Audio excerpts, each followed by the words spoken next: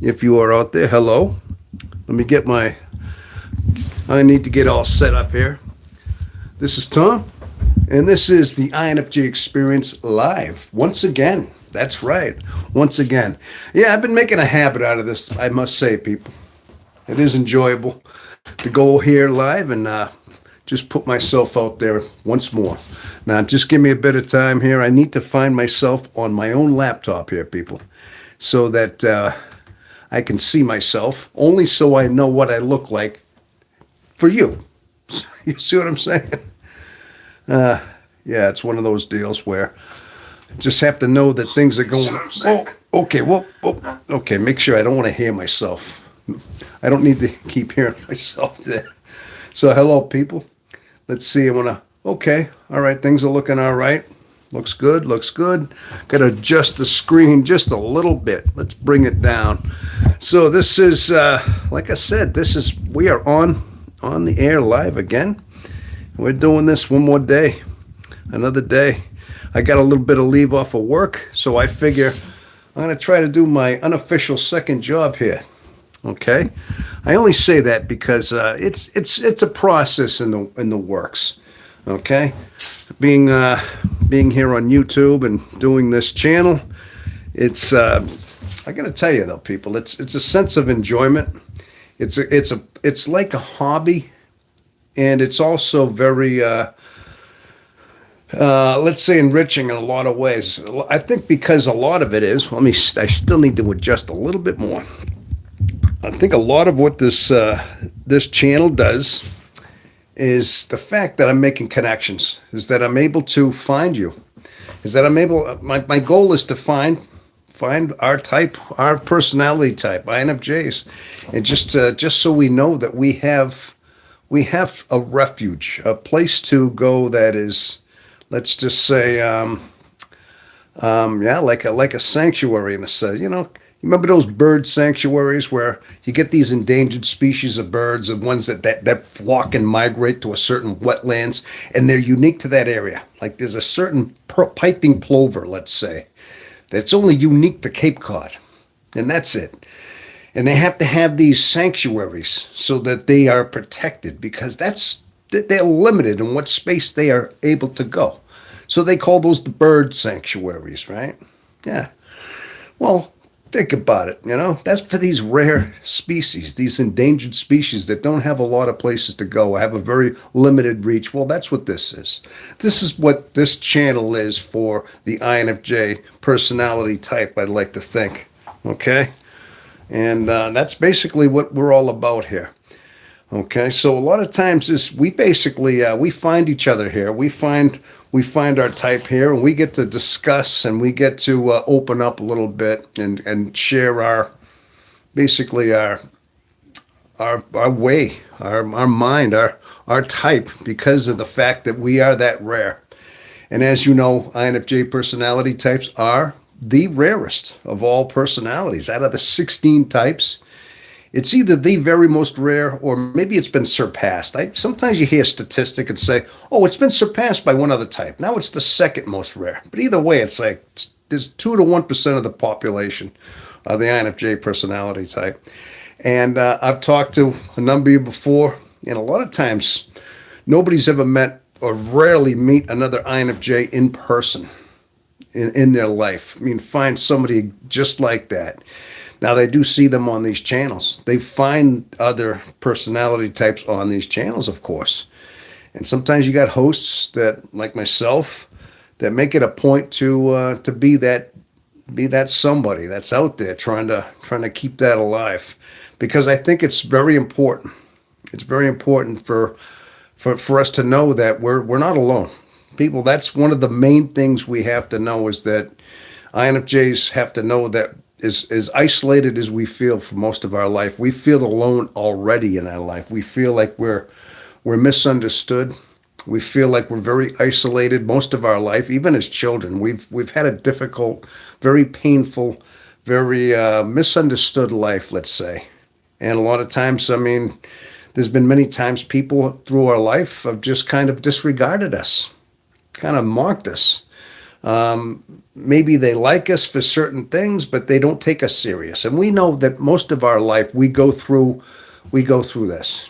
And you find out sometimes your best friends, that to your face they seem like they're nice to your face, and then you find out they've been telling other people behind your back how weird you are, how strange you are.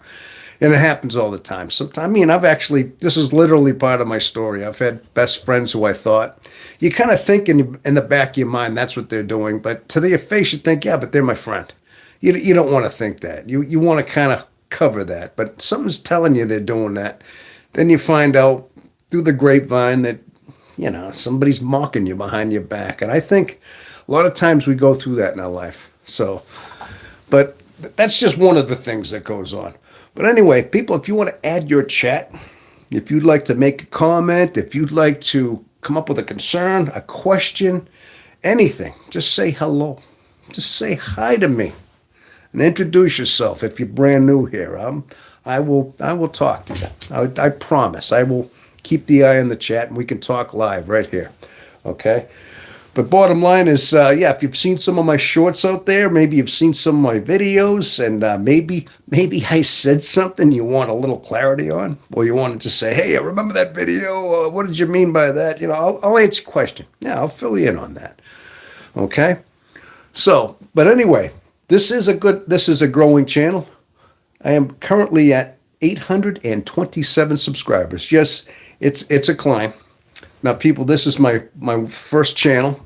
I've been doing this for about 8 months, and I'm fairly new to the YouTube universe here. I mean, I'm 8 months into it, and I do enjoy doing this, though. This is a very good venue for me, and especially to the fact that it gives me a sense of, like I'm doing something good. I'm giving back. I like to think that I'm giving back somehow. Now, as you know, being part of having an INFJ personality type, as I've said before, it is a very complex and very deep personality. And I've navigated most of my life up until about almost 4 years ago without knowing even what the MBTI type was. Now, if anyone's watching out there that understands what I'm saying, maybe you found out, maybe somehow you took a test or somebody told you to take a test, or maybe you stumbled across an algorithm and you started looking into it and found out you were this very rare type, but since that, I can guarantee a lot of times when I talk to INFJs, one of the best moments of their life, or one of the turning points in their life, was discovering the MBTI and just understanding that this personality is a personality type. It isn't. It's not that you have an abnormal brain. You're not mentally ill. You're not odd, weird. You're not peculiar. It's just your way of thinking. You have a certain way of thinking that isn't conventional. It's just not typical. It says I have 4 watching. Hello there, 4 watching, whoever you might be. I'm hoping that number goes up a little bit, but either way, you know what? You're watching, and that's all that's important to me right now. But yeah, but there's nothing odd or strange about you. We just have a unique and rare personality that thinks a certain way. In fact, if anything, INFJs are very, very smart, very, very reasonable, very logical, but also they have a sensitive and emotional side. They're feeler types. They tend to think with feelings. They are the F type, but they're a balance of yet emotional intelligence and logic, which makes them unique, which gives them that unique edge, basically, on in the way they process their world, the way they compute their world, see their world. All right, so, oh gosh, I just spilled a little bit.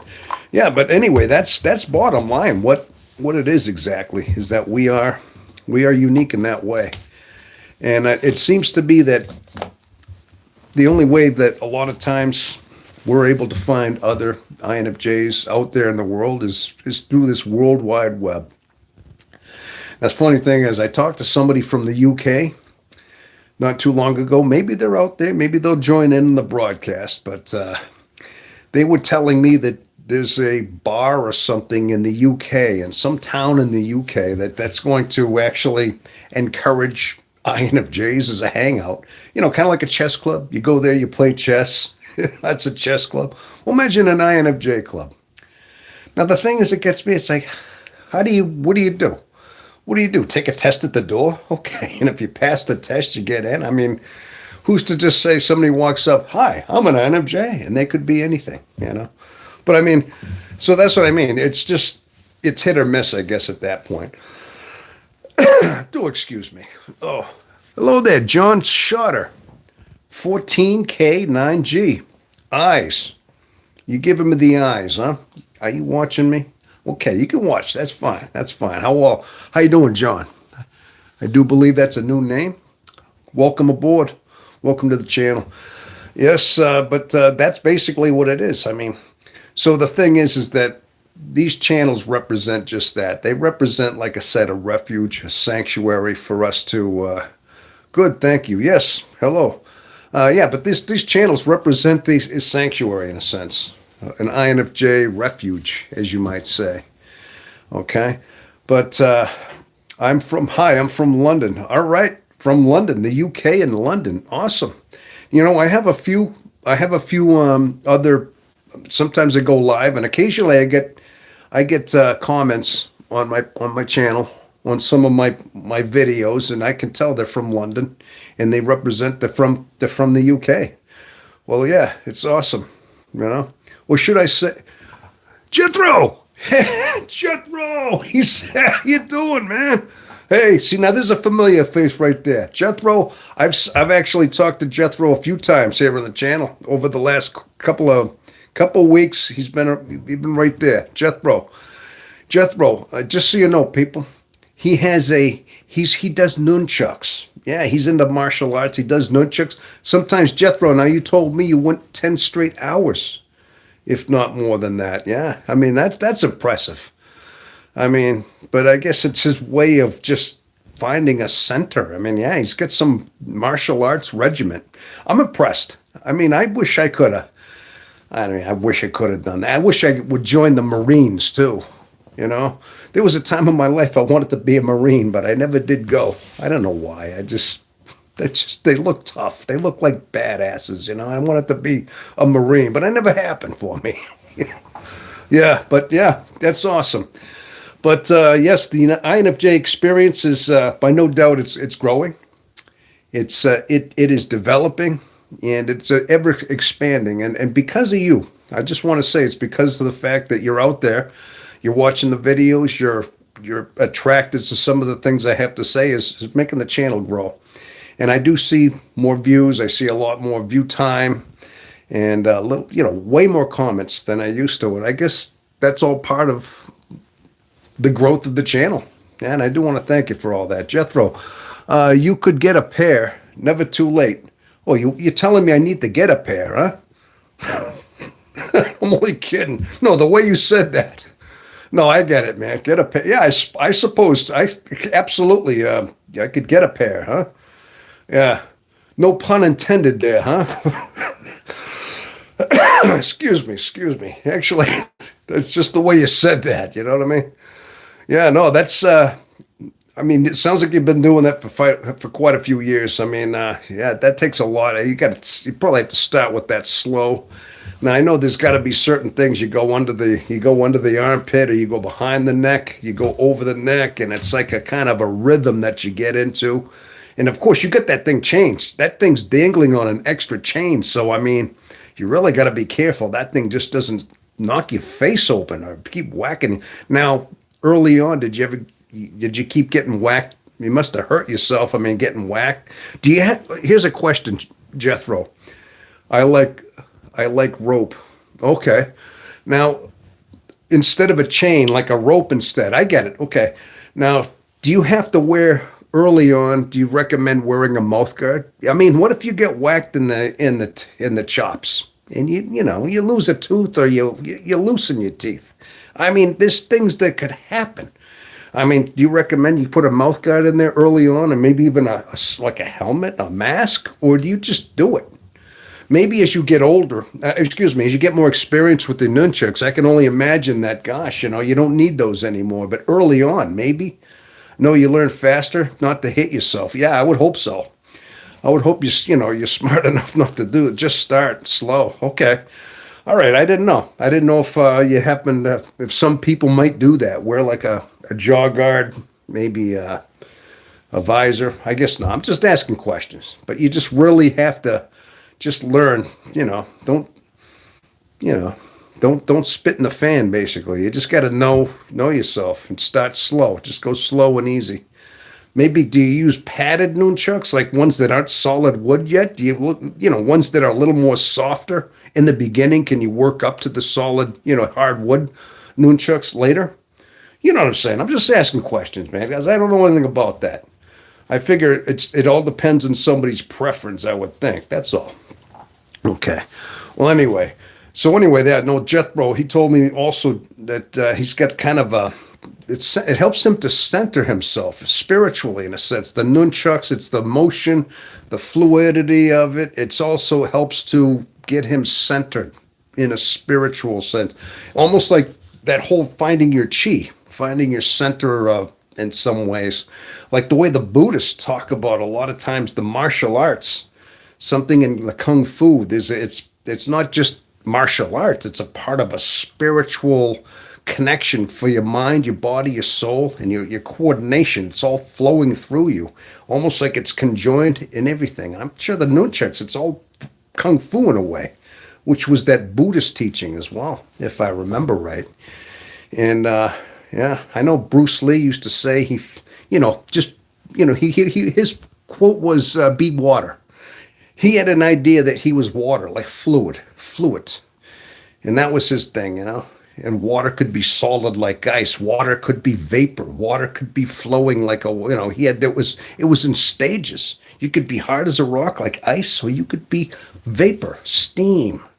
Because so water had that certain level of changing. I know I'm getting into Bruce Lee stuff. Okay, I'm getting away a little bit.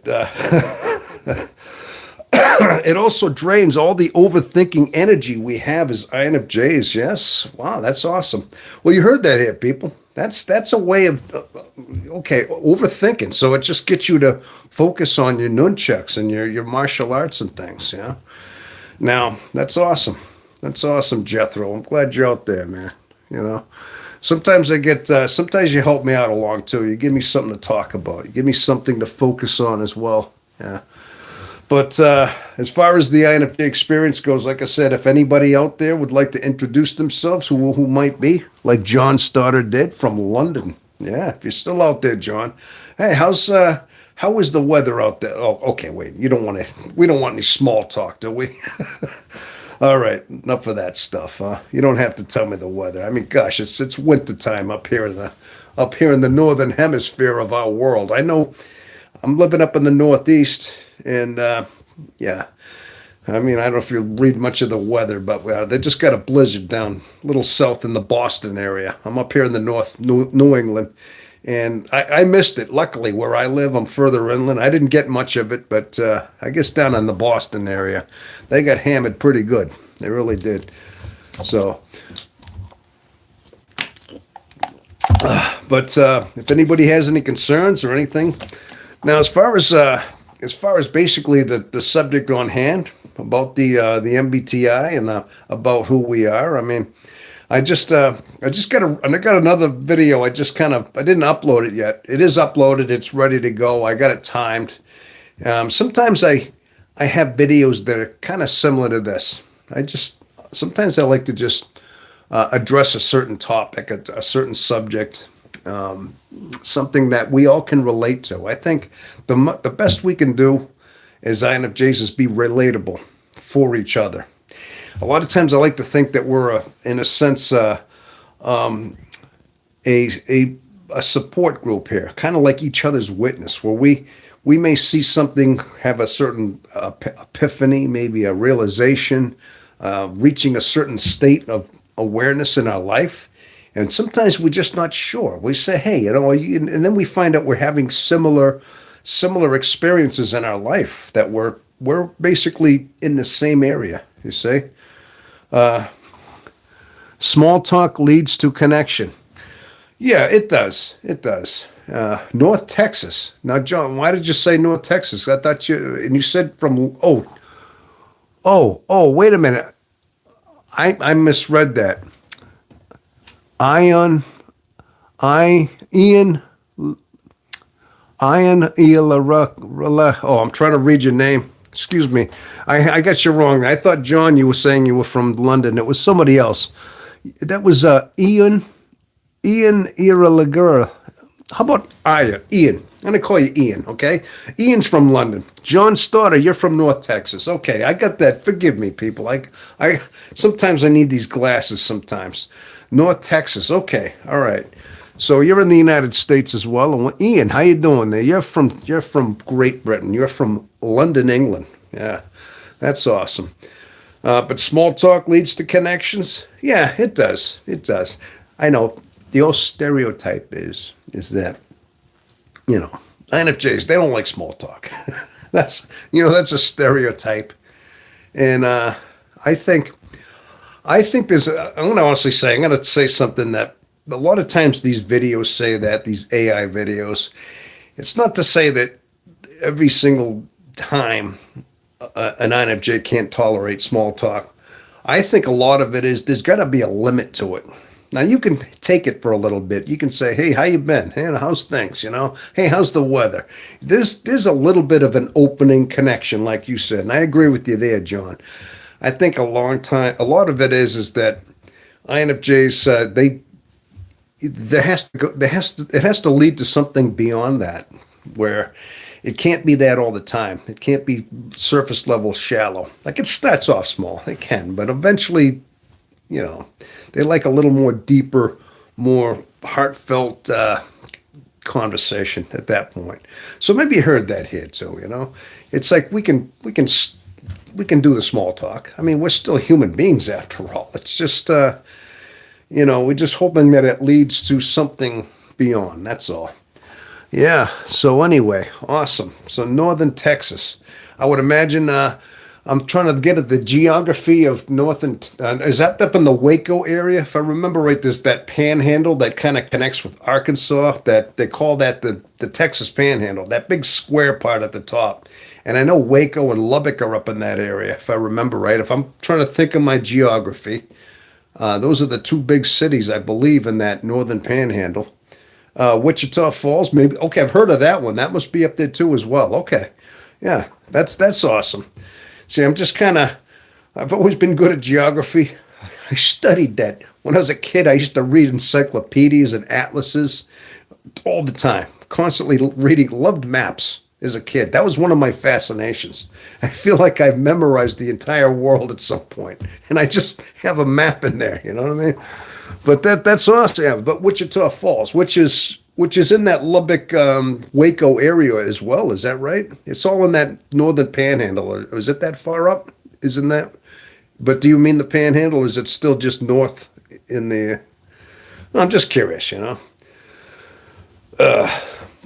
but anyway, yeah, like I said, small talk just leads to connections. That's good. Well, that's how you got to get to know people as well.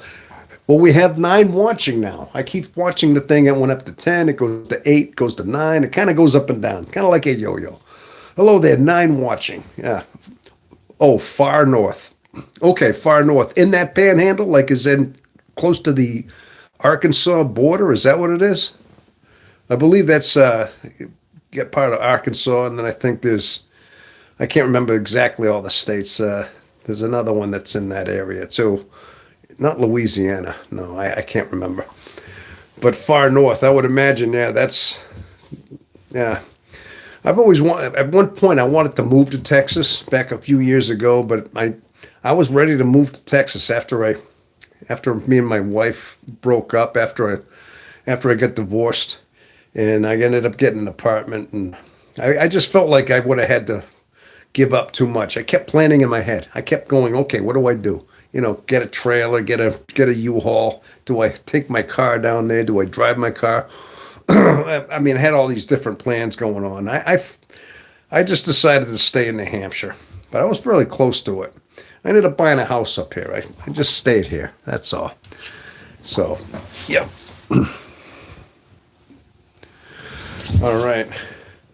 But, yeah, bottom line is, I did, but that was a state I would have chosen. It just seemed like a cool state. And I heard a lot of good about the state and everything. And it just seemed like, hey, Ted Nugent moved down there, I figured, if Ted Nugent thought it was a cool state, I figured, hey, maybe it's worth a try. Okay. Well, anyway, enough of that, people. Yeah, so anyway, like I said, if there's any questions you want to ask, any concerns, maybe something might have happened. Maybe if you have anything you'd like to spill your guts on a little bit, this is the place to do it. It's we're here to. I'm here to listen to you. That's all. So, but as far as being an INFJ, as far as this channel goes, like I said, we have a very difficult journey in our life. Typically we have a very complex mind, very complex world in our mind, inner world, and a lot of times it's just good to know that we have each other to rely on here. That there's others. We just like to know. Bottom line is we're not alone. I mean, we spend so much time in our inner world, in our own psyche, in our own depth of our own mind, and a lot of times we get so isolated there, and it does feel as though we feel like there's nobody else, and before we know what the INFJ type is, we tend to almost get lost there. Sometimes we feel like we're all alone and we're doomed there, and nobody's ever going to understand us, and that leads us to start thinking: are we mentally ill? Are we deficient?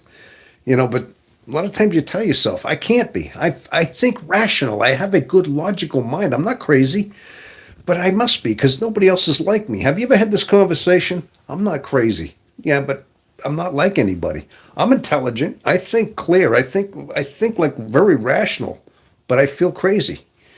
I can't be crazy. Yeah, but you're weird and nobody else is like you.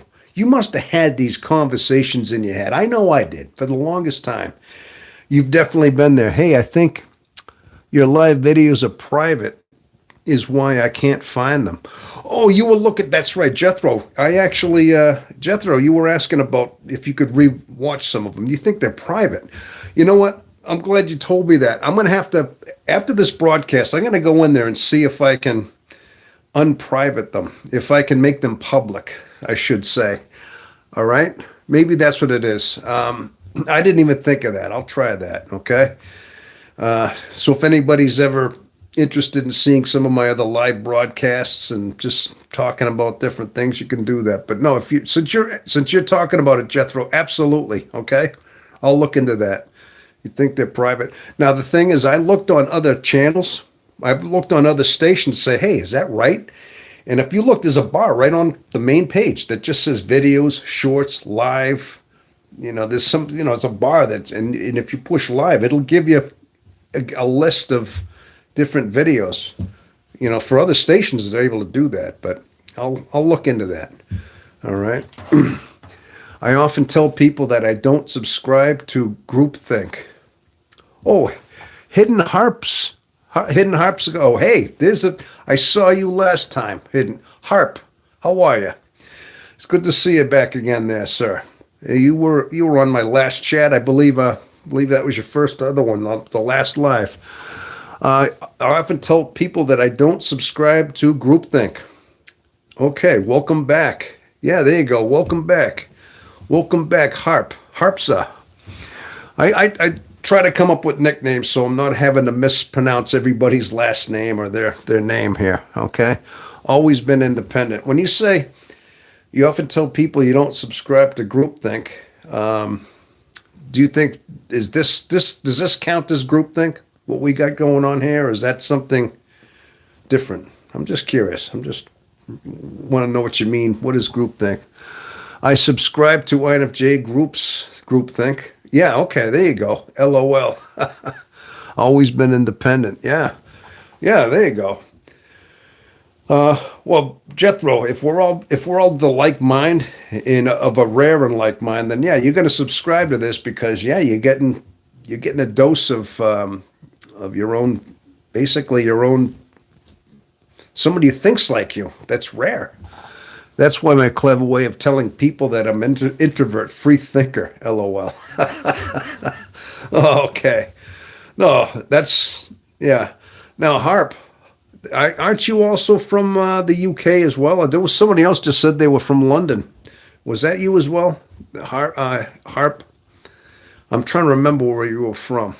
Yeah, I thought that's it. I mean, I could be wrong. I know I got quite a few that are from England or from British Isles or things like that.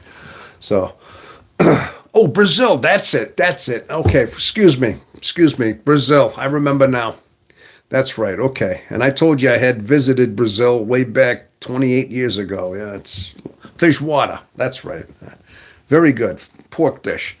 Yeah, but a good topic would good talking to be talk about INFJ independence. Okay. I never been part of the collective. All right. When you say part of the collective, I fully understand that. Listen, we're all lone wolves for the most part. I think INFJs, because of the fact that we are very isolated and we're just lone wolf types. Now, being part of the collective is just going along with the herd. Yeah, that's just like thinking, having that, as Carl Jung used to say, that was the collective consciousness. Yeah, that was like everybody just being kind of molded and being like group, basically molded in a society to think and act a certain way, to have a certain mindset, a certain opinion. And you see a lot of these examples all around us. Okay, and a lot of times I think social conditioning is all big part of this big media conglomerate machine. It's part of the indoctrination we have with education. We see our kids going to school, and then all of a sudden they change. They start thinking like all the other kids. All this things that they put into their mind. I mean, all this woke political correctness in a lot of ways that's just in there.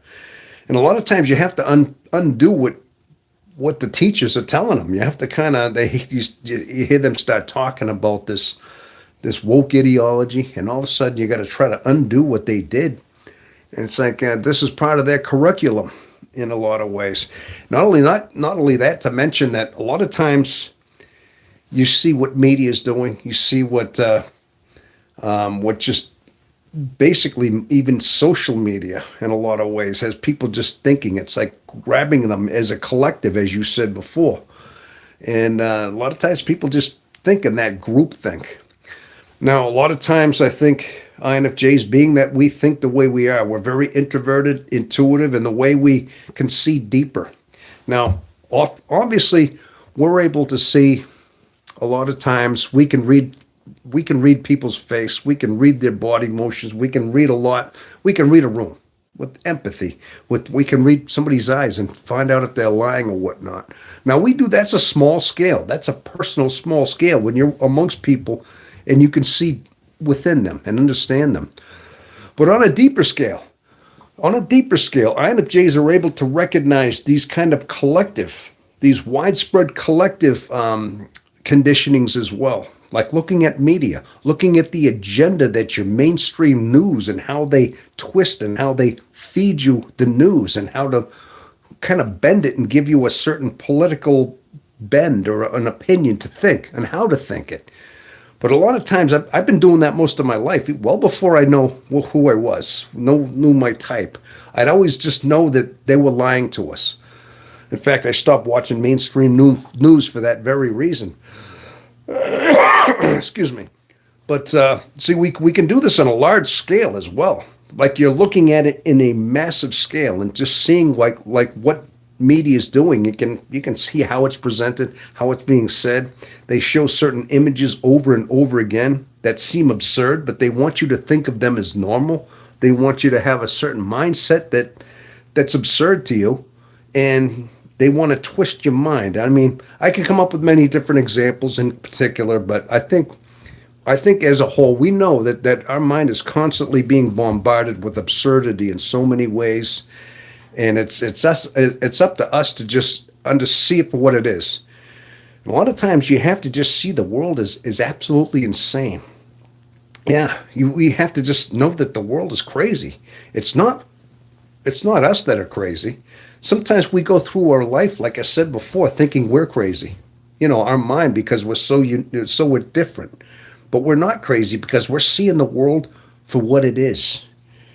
And a lot of times, like I said, we're lost, we're confused, just not sure. But something's always conflicting with us. We see this world as nuts as it is, and we're not conforming. We're not part of the herd, as you said.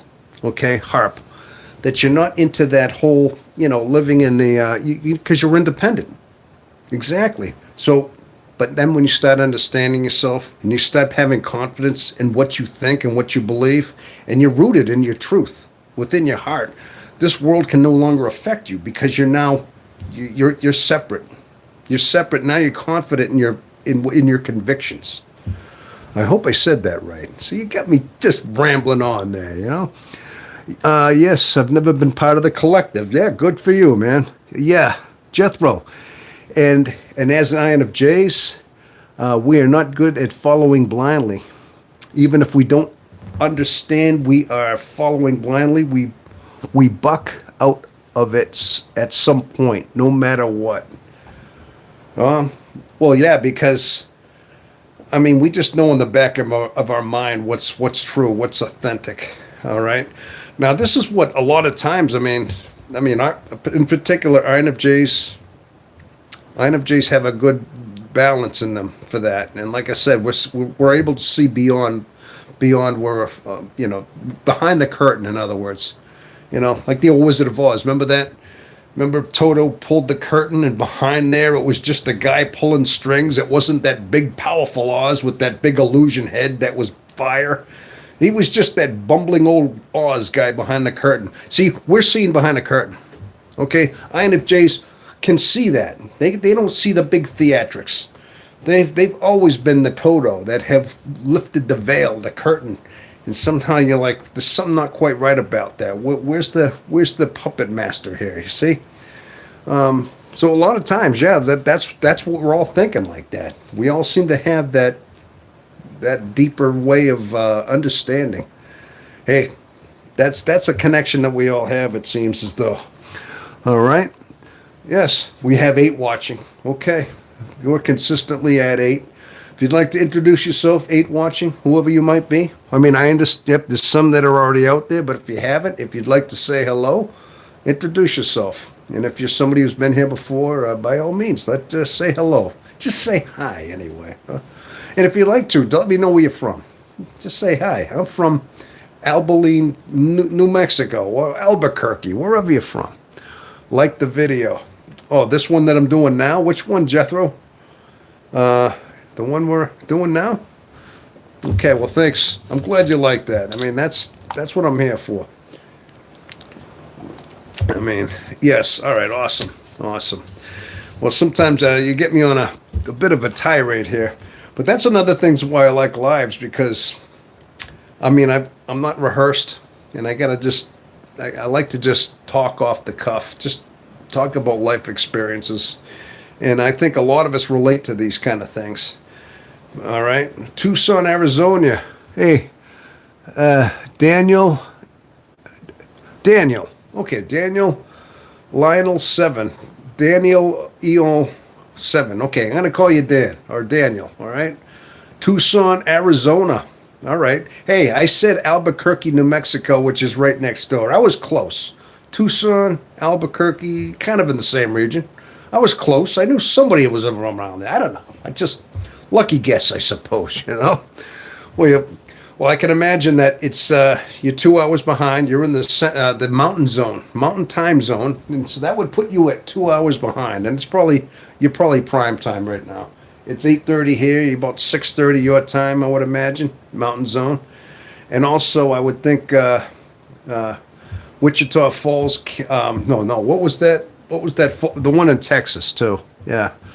Hello there, Art. Art by OBSY. Art. Or, yeah, hello there. Yo. Good to see you. Good. These are a couple names I haven't seen you before. Good to see you there. Good to meet you there. Yeah. I guess you're drawn in here by the INFJ Experience. Maybe an algorithm led you here, but this is what we're all about. Okay. If you have any questions about that, and if you don't even know your type, let's just say you're tuning in and I'm saying something then that makes sense. You know, maybe you're just led here for a reason. You know, I mean, we like to think we're making sense around here. We have common sense. I mean, I like to think that we're rational thinkers, and we're just seeing the world the way it is intended to be seen. Yes, exactly. Okay, Dan. Dan. Okay, man. Awesome. So it's good to see. See, I figured that I would find an earlier time zone. That's, like I said, Mountain Time Zone. It must be prime time. I'm sure you worked Monday. You had your day, and maybe you're out of work. You had dinner. Now you're flipping around YouTube here, and hey, who's this scruffy-looking guy over here? No, that guy's got a beard down to his belly button practically. What's this guy talking about? You know what I mean? Who's this guy with the white beard over here? No, that's cool. That's good to see you over here. All right. Like I said, if you have any concerns, any questions, if you've seen a video you want some more clarity on, let me know. Okay, I'm here to answer your questions, and we have a unique tight group here. We got a cool group going on here. And we're just gonna hang out, chill out, and talk about stuff. Unfortunately, I got to drink water. As much as I'd like to crack a beer right now, it might make me a little loopy for the show. You know what I'm saying? Yeah, sometimes it's good to do late lives since INFJs are night owls. Well, Jethro, yes, you were on mine. You were out there. You were out there on some of the late ones as well. I know that. Yeah. In fact, I was up to like 4 a.m. last time. I was just up. The last live I had, I think I started around midnight or 11 in the morning, and I was up till I just kept going on. And before I knew it, I'm like, sun's gonna be up in a half hour. I better go to bed. And I had to just cut it loose because it was so early. Yeah. But I mean, there were people from we had one from Brazil.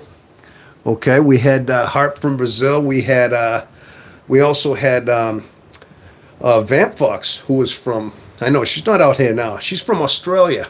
She's probably sleeping right now. I'm gonna guess. Probably. I mean, they figure they're I don't know, more than 12 hours ahead of us or something. It's probably already Tuesday morning already. It calmed me down, and I fell asleep like a baby. Okay, all right, man. Yeah, that's good. That's good. I'm glad that's helping you out a little bit, though. Definitely. John, normally 8 p.m., but I get up early. Get up early. Z's. Okay. All right. Yeah. Now, what I do typically, I got a late shift. I usually typically work from 4 or 5 in the afternoon right till 1, 2 in the morning. Sometimes I pull into my house, 2:30 in the morning, Eastern Standard Time. And then I sleep until maybe 11:30, maybe noontime, get my thing, and then I go to work again. That's typically my routine. I get that second shift, but still, that makes me a night owl. So my time to be up is later on, and I'm conditioned that way. So I guess that's another reason why I do some of these later broadcasts. All right. So, but as far as basically the show's going, like I said, it's growing. It's always growing. Sometimes I like to think of new material though too. I got to think of new things to say. There's a lot of things that link INFJs together. There's a lot of just classics things that we all have in common. That just right across the board, we have certain things in common. Like, for instance, the INFJ stare. That certain look in the eye, that piercing, intimidating yet alluring stare that we're just able to pierce into somebody's soul. It seems all INFJs have a certain look in their eye. You know what I mean? And then you got the, that's just a for instance. And of course, then we all. Now listen, we're a bunch of guys over here. I see a lot of men over here, And a lot of times now we're rare. I'm seeing a lot of you guys are men out here, and that's good. Now, guys, do you know how rare this is? If you're all INFJs, if you have tested in your INFJs, you're less than you're less than like 1% of the population. That's less than that's literally less than one. No, wait, 5 to 8 in 1,000 men that are INFJs. That's how rare an INFJ man is. All right, and but after saying that, I mean, I'm just seeing like this bunch of the dudes, man. They're hanging out here, and if we're all that type, I mean, it's like that. That's a rare bunch. But we're kind of finding this collective here, from every part of the world, different countries, different states. We're finding these connections right here. As rare as that might be, all of a sudden you're looking at how many? I'm looking at 9 watching. Are there any young ladies out there? I don't know. I haven't seen any yet. Sometimes there are. There's quite a few ladies that come on in here as well. But bottom line is, I mean, that's how rare it is. And even amongst women, I mean, women and men, gosh, it's even 2% and less. It's very rare. So then you get this collection, and you're getting like just 9 views. I mean, that's like almost the average of what you get out of 1,000 people right here, and we're kind of glommed on here, which is awesome. Let's see. How powerful do you think introverted thinking is for us INFJs, as it's the third function? But it also feels pretty strong to me. What do you think? I think, yeah, I definitely think it's the third function. Yes, but after extrovert, excuse me, just said a little bit.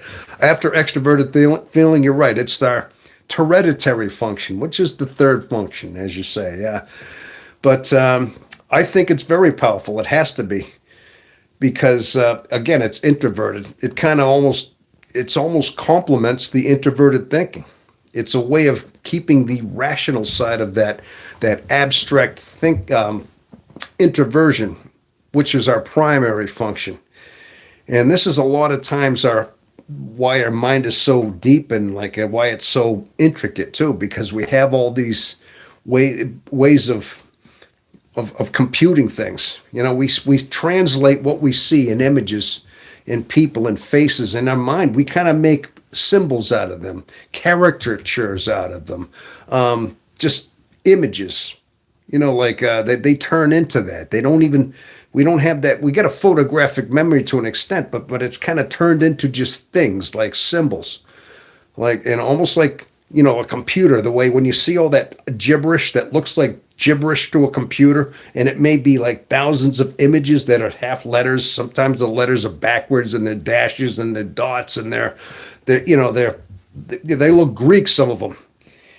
And it's kind of like that in a way. Our mind just kind of reads everything, not like in English, but it puts it into that computer gibberish in a way. But that's what your introverted intuition is. So you need that introverted thinking to kind of make sense of it. It's that logical side that looks at it and kind of brings it in and tries to basically put it in sense, make sense out of it. And a lot of times the introverted intuition is just gathering and trying to just make connections, trying to put things together. But it needs that TI in order to make it logical in so many ways. So yes, but even though it's the third function, that's what it's doing. That's basically it. But that's why it's a future planning also, because it takes a little bit of time. A lot of times INFJs are known for not making very quick decisions. They got to think things over. They really have to compute things, especially when it's something deep and intricate, like a very important decision they have to make. They want to think it over because they need to see all these different possibilities. These future possibilities have to be seen. They have to look at, okay, if I do this, I go down this avenue. Or if I do this and this, then I go over here. You're looking at several different like paths that you're going to go with your future outcome. And also you're trying to come up with the one that makes the most sense, the one that actually is but also that extroverted feeling comes in where it's also you're making decisions based on your value, based on your, basically your feeling, like the extroverted feeling, like where, okay, if you make this decision, you're not going to affect somebody's life. You're going to do this. Oh, this might interfere with so and so's backyard if I do this, or this might interfere with somebody's time. This might interfere with somebody's job schedule. You see what I mean? Like your kids or something, or your neighbors. So you're going to actually think of paths that are going to affect. So you're going to throw that in there as well. So you have all these different things, and of course the judging. The judging is that putting things into order, kind of putting things into, not being, it's not a spontaneous, it's not doing things, it's also a long-term projection. But you basically, all these functions are working at once.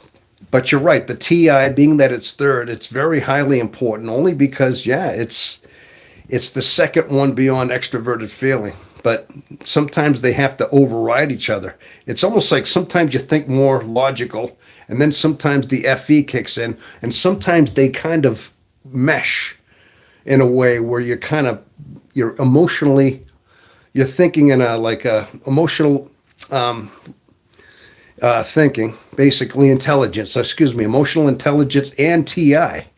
So you have kind of the balance of the two. Also, along with the introversion, coming up with, like I said, all these different possibilities. So you got to kind of narrow them down. So it takes a while to process it.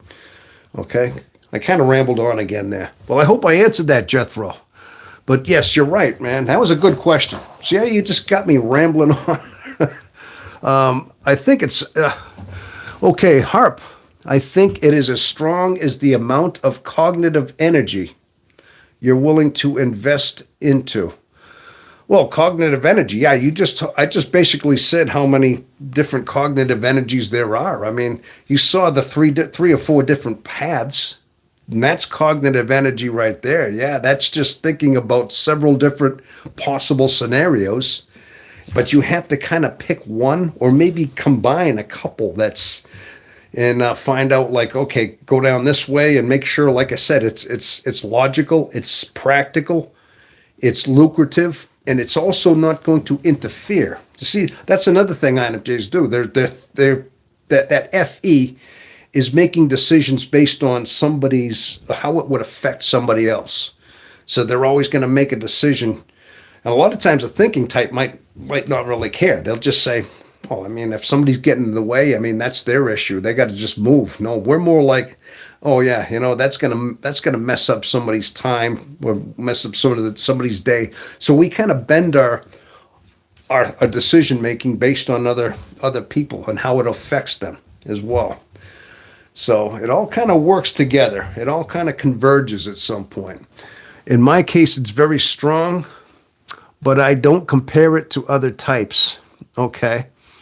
All right. Well, I'm having to compare it to other types as a way of just explaining it. It's just a way of just saying that we have a certain way of thinking and we have a certain direct way of thinking, and other types don't do that. That's all. I'm basically just comparing it to other types as just a way of telling you that we don't think the same. I don't look strong, but I am. John. Okay, John, you say you don't look strong, but you are. Okay. All right. Yeah. And me, I look, I don't know what I look. Sometimes I look and I don't know. I got a certain look about me that I just kind of evolved, I mean, maybe I think a lot of it is just, that's the way I am, John has Harp. John has the element of surprise. Okay. Yeah. Okay.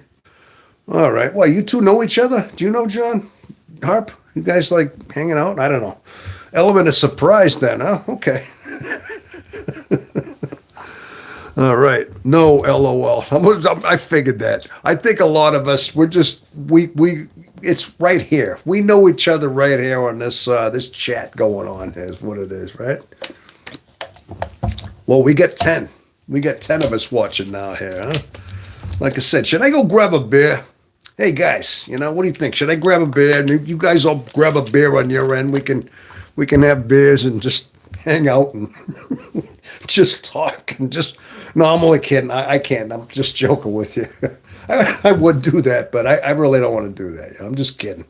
But you guys, if you want to crack a beer on your end, I don't care. You could do that too. You know what I mean? Yeah, but that's basically it, man. We got to kind of. That's just the way the brain is. See, this is the stuff I had to learn. This is stuff that I had to. I kind of learned a lot from seeing like how the MBTI works and how especially INFJ thinking is because you lived it. It was your life. It was your experience. And all of a sudden you start realizing you say, "Hey, I did think like that." So a lot of things is what you've gathered, you've seen, and you hear other experiences and how the mind works and how it computes. And then you kind of put it into your own way you think and how your own way is, and it all makes sense. And then you have a better understanding of yourself. Like I said, just that whole spiel about how we think and how we make decisions. It's all based on just how we are. I see you see me. Hello there. Hey. Nah, I'm on electrolyte water today, but thanks. I was only kidding. Green tea. Hey, green tea. All right. Hey, green tea's good for you. That's really good. Hey, man, you do nunchucks for 10 hours, you need green tea to keep that stamina, man. I mean, get that, man. All right. You know? And we got John said, X ache. Ache. What does that mean exactly? What is that all about there, huh? All right. And me, I just got the fine water translated into Portuguese. It's aquafina. Hey, final. Is it fina or final? Or is that Spanish? I don't know. What is that? Maybe you could tell me. What is that? I know aqua is water in Portuguese as well. And fineo. I don't know. I can't remember what it was in Portuguese. Maybe you can help me out there, Hidden Harp. You can help me out with how that's said. How would you say fine water? Yeah. Okay, alcoholic. Oh, you're an alcoholic, were you, John? Oh, were you? And you can't do that anymore. I was only kidding about the beer. I don't literally mean that. I mean, I'm just trying to, like, be funny over here. I'm not an alcoholic. I'm able to have a beer here and there. I can go to a pub. In fact, sometimes weekends I like to do that. I go to a pub and I'll hang around. I'll get a beer and I'll get a burger and I'll eat stuff. So 2011. Oh, you quit. Hey, good for you. Good. Hey, that's many, many years. That's like 20. That's 15 years of being off the wagon. Well, that's good for you, man. Good for you. Yeah, no, all right. I was only messing around. I don't mean that literally. In fact, you want to know the truth? I don't like hard liquor. I mean, I never take a shot of anything. I mean, sometimes I see people taking shots of tequila. They're paying $10 for a shot, like about 2 ounces of alcohol just to pound down. And I know it hits you quick, but I can't do that. I mean, I've sipped tequila, and it's like, yeah, but I don't like to take hard liquor. I won't drink that. I mean, I'll drink a beer. I'll drink an IPA, and I'll nurse it down. I'll get a little buzzed. I'm all right with that, but I won't pound down hard stuff. But I mean, I'm not an alcoholic. I've never been. But but I do like an occasional, even a glass of wine. But I can handle it. I don't drink to excess. So that's a good thing. I suppose that is good. Matter of fact, I don't like any kind of alcohol or even like drugs for that matter. I feel like I did a video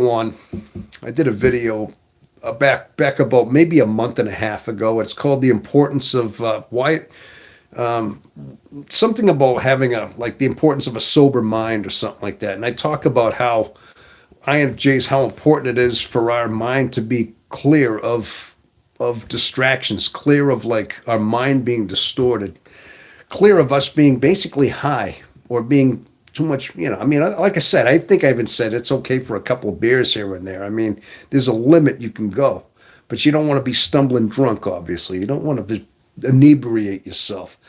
But basically, I think my point is that mind-altering drugs are not good for an INFJ. Now, I know some people are they. I've had a few on my program here. Some of them say they like mushrooms, the psychedelic funny mushrooms, and I'm like, they're natural. They get their mind roaming and they expand their mind. I'm like, our mind is already crazy as it is. My conclusion was we're already got a very complex, confusing mind in so many ways. Why would you want to put substances into your body, into your mind to make them more twisted? Even I even was at the point where, even depressants, antidepressants, like your whatever it is, people get on these antidepressants and they take drugs because they're depressed. And I mean, I don't know if so many people are doing that, but all you're doing is just you're just making the neurons fire differently. You're making them not fire as much, or you're just taming them down. You're chemically altering your brain. You don't think that has long term effects to alter your brain, and a lot of times it's just you have to stay on them. You never get off these drugs because now this has become your new life. How do you cope with your stresses? How you cope with your depressions is you're just killing them with by inhibiting the dopamines in your neurons. And ultimately, it's just making you worse because you can never get off them. You start getting off them, you're worse. You get off them. It's actually prolonged, or you've intensified your depression, and now it's you're almost unalive. Get to the point you want to unalive yourself if you don't have them. Well, you just go lose it. Okay, so let me say we got some. What did I miss? Anybody? Art, Jeff, I can see that. I've never been so heard. I'm like naturally out there. Okay. On mushrooms, I turn into the Cheshire Cat from Alice in Wonderland. However, I rarely have used mushrooms. Well, that's good. Yeah, I've hey, back when I was like the last time I ever took any kind of hallucinogenic drug was probably, oh gosh, when I was in my late 20s or maybe mid 20s. No, I realized that stuff is bad for the brain. It was just driving me crazy. Just my mind was already confused as it was. I didn't need any more of that. So I got brain zaps after I quit psych meds. Brain zaps? You mean like shock treatments? Is that what you mean? Yeah. So after you quit your psych meds, so you had to get off of those psych meds then, yeah. Well, that's good you did because I mean this is just you know when you start having to put chemicals in there. I think literally the only time anybody should be on that is if somebody's literally has bad thoughts. Maybe they're gonna be dangerous. They're gonna do something to themselves. They're having thoughts of just bad thoughts like unaliving himself or maybe causing harm, destructive thoughts, whatever it might be. And then maybe that's the only thing I could see, getting on something that's going to relieve the brain, because now you kind of have to, just to keep you from hurting people or yourself. Other than that, I mean, we really got to find ways of coping with our own mind. Be strong-minded. Be strong-minded and face them. I mean, you can't be the matador unless you face the bull. You know what I mean? It's just you have to put up that fight in order to know how strong you really are. You see what I mean? I think a lot of times that's the building blocks of our character, is facing things. When you start putting these artificial substances in you, when you start altering it, yeah, you're taking a weak root out. You're weakening your soul. That spark, that soul that you have, that fire that longs is weakened. It's being just dulled, being tainted, clouded, almost irreparably in some ways. Never maybe irreparably, but you're making it 50 times more difficult when you finally have to face yourself and face that awakening within you. You're making it much more difficult when you go down that road as well. You know what I mean? And I'm sure deep down you guys know what I'm talking about. I know you do. All right? INFJs talking with each other is the best drug, LOL. Jethro, Jethro, man, that's number one. Hey, high five, man. Give me a fist bump, man. Okay, that's corny, man. I'm sorry. That I like that saying though, man. I get brain zapped. However, I rarely use mushrooms. Good. On mushrooms, I turn into the Cheshire Cat from Alice in Wonderland. Oh, that dude, man. He was. I'm trying to remember the Cheshire Cat. Yeah, that dude was like had multicolored colors and everything. As John Lennon said in that song from the White Albums, multicolored mirrors on his harp nail boots. Yeah. But the the Cheshire Cat was like that too, yeah. But then again, that was all about a trip, man. Lewis B. Carroll, that dude was on something, man. That was right around the time they discovered the whole LSD thing. That's when that stuff came out. When there was an accident, whoever it was working on finding a cure for the common cold by using like molds from breads and things like that. Knowing that penicillin. I think it stemmed from that. I mean, that penicillin was from bread mold, and I think he was trying to work on some kind of a cure for cold. But then he made LSD without even knowing it. So he took a small amount and he tripped out, and that was the first trip. It's kind of weird like that. It was just by accident from what I heard. Nothing could ever replace self-work and self-knowledge. Art, exactly, 100%, yes. Fist, oh, hey, you got it, the fist bump, man. All right, man. All right. Shadow work. Shadow work. Yeah, that's right. That's right. Yeah, but I think you just have a good strong realization that that because you're just being lost is not a way of being found. You just get more lost.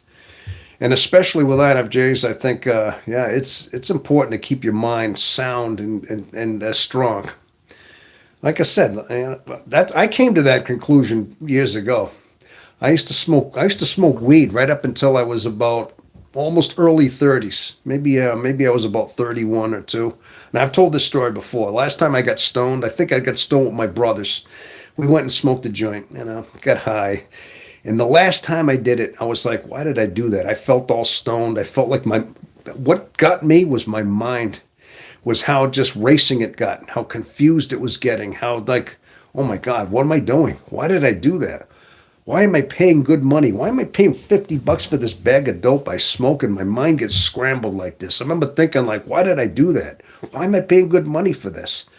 And I couldn't wait to get off that. I couldn't wait for the buzz to wear off. I never smoked again. It's like I woke up and I had spent probably 15 some odd years smoking that stuff religiously. I mean, a lot of it through my whole teenage years, my early 20s, mid 20s, right up until my very early 30s. And then finally I woke up and said, I don't want to do this anymore. My mind's already too crazy. Why do I want to make it more crazy? It's like I just woke up. I had an awakening in a sense. And I didn't want to smoke dope anymore. Maybe that was the first stage of awakening right there. Just knowing, but my mind had to be sober. I couldn't do that anymore, So, but that was bottom line. That was bottom line what it was, Now, all I can say is that a lot of times, all we can do is just go through life and face the heartaches head on, Now, now listen, as you know, as human beings, as INFJs, whatever you want to say, human beings are on a certain journey. In fact, we are on a predetermined path. We have a set of codes. We have a set of avenues, doors that we unlock. At certain times, we are ready to advance, as we are ready to develop, go to the next stage. I mean, gosh, like certain animals again. I mean, even I go back to, how about insects? Look at the stages of insects. Okay, here's a good example. You get the egg that is laid. Let's see an ant, a bee, a wasp, anything. Just take the stages of growth of an insect.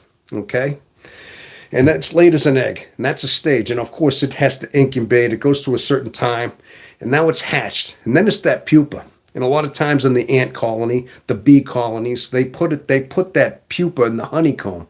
And that's like the grub stage. And all this, it doesn't really move much. It doesn't have any legs or It does, but they're just buds. It still has to grow a little more. So it sits in there. They feed it nectar, or they feed it the honey. The worker bees feed it. So do the ants. The worker ants feed this thing in these little chambers, these nurseries. And then it reaches a certain stage. They physically take it out, and then it's more like a larvae. It goes from a pupa to that larvae. Now that larvae is the next stage. It's got wings. Or no, not. I don't think it has quite wings. Maybe it has wings, but they're not quite fully developed. They're just kind of neutered wings, but it has legs. It still needs somewhat of a development to go. And at one point, it just. Now I know a bee does not go into a chrysalis like a caterpillar does, but it does have a development as it's going into its, like I said, the honeycomb, into the pupa, into the grub, as you might say. And then eventually it goes into the adult, which has the wings, and then it's the worker. Then it goes into, collecting all the nectar for the. Now my point is that human beings, we have that spiritually. I still believe that all these are examples for us to understand that we have a spiritual depth to us, that we go through these stages through our life spiritually. And there's certain times in our life we go through. I mean, from the time we're 1 to 10 years old, well, of course, we're children. From the time we're 10 to 20, we go through teenage years and adolescence, but we're learning, we're forging. But of course, at some point, our hormones change. I mean, we go through puberty and our voice deepens, and, men and women do have a different way of puberty.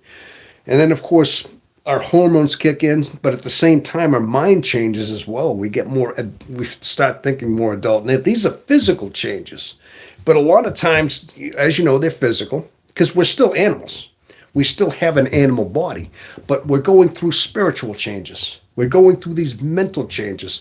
Not only are we just absorbing and understanding information and understanding logic and, getting educated and getting smarter mentally, but we should be developed spiritually as well. But a lot of times these spiritual developments don't really take root, I'm going to say, until we get older. Until there's a certain other change where it really comes more developed. I'd say into our mid-30s, into our 40s, we change. A lot of times, like I said, like I told you, I was done smoking weed.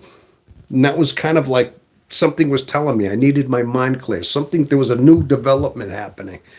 And I think sometimes we have to answer these callings. People, we have to answer them to where we're detecting them, we're aware of them. There's something spiritual that we have to follow. Because if we ignore this, if we go down another path and say, no, you're going to go down another path, you're going to slowly transmogrify into destruction. You're not going to develop. You're just going to get kind of stagnate. You're going to get diseased. You're going to get mentally, corrupted in a way. You're just going to keep going down spiraling down that bad path. If you ignore this calling, this stages of your psyche, okay? But bottom line is, yeah, that's basically where it is. But like I said, that really deep awakening spiritual. Now, the Carl Jung did say that eventually introverted intuitives, especially, being that we have a suffering soul, we have that longing soul, and in particular, INFJs. In particular, now INFPs, INTJs, not too much INTJ, but the INFPs, there's 4 different ones. Somewhat, okay, you can put the T's in there as well, although they're very much more logical. I'm sure we all have a spiritual suffering in so many ways, especially the 4 introverted intuitives. But bottom line is, the INFJ is able to kind of have a way of seeing things, a way of like the way I'm talking, the way I'm kind of putting this into an example format. But a lot of this it's your intuition, it's your experience, it's the questions being answered to you from God, your God code, your spirit. Your spirit longs for something to fill you, to educate you. How many times have you sat as children, guys, ladies, whoever you might be out there? How many times have we sat wondering, somebody help me. I'm so alone.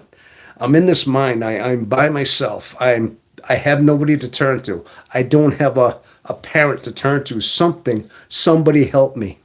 Somebody touch me, reach me. We've been there. These answers come to you eventually. They maybe not right away.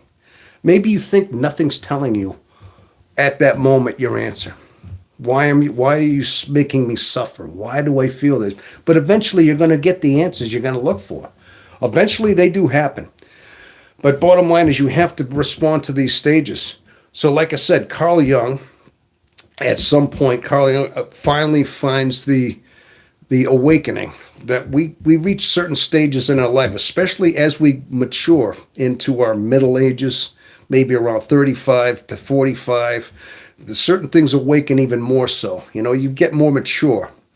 Your hormones aren't as active anymore. That's another thing too. When we're young in our 20s, gosh, we're horn dogs. Let's face it, we're guys.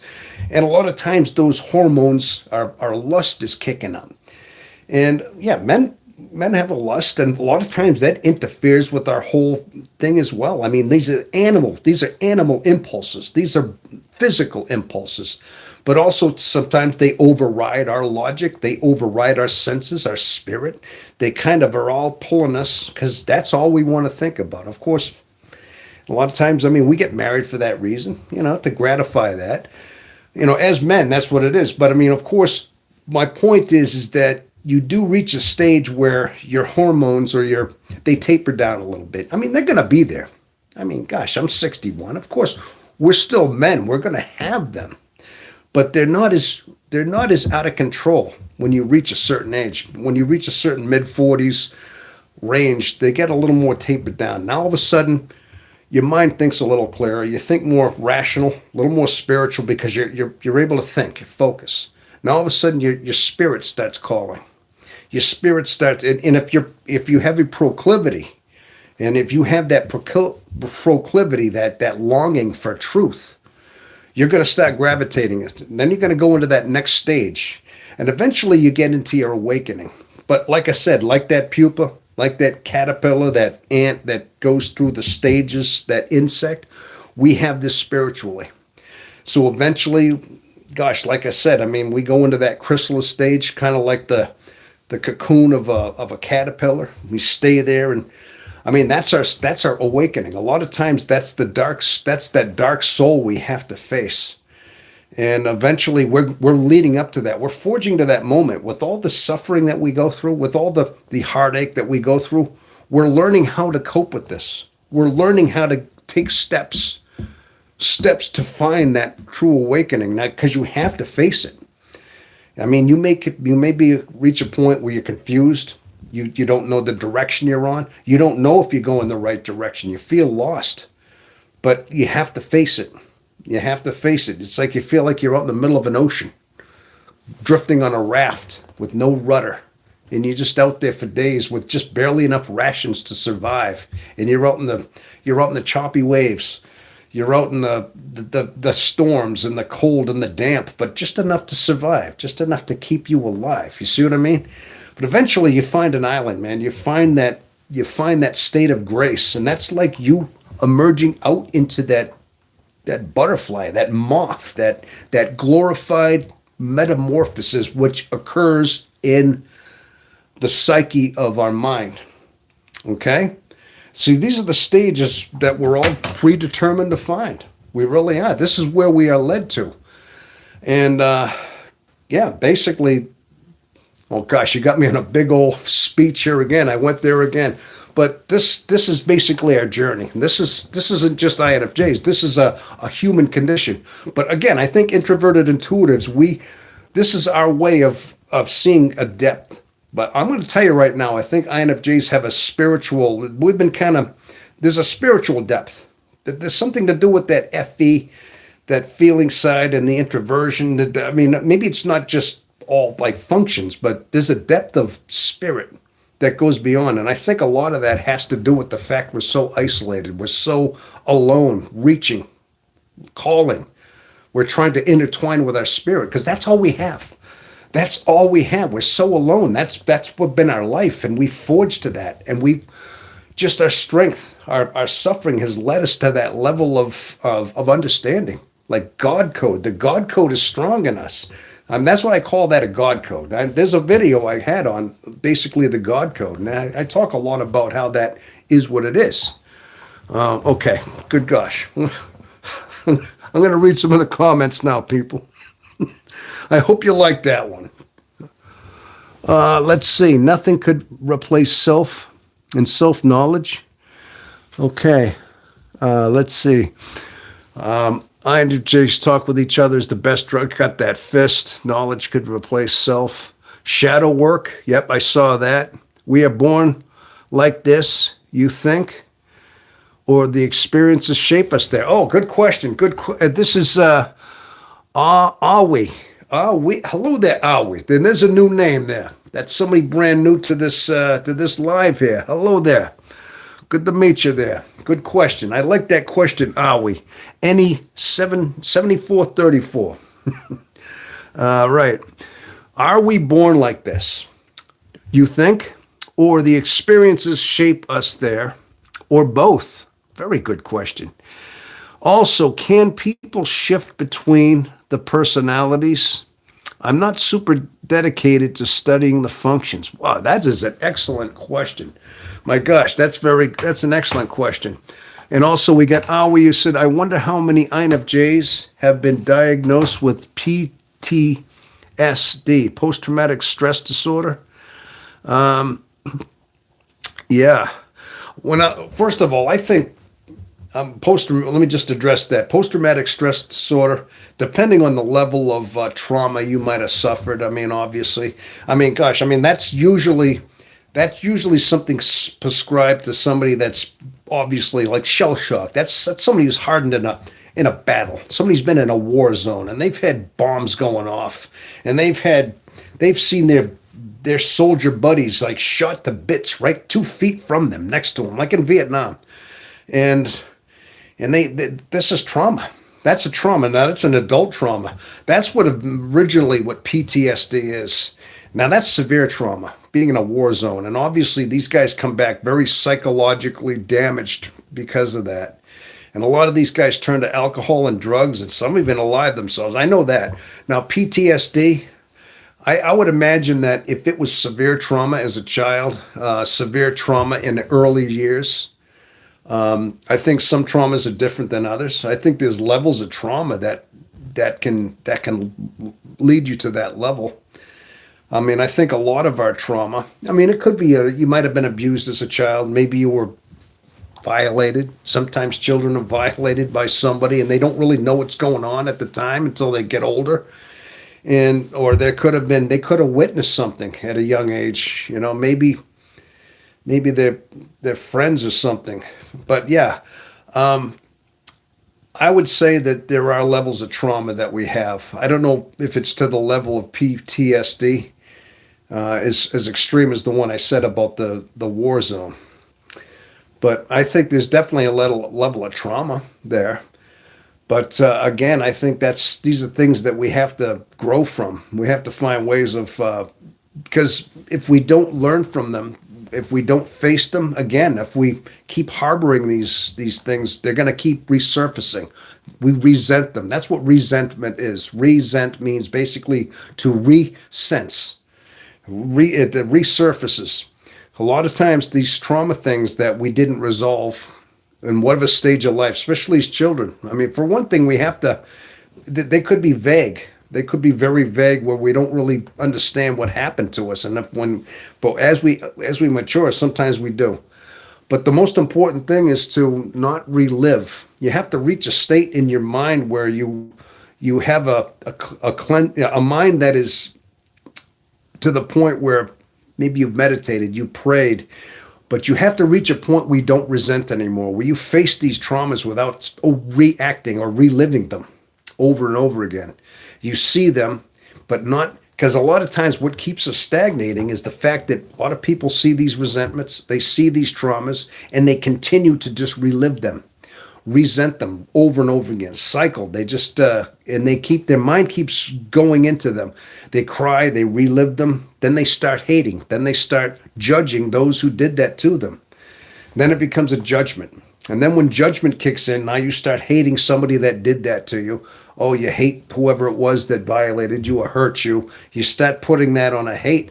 All of a sudden, you start getting to that judgment. So it starts conflicting with your soul, your past. And like I said, I mean, resentment is like poison that you take hoping your enemy dies. It's basically tainting you. When you start hating your enemy for doing this, it's only tainting yourself. So ultimately, as the Lord said, forgiveness is our ultimate remedy. Okay.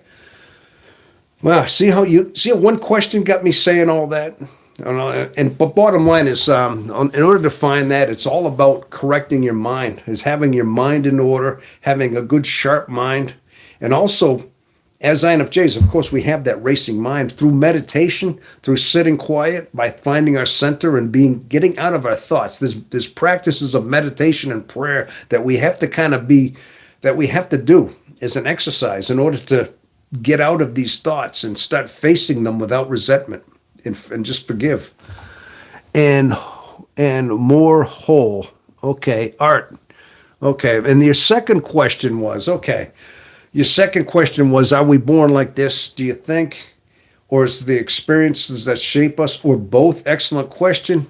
And can people shift between personalities? You got a lot of different ones there. Okay, are we born like this? I think a lot of it is, I think it's a possibility. It could be. That I don't have the full answer to. I've said on this show before, I believe my mom was an INFJ. I mean, she's passed away, and she's been for almost 5 years, and I didn't find out about this until after she passed away. She'd be 93 years old if she was alive today. So she was getting older, and toward the end there, she was starting to kind of, she wasn't herself. But growing up, I know she had a certain way of talking. And I just knew, like, she had all the traits of INFJ. So I think if it was hereditary, if sometimes I question, is it passed down? Is it passed down? Did children inherit it from their parents? And I don't know the answer to that. I don't think it can be proven, but it's possible. But I think a lot of it is they trace this back to children being basically having nobody to turn to. And introversion has a lot to do with the fact that these children grew up basically with nobody to confide in. You got a parent that's very hands-on, and they teach their children, if they skin their knee, they go to mom or dad. And, I skinned my knee, and of course mom's going to put a Band-Aid on there, put some ointment on there, right? Well, INFJ children might skin their hearts, skin their emotions, and they don't know how to express it. Or maybe they did skin their knee and mom wasn't home there, so they had to kind of put the Band-Aid on themselves, even though they didn't wash it first. You see what I mean? A lot of times we have nobody to turn to. A lot of times that's conventional thinking as far as where it stems from, is that it is environmental, that we had nobody to confide in. And so we became hyper independent, and we became introverted because all we had was our own mind to rationally think about this, rationally think about what led us to this. And that's all we had to turn to. So we became introverted. We became isolated in ourselves because that's all we had to turn to. And also, I think, too, I came up with a video back about 4 or 5 months ago, the Frankenstein syndrome. Actually, it's one of my highest viewed videos. And I talked basically about that, how also INFJ children will start emulating certain characters in their world. They may start gathering certain pieces of characters, of people. Like for me, a lot of times I had certain characters that were distinctively unique to me. I can list them off if you'd like. Clint Eastwood was one of them. I like Dirty Harry, the guy with no name. Remember those spaghetti westerns? The dude who came riding to town, and he had the squinty eyes and the cigarette, and he was all stoic. Remember the? Yeah, you must remember that, the Clint Eastwood dude, And then, but he was the quickest draw, and all these, But he was just, that was Clint Eastwood. He was one of my. But basically, I think we Frankenstein a lot of these characters, like Batman. I'd say another one was Batman. Remember Snake Plissken from Escape from New York? See, I had a lot of these bad these badass characters seem to be ones that I emulated. You know, you remember Snake Plissken from Escape from New York? He had the eye patch, and he had to go rescue the president of the United States, and like New York City was a walled-in prison. Snake Plissken. But that was like in my teenage years. That was like I was about 16 years old, and I was living on the street when I saw that movie. But that's just an example. And there was a few other ones. You know, there was a couple other ones. Those come to mind right off. But my point is I think a lot of times children in that area, I believe, also pick characters. They see a certain character that they want to emulate. They take this character in, they take another character, and they fuse them together. They take bits and pieces psychologically of a character, and they mold it, shape it together into one, like Frankensteining a certain character that's protective, that's somebody that could, you know, be help of them, or like mentor them. And they have to create this as a way of coping. And I think a lot of times INFJs, it's almost like, I don't know if the chameleonism comes from that. It could be that we have a way of taking certain characters, you know, and we become them. Maybe that's where the chameleon style of this personality came from. And it was a learned thing from all these different mimicking characters. But bottom line is, I think the psyche was molded that way. Okay, that's pretty much what I concluded myself is part of the Frankenstein syndrome where that came from. But you also said I'm not okay. You also wanted to know if can people shift between the personalities. Typically, I've been told that I've actually asked that question before. I don't. I think once you have cemented a certain way, once you have reached a certain level in your life, you pretty much are locked into who you are. I really do. I think maybe there's a certain level of development. Now, if it was environmental, we reach a certain level of our life and our character where we've pretty much formed who we're going to be. And you've formed a certain mindset and the way you think and the way you prefer to use your functions. And you're set in that way. Okay? So I think that's my answer. I don't think so. Now, can you variate? Can you, I mean, listen, we can drift into other functions. I mean, just to say that, you know, you're introverted, intuitive, and you're feeling, you're judging, you have these codes. I mean, not to say you can't be an introverted thinker. I mean, I know you tend to drift into your shadow functions. And usually when you start drifting into those shadow functions, that's when you start adapting these sub functions that are typically your primary preferred function. And you might start living in those shadows. And typically that's when your life gets a little bit dysfunctional. That's when you start making like errors, is when you start going out of your preferred functions. So I think in a sense your shadow work. In fact, somebody mentioned that. Did somebody say shadow work? Okay, that was before that. Jethro, you said shadow work earlier. But that was before that question about can you shift personalities? Can you become different ones? I mean, a lot of, like I said, I think we're kind of cemented into who we are at a certain age. So, okay, so we got Kendrick Lamar has a song about that, and it's called DNA. Okay, really, and in a song about personality is in your DNA. Jethro says he believes it's part of his DNA. I think so too. I think it's inherited. I think there's some elements there that it has a possibility. Like I said, my mom was, and I've talked to a lot of I've talked to and texted with a lot of different people on this channel, of course, through the months. And since I've been doing this, and a lot of them telling me that family members, there's other family members or sons, and that it's passed down into. That's like a mother's son in some situations. Maybe it might skip a generation. It's in there. It's in there. I definitely think it's possible. Okay. He's an INFJ, I believe, Kendrick. Okay, so Kendrick Lamar's an INFJ. Listen to the sound. Count me out. Count me out. Insanely INFJ. things others won't know. Okay. Art. Art said that. No, okay, that's interesting. Yeah, my sister is an INFJ too, Jethro. Jethro, you have a sister. You and your sister are both INFJ. Now, did she test? Did she actually test, or is this your evaluation because she acts like one? Or now, was your parents, mom or dad, ever one that you could that you could detect, or no? I'm just curious. I'm just curious. I definitely think you're onto something. I think I just don't think it's provable. I mean, maybe there's something, like I said, something in the DNA code, one of those chains in there, one of those chromosomes, or a cluster of them, may have something to do with personality. Hey, we know it has something to do physically. We can see that.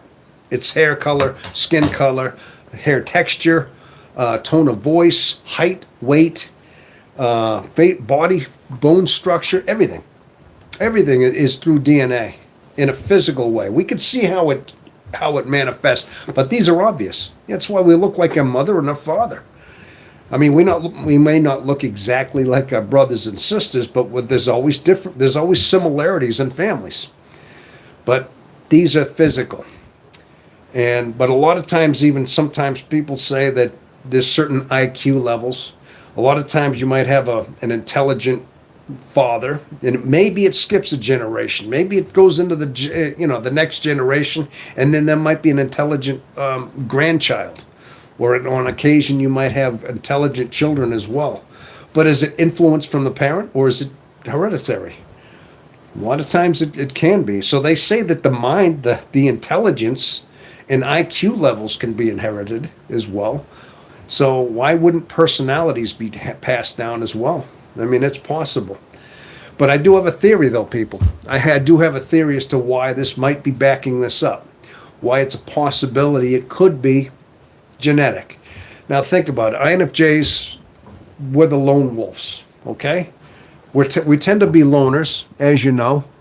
And typically, a lot of times in our life, now, not to say everybody's the same, broad scale. Now, a lot of times INFJs, you can't, it could be different. But a majority of them are lone wolves, and a lot of them are solitude, in solitude a lot. A lot of them don't have a lot of children. Now, some do. Of course they do. I have a son. I do have one son. Okay, so I know I do have, and I mean, I've had girlfriends in the past, but I've only had one actual offspring. So I do have a son. But some of us have family members. But some of us are very solitude. We are solitary people. And not necessarily, a lot of times because of our nature, because of the way we are, we're loners by choice, by nature, whatever you want to call it. And a lot of times, men and women live a good majority of their lives bachelors, or just in solitary, or they have relationships, but they're very few between. Some don't have, like myself. I was lucky to be married for 20 years. Well, I mean, I think maybe 12 of those years it started getting kind of dysfunctional, but we stayed together for my son so he could, we wouldn't leave for him. But I don't want to get too much into that. I don't want to get too far involved in that. But I think bottom line is, because of the fact that INFJs are so solitary and they don't have a lot of, their personality is a lone wolf. And a lot of times they are. They're very by themselves. And a lot of times they stay single. They don't get married. And they don't procreate as often or as much as other personality types. Maybe extroverted types. There are certain other types that procreate more, and of course that's going to spread the DNA seed that it's going to continue. It's going to continue more than it would other types. Now, of course, being the INFJ, the way they are, they're solitary. It would almost seem to make sense that trend would be logical. That because they're lone wolves, they're solitary. Their DNA is not getting is passed down as often. Okay, it does enough to perpetuate the INFJ personality type, but it's not widespread. Now, that's a good theory as to why it is so rare in our population. Okay, I'm just throwing out the idea that that's a theory as to why that might be. Okay, But I thought of that. I did say that one other time. I think I put a short out about that, why it's so rare. I think it was months ago I put a short out basically talking about that as well. You know what I mean? So that's a good possibility. All right. So let's see. I'm going to look at some of our comments here. So we got I don't act anything like my parents. I haven't spoken to them forever, but my dad did stress test me on memory. If I had to entertain anything that's our similarity, and I don't take after him anymore. All right, well, I didn't take after my father too much either. I mean, I took after my mother. I know that. I was more like my mom. But I believe my father, if I was to type him, he was the complete opposite of my mother. He was ESTP type. He was very, very ESTP-ish. Okay? I mean, he was smart, very intelligent, but he was the alpha type. He was the strong type, and he was very extroverted. Yeah. You made, you're made from two different people, and the DNA mix is kind of like a gumball machine, mixing different flavors. Then boom, personality is born. Yeah, that's interesting. Fun fact: I'm asexual. AL. Okay. Yeah, right. I don't know what I'm supposed to do with that there. I'm not even sure what that is exactly there. What is that like? Okay. But I also remember calling him out for being the first person to lie to me. Oh, okay. My mom always said I lacked emotions, but it was because she was always manipulative. Okay. All right, I get that. Okay.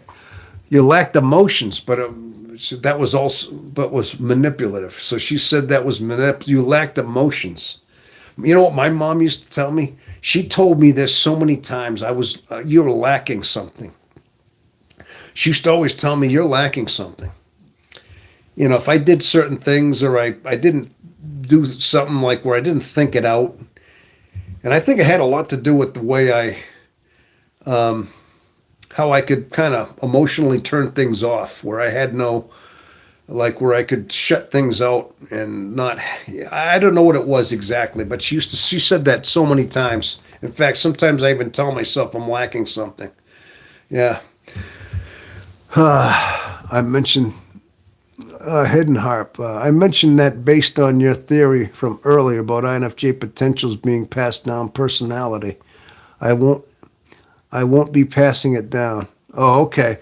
Okay, that means basically you don't, what is that? Okay, I get it. Probably the mirror effect in other people is why they think we're cold. Oh, yeah, exactly. Yeah, very good point there, Jethro. Yes, exactly. All right. I would think so that that has something to do with it then. Yeah, because we sometimes, do you think we mirror people like almost like unintentionally? I think early on, I think we just do it. I think it's just sometimes things take over in us where we just kind of start mirroring people, and sometimes we intend it, especially people that are that that we don't jive with. Let's just say some people that conflict with us. Maybe people that are people we don't like very much, and we want to kind of teach them a lesson. We mirror them, and of course, we have that whole trait of chameleon, which means we try to fit in, we try to harmonize with people, we adapt their emotion, their in order to try to make things kind of thinking out for people in a way, and we try to. They call that people pleasing too. Like we try, that's a lot of times is what that's looked at when you're always trying to appease people or make them feel good being around them. And I know INFJs are known for doing that, so that's part of the chameleonism as well. Okay, hidden. I think we mirror people, but not as bad as the EFJs. Extroverted, feeling, and judges. Okay, yeah. So you think they're more better at mirroring people, huh? Extroverted feelers, yeah, extroverted feeling, and judgers. Okay, I could see where your point is on that. Yeah, I could see that. I think, yeah, but again, I mean, I think so. Now, wouldn't that be an ENFJ or ESFJ? I mean, I guess you left out that second element there. I guess it doesn't matter. You're just basically saying the feeler, judger, extroverted types, then, right? Automatically, we do. So it is automatic.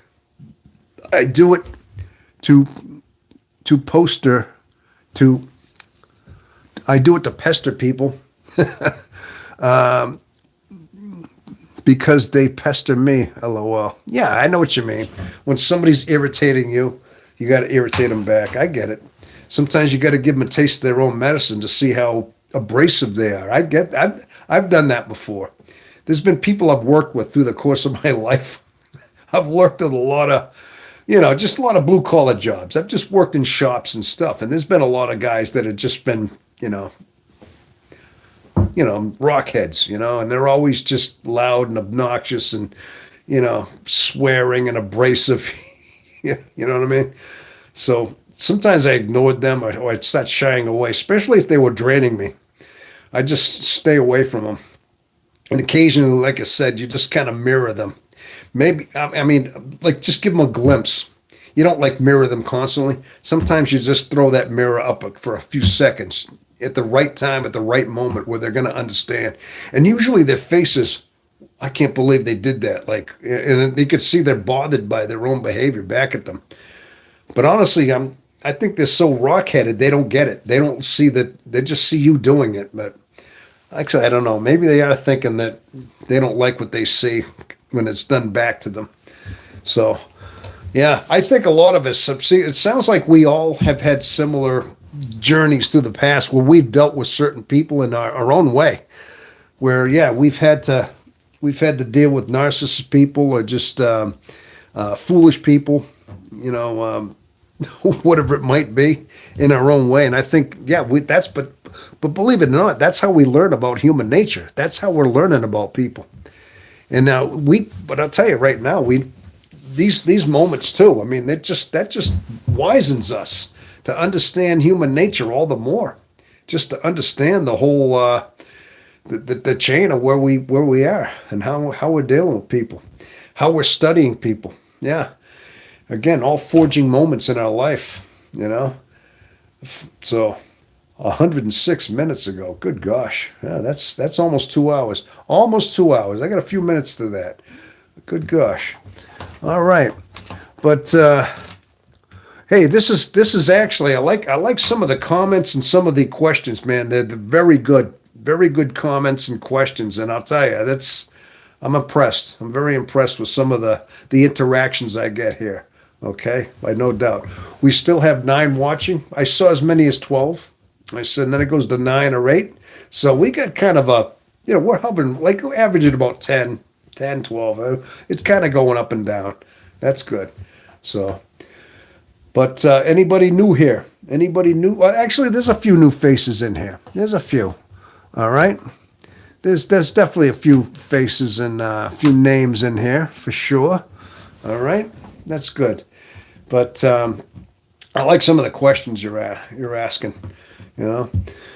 But I guess bottom line is, yeah, it's just good to understand ourselves. And as you can tell from the way I'm talking, I think a lot of that, because we're such overthinkers, because we're deep thinkers, because we're introverted, because we're so isolated, because we're always trying to figure ourselves out, and because we're trying to just figure ourselves out also by looking at other people, human nature. But a lot of times we don't act like other people because we're different. I mean, yeah, we're human beings after all. Of course we are. And we have human natures. We all have the same things, but in a lot of ways, because we're so rare and we don't think as conventional as a lot of them, a lot of times we're always the ones on the outside looking in. You see? A lot of times people, especially toxic people, are always looking how they can spread their toxicity. That's one thing about that, is when toxic people always want to spread their misery. The old saying, misery loves company, right? That's true. when people are toxic, when people aren't very happy with their life, yeah, they just want other people to be miserable like them. And that's a lot of times what they're doing. But usually with us, as INFJs, typically we're always looking to how to handle these people, how not to be absorbed into them because we're so sensitive, because we're so drained, and we're always trying to preserve our energy. We're always trying to save our battery. Yeah. And the older you get, the more you realize, that certain people will drain you. And so a lot of times you can't necessarily get away from toxic people, which are always draining you because once they bring you to their level, once toxic people make you respond and they cause a reaction or emotion and they bring you to their level, now they've already now that's them feeding on you in a sense. Now they're kind of laughing, they're getting their whole charge because you pretty much you were infected by them in a mental way. You kind of just you drop to their level. So a lot of times as INFJs, being that we're seeing this. Now maybe early on in our life we mirrored that or chameleoned it or absorbed those emotions and we were sensitive to it and we gave it away easily. And we became those easy targets. But the older we get, the more experience we get. And especially when you get more aware of yourself, it all becomes awareness. You have to understand and just be aware of what's going on around you. And a lot of times we get very wise to this kind of thing. And it becomes all about preserving our batteries, preserving our inner selves. So a lot of times these toxic people, we got to deal with them. They could be workmates. They could be people we got to deal with, like I said, they could be, if you're younger, if you're in college, they could be people you're going to school with. They could be even family members, brothers, sisters, friends of brothers. It could be anybody. Sometimes you have no choice, but you can't have to deal with certain people. All right, because you got work to do, and they just so happen to have your job, and so you have to find ways either to ignore them or kind of like distance yourself from them, or just find ways to deal with them, without losing your cool, without giving them your empathy, without pretty much absorbing. You're detecting, maybe because they know you're empathetic, and you're absorbing an emotion. If you know it's not yours, by not being aware of yourself, this is going to affect you. It's going to affect your day. And early on in our life, we do go through that. But as you get experience, as you understand yourself, when you master your empathy, when you can detect emotions in others, like you walk into a room and you start feeling them, you want to absorb them. You're picking them up. You're feeling them, but you're knowing these aren't yours. I feel them. You're getting a sense of the room. This is the level you have to get to.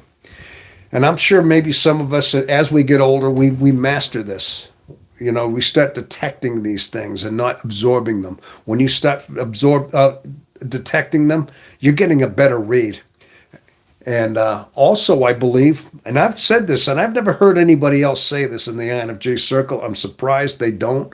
But I also think that we, as INFJs, we have empathy.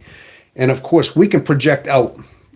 We can push out our empathy and affect others around us. There is a cause and effect. We take it in, we absorb, or we detect, but we can also transmit out. We can also push that out. And if you start mastering this and start understanding that and do it in a stoic, calm way, where you think you're nonchalant about it, but you know what you're doing, you'll see moods change around you in rooms. You will feel moods become calm, become a little bit more stoic, a little bit, or not necessarily stoic, but people will be quieter. If you have a quiet and calm soul and a soul in your inner stillness, you're not chaotic. You'll see people being quiet around you. You'll see the room change.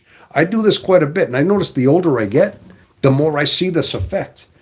Okay? Another video I put out about cause and effect where I talked about that as well. It's one called that. It's kind of me, got my hand out, and there's a bunch of gears in my hand. It's actually one I talk about as well. But these are all ways that we can fine-tune ourselves as INFJs to protect ourselves, and also because we've understood. And the older you get, guys, listen, and I'm sure maybe a lot of you guys are already to this level. I mean, we all strive to this level as INFJs. The older we get, the wiser we get, man, the more you are in tune with your inner strength. And you're able to almost like, be street smart in a way, street smart and psychologically smart and smart with your own emotions and empathy too, man. It is possible. I'm telling you. I'm telling you, but it takes a lot of, it just takes a lot of you having a clear, strong-minded presence. And again, this is why you want your mind sober, guys. This is why you don't want to have drugs in you, because this dulls you. You start taking hits of weed, you do drugs, you do mind-altering drugs. This weakens you, and this taints your intuition. Your intuition is dulled. Your intuition is scrambled. It's being twisted a little bit, even more so. Your intuition's already an abstract element in you that you have to kind of navigate through along with your thinking, your introverted thinking. And now you start putting drugs in your mind, you start scrambling it all the more. All the more reason we need to keep our faculties and our sober minds sober for that reason, so we can develop this way. Okay, guys? Guys and gals, if there are any gals, any ladies out there in this fine audience of mine tonight, sometimes there are. It doesn't matter. But, excuse me. Oh, gosh. All right. Yeah, but, okay, I'm going to read some of your comments. To get me into, I'm doing a lot of tirades over here tonight, huh? All right, I won't be passing it down. Okay, I remember that. All right, I take it that means that you're kind of celibate or something. Okay. Probably the mirror effect in other people is why they think we're cold. Yep, saw that from Jethro Hidden. I think we mirror people. Yep, and ENFJ's got that one. Automatically we do. Okay, so you're thinking it's automatic, Jethro. Got that. I do it to pester people. Okay, that was hidden over there. I love gray, rocking toxic people and showing them they mean nothing. Yeah. Oh, that's good. If you've mastered that art, yeah, you just got to kind of like smirk at them like, you're not bothering me, They could tell you, ostracism is our greatest tool for sanity. Now, now listen, I don't know what that word is, but you've fascinated me with that, whatever that is, ostracism. Oh, wait, ostracize. Oh, is that what that is? Like this, the art of ostracizing? When you shun somebody, you basically, okay, maybe that's what it is our greatest tool for, that's basically the door slam. That's a high-tech way of saying you door slam. So I got it. Thank you. Very good. I like that word, though, ostracism. Hey, you heard that here first from Art. Great. Hey, tell me, is that what you mean? Is that your definition for the door slam? Yeah, like shutting somebody out of your life, ostracism. I'm going to say that's what it means. Okay? Are we? I'm a female, more quiet around me. Also me, I'm a female. Well, hello there. I've seen your name before. I do believe you've been here. Were you here on my last chat live? I think I know I've seen you before. I do remember that, or maybe it's been here. I used to work with the elderly, many in memory care, and these people had all kinds of histories. I completely noticed the difference between others and me, and when they're under different care, they are deaf. Oh, okay.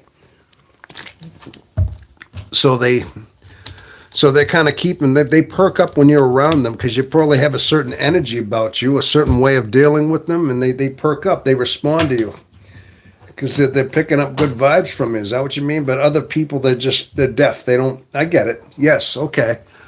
Art, ostracism. So that is ostracism. There you go, door slam, huh?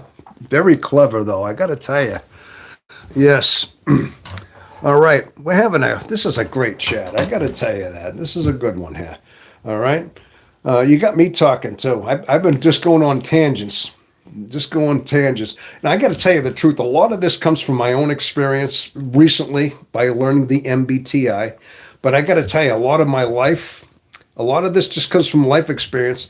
And like I said, a lot of things, sometimes my mother's words come back to me. My mom used, and my brothers, I mean, she used to sit us down, even as children, and she'd have these deep conversations about spirituality, human nature, uh, like even how space and things, how they kind of mirror some things in our soul. I'm talking like that's what I mean. My mom was deep like that, and she had that stare in her eyes, and she's very spiritual. And my brothers once said she was like a witch. She could say what's going to happen, and they did. She predicted one of my brothers would break his arm. He kept doing something. He would run into something a certain way. She kept saying, "You're going to break your arm." And about a week later, he did. So she could see. She had intuition. She could see things happening. And they used to call her like a witch. My older brother said that stuff. So she had all these traits. There's things that just added up to her. Like, I think, that's what I mean. I think she was a INFJ. So like I said, a lot of these things, some of these things are from my mom. Some of the things. And of course, I understand them now. I see where she was coming from. And so I got a lot of that from her. Okay, so my voice gets worn out quickly because I don't say a whole lot. Oh, okay, I see you. I see. It does. Sometimes, I mean, the most talking I ever do are on these lives or when I record a video sometimes. Got to tell you the truth. Yeah. I mean, I look like I talk a lot now. This is the only time you see me, but a lot of times that I'm not on these, I'm not talking to a lot of people. Yeah. Calm at peace, well rested, those things. Yes. Yes. Are we any? Okay. Yes. Awesome. Okay. Okay. And no, this is my favorite time to chat, but I've seen your YouTube vids. Those previous two comments must have got you backwards. They get more quiet around me. Oh, all right. Yay. All right. I don't know what you mean. What do you mean by that? You saw my vids? You saw my last two YouTube videos. You mean are they the shorts or the videos I put out? Previous two comments must have got you backward. Oh, you mean the comments, because I've seen your name before. Okay. All right. I get what you're saying now. You had to explain that to me. All right. Okay. How long ago did you take a personality test? Oh gosh, the last, the the latest one I took. Matter of fact, if you check out my posts, I just took one recently, maybe 2 months ago. I just updated it as I was in this channel. I just wanted to be sure. I took the other test and I came up INFJ. In fact, I actually took a picture of my laptop and I posted it and said, "Hey, look, I took another test and here it came up," and it was INFJT. So that was probably 2.5 months ago was my latest one. And I was the first time, the very first time I took mine. Oh gosh. It was 16personalities.com, that free one, and free results too. Okay. And I'm going to say probably now about 2 years ago, maybe 2.5 years ago, maybe. I went over a year not taking the test only because, like I said, I kept seeing personality tests, free personality tests. And then you go to take the test, you go through all the questions, you take all of them, and they tell you it's a free test. And then it is now, swipe your card and, pay, like $2.90 something cents for your results. All right. Well, that was the hook. Free test, but you got to pay to get your results. They're not going to tell you until you pay. I says, no, I'm not doing that. Because then all of a sudden these stipulations are, now you give them the card and you have to kind of go in and call a 800 number at between a certain time and tell them not to keep charging your card. So you don't want to go down that rabbit hole of throwing your card out there, if you know what I mean, right? So I finally, I learned my lesson and said, no, I'm not paying this. But no, there was a time I came up INFJ, and then I retested it. One time I came up INTJ. Now, I understand that's common. A lot of us, I think a lot of INFJs do that. Occasionally we get that TJ because we're so close. Maybe there was just a couple of questions where we just were a little more of thinking or something. We answered those. There might have been one or two questions we didn't quite go to the feeler end or something by just enough. But I've actually heard some other INFJs tell me they took a test and came up as a TJ as well. But then I took a couple more, two or three after that. It was all INFJ. It's always been just the same thing. And I'm an INFJ turbulent. Yeah, go figure. Not the A, the T. And that's always at the end of that too. It means either assertive or turbulent. Hopefully that helped you, Jethro. When's the last time you took your test? And have you taken more than one? Okay, let me see. How long ago did you take the test? The first time? Yep. Oh, okay. I took mine 6 years ago. Okay, so it's been 6 years since. Okay.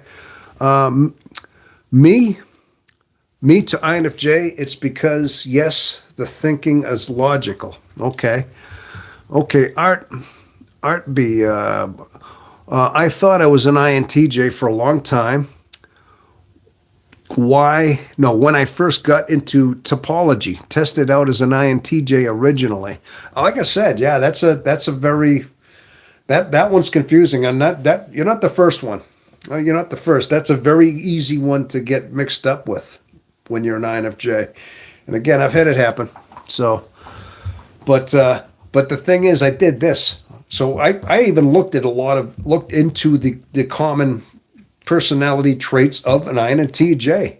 I mean, I started watching a few videos or I started reading up a little bit more on that, especially videos, just different like creators and stuff. And I said, that doesn't sound like me. I'm not that. You see, I rolled it out by just watching, by focusing on videos that were that type. And a lot of times when I thought I was a certain type, I did just that, where I'd look and say, no, that doesn't sound like me. I don't align with that. And then I had the INFJ one. I'm like, yeah, that aligns with me. You see, I think a lot of us, maybe a lot of us, you kind of know if you are in alignment a lot of times with what certain content creators are saying or what certain videos are saying, or maybe you hear what I'm saying and you agree with me, just the way I'm thinking. I mean, you say, yeah, okay, you relate to that. And that's why you're here. And a lot of times that's enough to say, yeah, you think like that. And you may not, maybe you didn't think of the exact words I was saying, but you kind of knew that. You know what I'm saying. Everything I've said, you've kind of knew in the back of your mind. You just didn't put it into words. You didn't translate it yet. I translated it. I put it into my English and I explained it. But it's in there. You're all having this in there somewhere. It's deep in the mind. You just didn't kind of put it into the language yet. You see what I mean? Hidden. Okay. I watch videos to just like you. Okay. Jethro. Then INFJs. Jethro. Yay. INFJs are more feeling. Yeah. Okay. Hidden. My opinion the theory on that is most tests have biases that don't account for nuance, like INFJs with high or proficient use of TI. Well, yeah. Okay. Most tests don't. Okay, so that's why it's easily confused with the FI, the FETI. That's possible. And it could be only, like I said, it could be just one or two like questions that you just were not, how it's agree or disagree, and then there's always a variation. There's a strongly disagree, strongly agree. It's not yes or no. And then you have like the stages. Then there's one in the middle. It's like a neutral one. At least this is the test I took, where it's like variations, like the circle's smaller. Like, so you can strongly agree, just partially agree, mildly agree, you're neutral, and then it works the way over to disagree or strongly disagree. So it's not even a yes or no. So you're always hitting a variation, like a scale in a sense, when you're answering the question. So you could have just got, maybe you hit neutral, or maybe you just like mildly disagreed with something when you should have agreed with it more. I don't know. It's something that it's probably that close. Instead, yeah. So instead, they'll just give you an INTJ or maybe even an INTP. Sometimes in my case, okay. So yeah, exactly. But either way, you got the introverted intuitive. You kind of know that's definitely what it is. Jethro, thumbs up. Okay, yep, got that. Yeah, I guess that means you kind of you're getting the drift over here, right? For those of you in the UK, that means you kind of just you're in understanding. I know sometimes anybody, yeah, we had a few from the UK. I know sometimes my vernacular here in the United States, we got a certain way of saying things that, when I say get my drift, I have to remember too. If you're from another country, you might think it's not literal. It just means you understand what somebody's saying. Hey, I get your drift. It's just slang. Even different parts of the United States, slang can vary as well. Okay, hopefully you're getting to hear my slang. Because I got this like half Boston, half Northern New England accent over here. You know what I mean? From New Hampshire. Hey, in case you don't know that, I'm sure I told some of you people that's New Hampshire for you. Okay, all right. Cowabunga, dude. Jethro, gosh, I'm trying to remember. Are you from the Carolinas? Oh man, you told me where you were from. I know you're from the States. Gosh, I'm trying to remember where you're from. Yeah. Are we? Where are you from? Where is are we from? A variation of other types, more similar though. Like I doubt I ever test as an EXXX. Okay. Type, turbulent. Okay, in other words, you never test as an extroverted anything. You already know. Oh, Iowa, that's it. Yeah, that's it, man. Jethro, Iowa. I'm trying to remember. Okay, there's a lot I have to remember. Iowa. I remember that now. I got to think of Field of Dreams when I think of you, man. You know? Build it and they will come. Remember the voice in the cornfield on Field of Dreams? Oh, yeah. Yeah, so I get that. Are we? So you never you'd never tested as an extrovert anything. Neither have I. I know right away. That's an easy one. Gosh, it's kind of easy to know if you're introverted or extroverted. Come on, that's very easy. If you get more alone time and you spend a lot of time alone and you drift off to get your mind set and people start confusing you and you have to drift off alone to think and you might spend hours or days even just thinking, and that's how you rationalize it. That's how you heal. That's how you center yourself, is when you find alone time. You don't go calling people up. Oh, I'm feeling sad, and a lot of times these extroverts, they're even calling people up, their friends, and they need advice, or they need to meet somebody and sit down and with a beer or a cup of coffee, whatever. Hey, and they spill their they talk about their feelings to somebody. That's extroverted. We don't do that. We don't do that. We can't do that. We've tried that and just, nobody can understand us, Maybe we tried that early on and then that turned us further inward because nobody could understand us. So we know when we're an introvert. Chicago accent in Colorado now. Oh, Art by the Art. So you're from Chicago then, huh? Hey, I heard the Bears are leaving town. Chicago Bear. I don't know. I don't know if anybody cares about that, but from what I understand, the Chicago Bears are going to move to Indiana. I don't know. I mean, I'm somewhat of a football fan sometimes. I mean, I got my Patriots shirt on here. I mean, they just lost the Super Bowl. I know that, but I mean, I still got my football gear on here. I mean, but Chicago accent. Yes, Iowa. I know that. Yeah. Oh, you think the Bears should move to Iowa? Sure, why not? Indiana's right up in that Midwest area. Iowa's right near Illinois, I would think. It's all part of that. Or actually, no, Indiana's near Iowa. It's all part of the Midwest area. Yeah. But I guess Bears are just moving out of town. We're all trying to get the Bears here. Oh, really? In Iowa? Really? Call them what, the Des Moines Bears? I mean, what's the big? Yeah, that's Des Moines is your capital. Des Moines, and that's the main.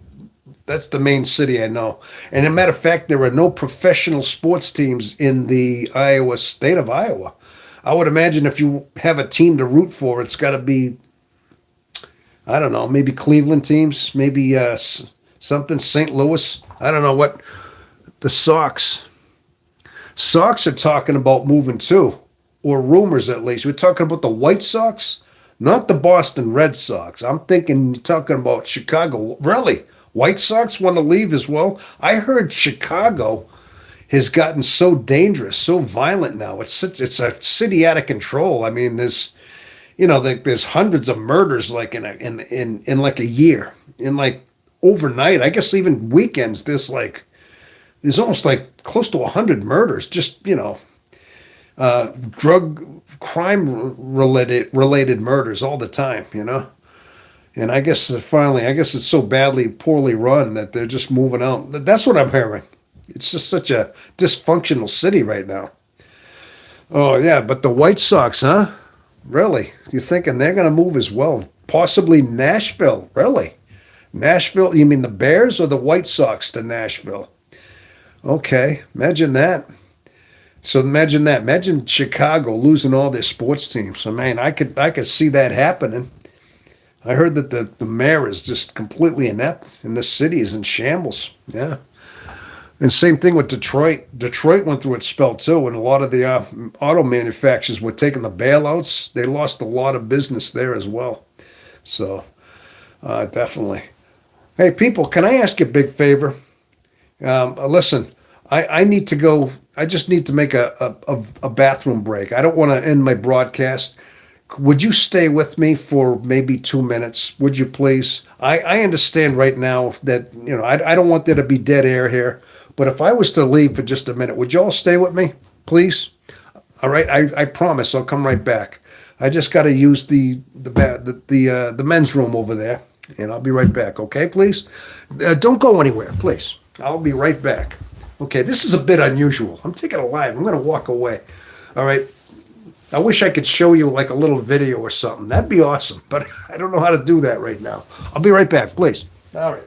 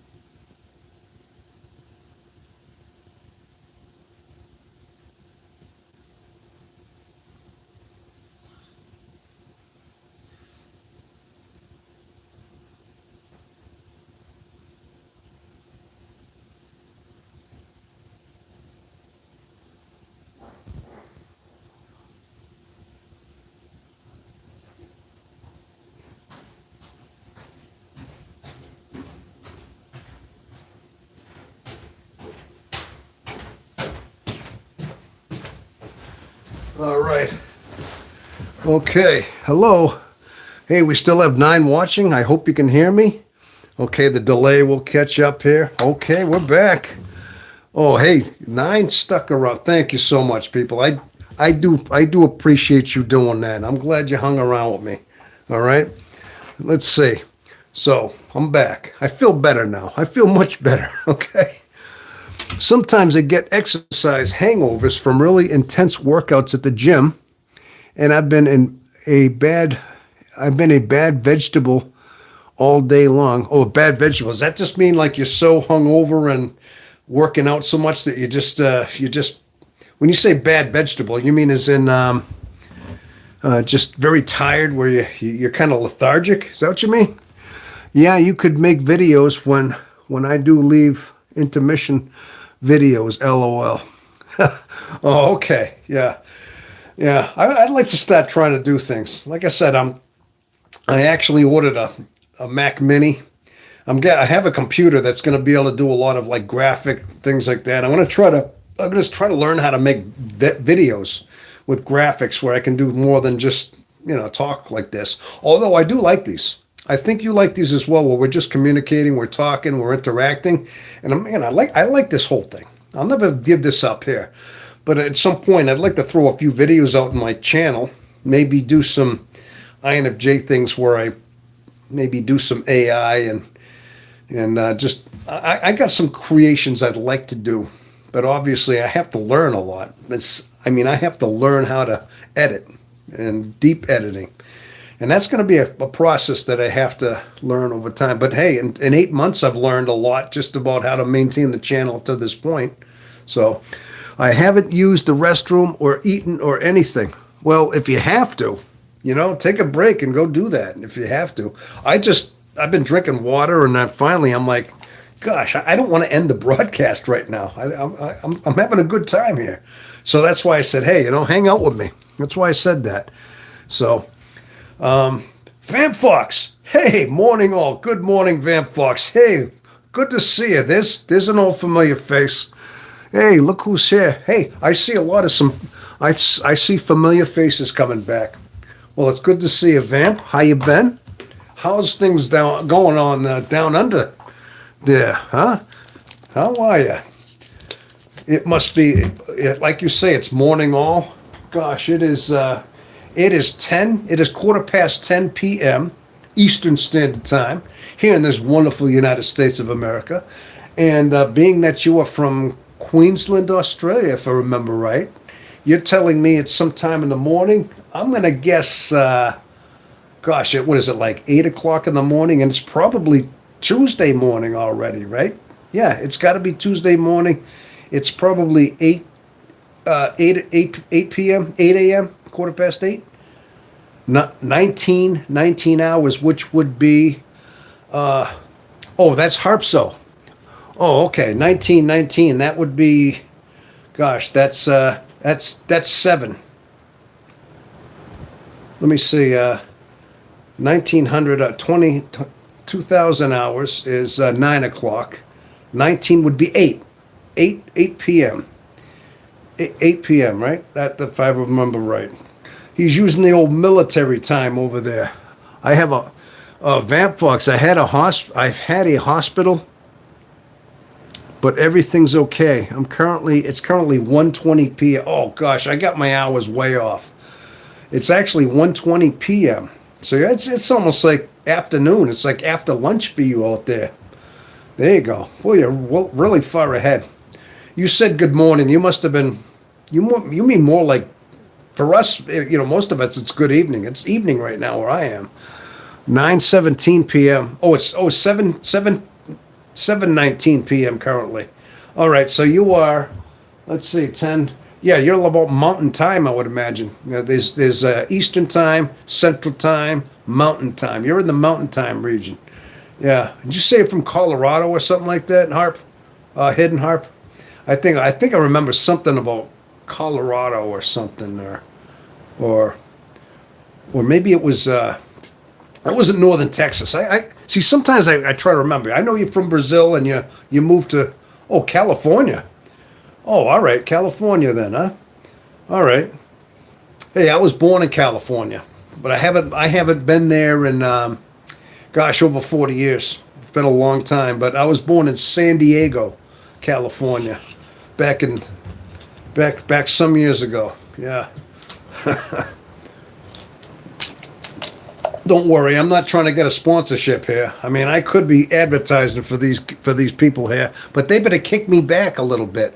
If they're gonna want me to hold this bottle here on there for so long, they better give me at least a little kickback over here.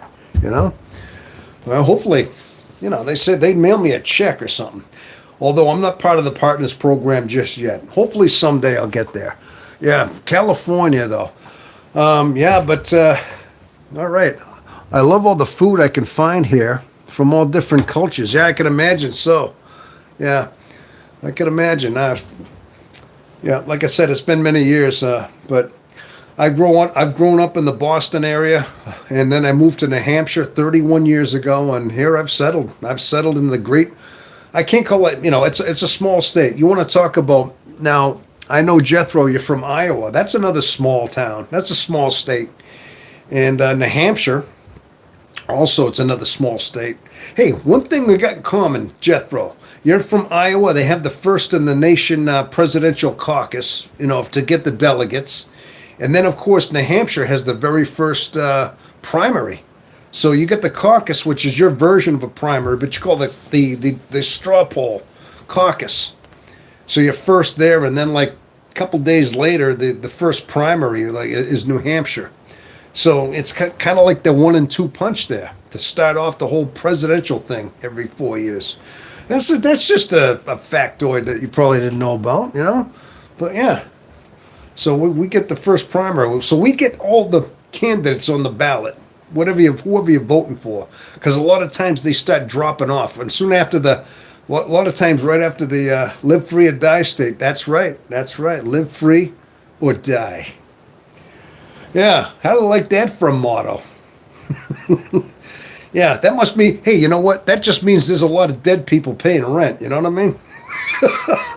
I'll tell you. You have lots of friends in New Hampshire. Do you really? You have a lot of the friends? You happen to have lots of them in New Hampshire then, huh? Okay. Funny thing is, I don't have that many friends up here. You'd think me being up here 31 years, I moved up here by myself. I've been married for 20 years. I married a woman from New Hampshire. I was with her 20 years. We had a son together. She had a stepdaughter. We got divorced going on 5 years now. I mean, but since then I've become very, I've changed. Ever since I got divorced, I've changed. I've become almost like I've become more isolated. I've been trying to figure myself out ever since. It's like that I think in a way, even though my marriage failed, it was a stepping stone for me to have a certain level of self-discovery to like go into a direction where I had to figure myself out in so many ways. But I did realize that relationships were very draining on me, very, especially when they're not good, when they're not fulfilling. Yeah, a lot of times if you're with the wrong partner, and I mean a lot of times if it's not genuine love. If it's not a true love, I think we're drained by it. A genuine love would actually charge an INFJ. If you found somebody that was pure and genuine, you found somebody that was in alignment with you, somebody like a character, a personality, and that you were genuinely in love, and there was a trust there, you would charge each other. You would keep each other spiritual because there'd be a bond there, and it would go beyond just physical attraction. It would go into that whole depth of spiritual connection that you pine for, to have a whole completion with somebody. Kind of like that perfect soulmate we look for. Yeah, but it would be a charge that we would have. Van Fox, I think you find a lot about yourself when it's a draining relationship. Yeah. Oh, exactly. Of course you do. I mean, sometimes we have to get hurt and we have to go down paths that harm us, that deflect us, in order to learn from them. I mean, if everything went smooth in your life, that's another thing. A lot of times, if things went smooth in your life and you made all good decisions and things just were right and you had a pleasant life, you wouldn't grow. A lot of times you don't grow spiritually. It's hardship in your life. It's decisions that you make that hurt you or others. Maybe you hurt somebody else inadvertently and you had to learn from that as well. But a lot of times, that was one of the answers I got, is sometimes those answers come to you. It's like, why do you suffer? Why do you have to go through hardship? Well, my answer came back one time, because you wouldn't grow if everything was pleasant in your life. if you were handed things, just and everything was like a good decision, and you liked your surroundings, maybe you had enough money, that you were content in your, let's say, extroverted life, your extroverted sensing life. If things were, how would you grow? You wouldn't grow spiritually because you'd be too comfortable. So it's the hardship in our life. It's these moments of stress and pain within our hearts of growing that help us grow, and we learn from our mistakes, or we're supposed to. And I think that's, in a way, that's why I say, in a lot of ways, INFJs, because we have a very suffering soul, and we're one of the most suffering personality types. In fact, not if probably the most suffering type is the INFJ, and a lot of that is because we were chosen to have a certain hardship in our life, but this hardship is what forged us to become stronger mentally, spiritually, emotionally, and that's why we turned into the way we did, and that's why we became so wise and so in tune with these things that are important to us, is because of these hardships, people. Yeah, we were chosen for this. I think in a lot of ways we were put on this earth to be a certain guide, a certain a light, a certain voice of reason to others. I mean, to ourselves, of course. We testify to ourselves, but also it's because we're here to enlighten others. Being a certain guide, inadvertently or maybe directly even. Yeah, there's reasons we're here, for a reason, people. Yeah. All right, let me see what you got here. That makes sense. All my relationships drained me. Absolutely. I see you. Yes, I think, yeah, okay. I was involved. I was involved in the Free State Project for a while, Art B. In New Hampshire, you were involved? Is that what you said? You had a lot of New Hampshire friends. You were involved in the Free State. Jethro, I've been involved in the straw poll event before for Obama. Oh, you liked Obama, did you? I'm not going to get too much in my political leanings here. I try to, personally, I know that the straw poll's in there, but I mean, I don't want to talk too much about my political leanings here. I'm going to leave because it's just not the format. And not only that, I just don't want to. Van Fox. Van Fox, it's become a lot of self-covering and realizing, and things just realizing. I remember feeling this with my ex when I started narrowing down on what I wanted in the relationship. Yeah. With so many times, relationships always turn very dysfunctional. I mean, in almost 99.8, I don't know what the percentage is. I'm going to throw that out there. A good majority of them, especially here in the United States. I mean, the divorce rate is over 50%. At one time, it was 50. Maybe it is. So that's one out of every two. That's half of divorces. Marriages end in divorce. It's unfortunate that a lot of times people get married for the wrong reasons. And a lot of times we are culturalized to think that we have certain reasons as to why.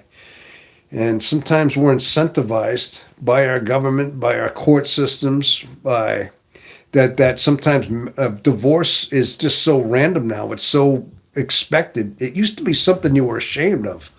Back years ago, it was a shameful thing to have a divorce. Usually it happened because somebody had to be divorced from, but they were rare years ago.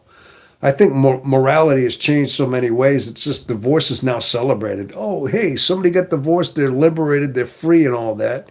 Hey, good for them. And then they walked away with they walked away with somebody's half of everything. They walked away with half of a pension, half of paying alimony, half the house. Maybe they got the house. So there's an incentivized.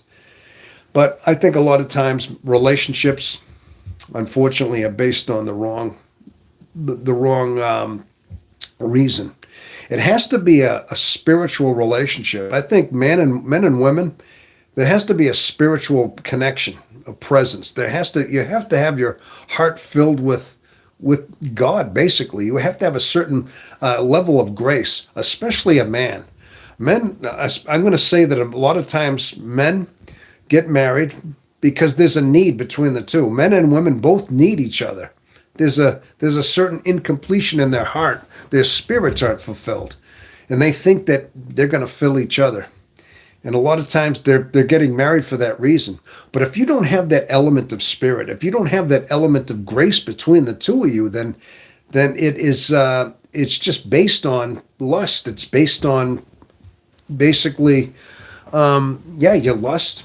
It's based on the obvious, and a lot of times this causes dysfunction. A lot of times when there's an element missing, when there's a certain ingredient missing in a pie, it doesn't taste right, does it? I mean, a major ingredient, something's missing, or if you add something that doesn't belong, then it's gonna taint the flavor of something. Well, in a marriage, there's something that's not there, and maybe it's replaced with something else, more materialism, more just lust, more like just need for the flesh. It's not based on spirit. And when it's not, then it's not genuine. It's not a genuine love, and they fall apart. They fall apart. They really do. And I think a lot of times before we get married, before a man gets married, he's got to find his core. He's got to have a relationship with God. He's got to find a relationship with his spirit, and he's got to be fortified. And he has to have a basis of truth within his heart. And I mean, of course, it's the same with women too. Women they have to long for a man that's like that.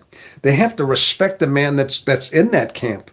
Nowadays, a lot of times, we're looking for something different. Women, especially in this country here, the United States, I know women are looking more for men with just monetary value, money. And they all have to be a certain height now. They all have to be a certain look a certain way, have a certain body type, they have to be worked out. They all want these superficial outer, they're just looking for the look. Nothing about spirit anymore, nothing about depth. It's all about how much money that he can earn, how many six figures he has, how good looking he is, how tall he is, and that's all it is, superficiality. And of course, with men, I mean, a lot of times men are looking for a woman for superficial reasons. She's got a nice little body, nice set of, physical things. And a lot of times, but you're not looking at, is she got a good soul? Is she compatible with me in a spirit? These are what wreck the marriages, is that we're not looking deeper than the surface. And you can see the result of it. So there's a missing element. That's the spiritual.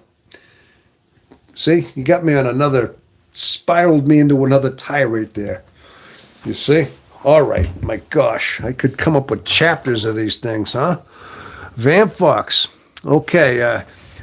Okay, I'm going to say this makes sense. Relationships drain me. Yeah, you and Lorraine. Okay.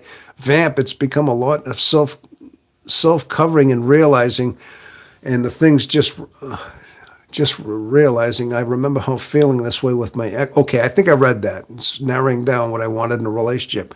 Jethro, I think relationships are in bad shape because people don't understand who they are. Their sex, their personality. Yes, I get that. Yeah, it's all based on that. It's all based on, like I said, the superficiality, and of course all that has a lot to do with it. Yeah, but that's a culturalization as well. We have a whole culture here in the United States that says that's all you need, but you see everything falling apart. Then you get the court system. You got lawyers that are just raking in money for all these divorce settlements, and they're getting a third of all these settlements. It's a big vicious circle. It's almost profitable to see people dysfunctional, okay, in a way. And then when you start trying to invoke truth, anybody that speaks truth, for example, a Charlie Kirk type. Oh, okay. I mean, I'm just using him as an example. Look what they did to Charlie Kirk. I mean, listen, Charlie Kirk was, he had a certain way of speaking. He spoke a certain way, and you could not argue with the guy. He came from a certain ideology, but he should have died the way he did. Somebody just couldn't silence him. They couldn't out argue him. So what did they do? They put a bullet through his neck. I mean, how awful is that? But I'm saying that when people try to speak up for truth, and like the way I am, I mean, what if I got up and started saying this in a public way? Some people might not like what I have to say, and they'd want to silence me for saying things like that. When you start speaking truth, uh, sometimes people want to silence you because it's too painful. These are toxic people that hear that kind of message and they want to silence you for that. That's toxicity. You know what I mean? Culture, rot or culture. I like that. Culture. Yeah, you're putting that right in there. Art. Yes. Culture, rot or culture. Yes. Jethro, I meant sex as in male or female. Don't understand themselves and don't understand their. Oh, okay. Not like the deed. Okay. I was trying to figure out what you meant. Like, I thought you were meaning the deed of that. Just meaning, like, depending on male or female, they don't understand themselves, whether or not it be from a man's standpoint or a woman's standpoint. I get that. Yeah, exactly. I think we have to understand ourselves, but it has to be on a deeper level. I mean, we have to figure out our way of thinking. We have to understand our human natures, understand our spiritual human natures. Yeah, exactly. And a lot of times we're getting married too young and too naive, and we're just, yeah. But the thing is, it's funny. The funny thing is, the way the human animal is built is that we're the most virile, the most fertile when we're younger, when we're dumb. I mean, usually a man is like, he's into his hormonal thing. When a man is young, in his 20s, maybe 30s, he's got his physicality. He's young. He's a stud. He's got strength. He can work. He's strong, and also he's virile. So of course, women are attracted to that, and usually women. I mean, women in their young 20s into their early 30s are all fertile, very fertile. But the thing is, that's the breeding time. That's the time that we are best at having babies, basically, procreating. But the bottom line is, at that age, we're still very naive. We're still kind of young and dumb, and we're thinking with the wrong motivation, let's say. We're thinking with our lustful brain, especially men. We get blinded like that. I mean, we can. I've talked about that before, guys. How men, when we're in our younger ages, yes, our hormones kick in, and of course, all the confusion, especially INFJ men. Yeah, we go through this. Not just INFJs, all men. And but a lot of times we haven't figured ourselves out, and the only thing that matters is gratifying that lust.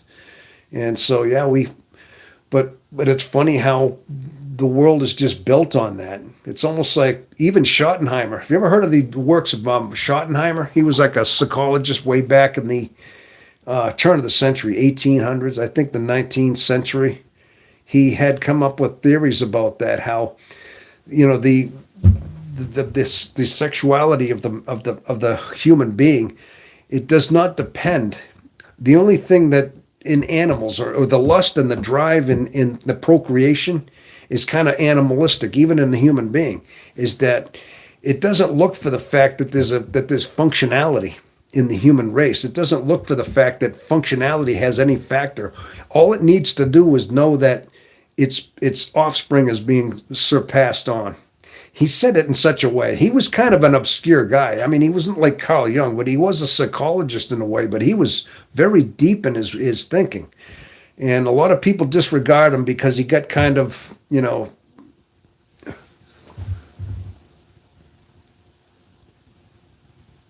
okay. Okay, bye.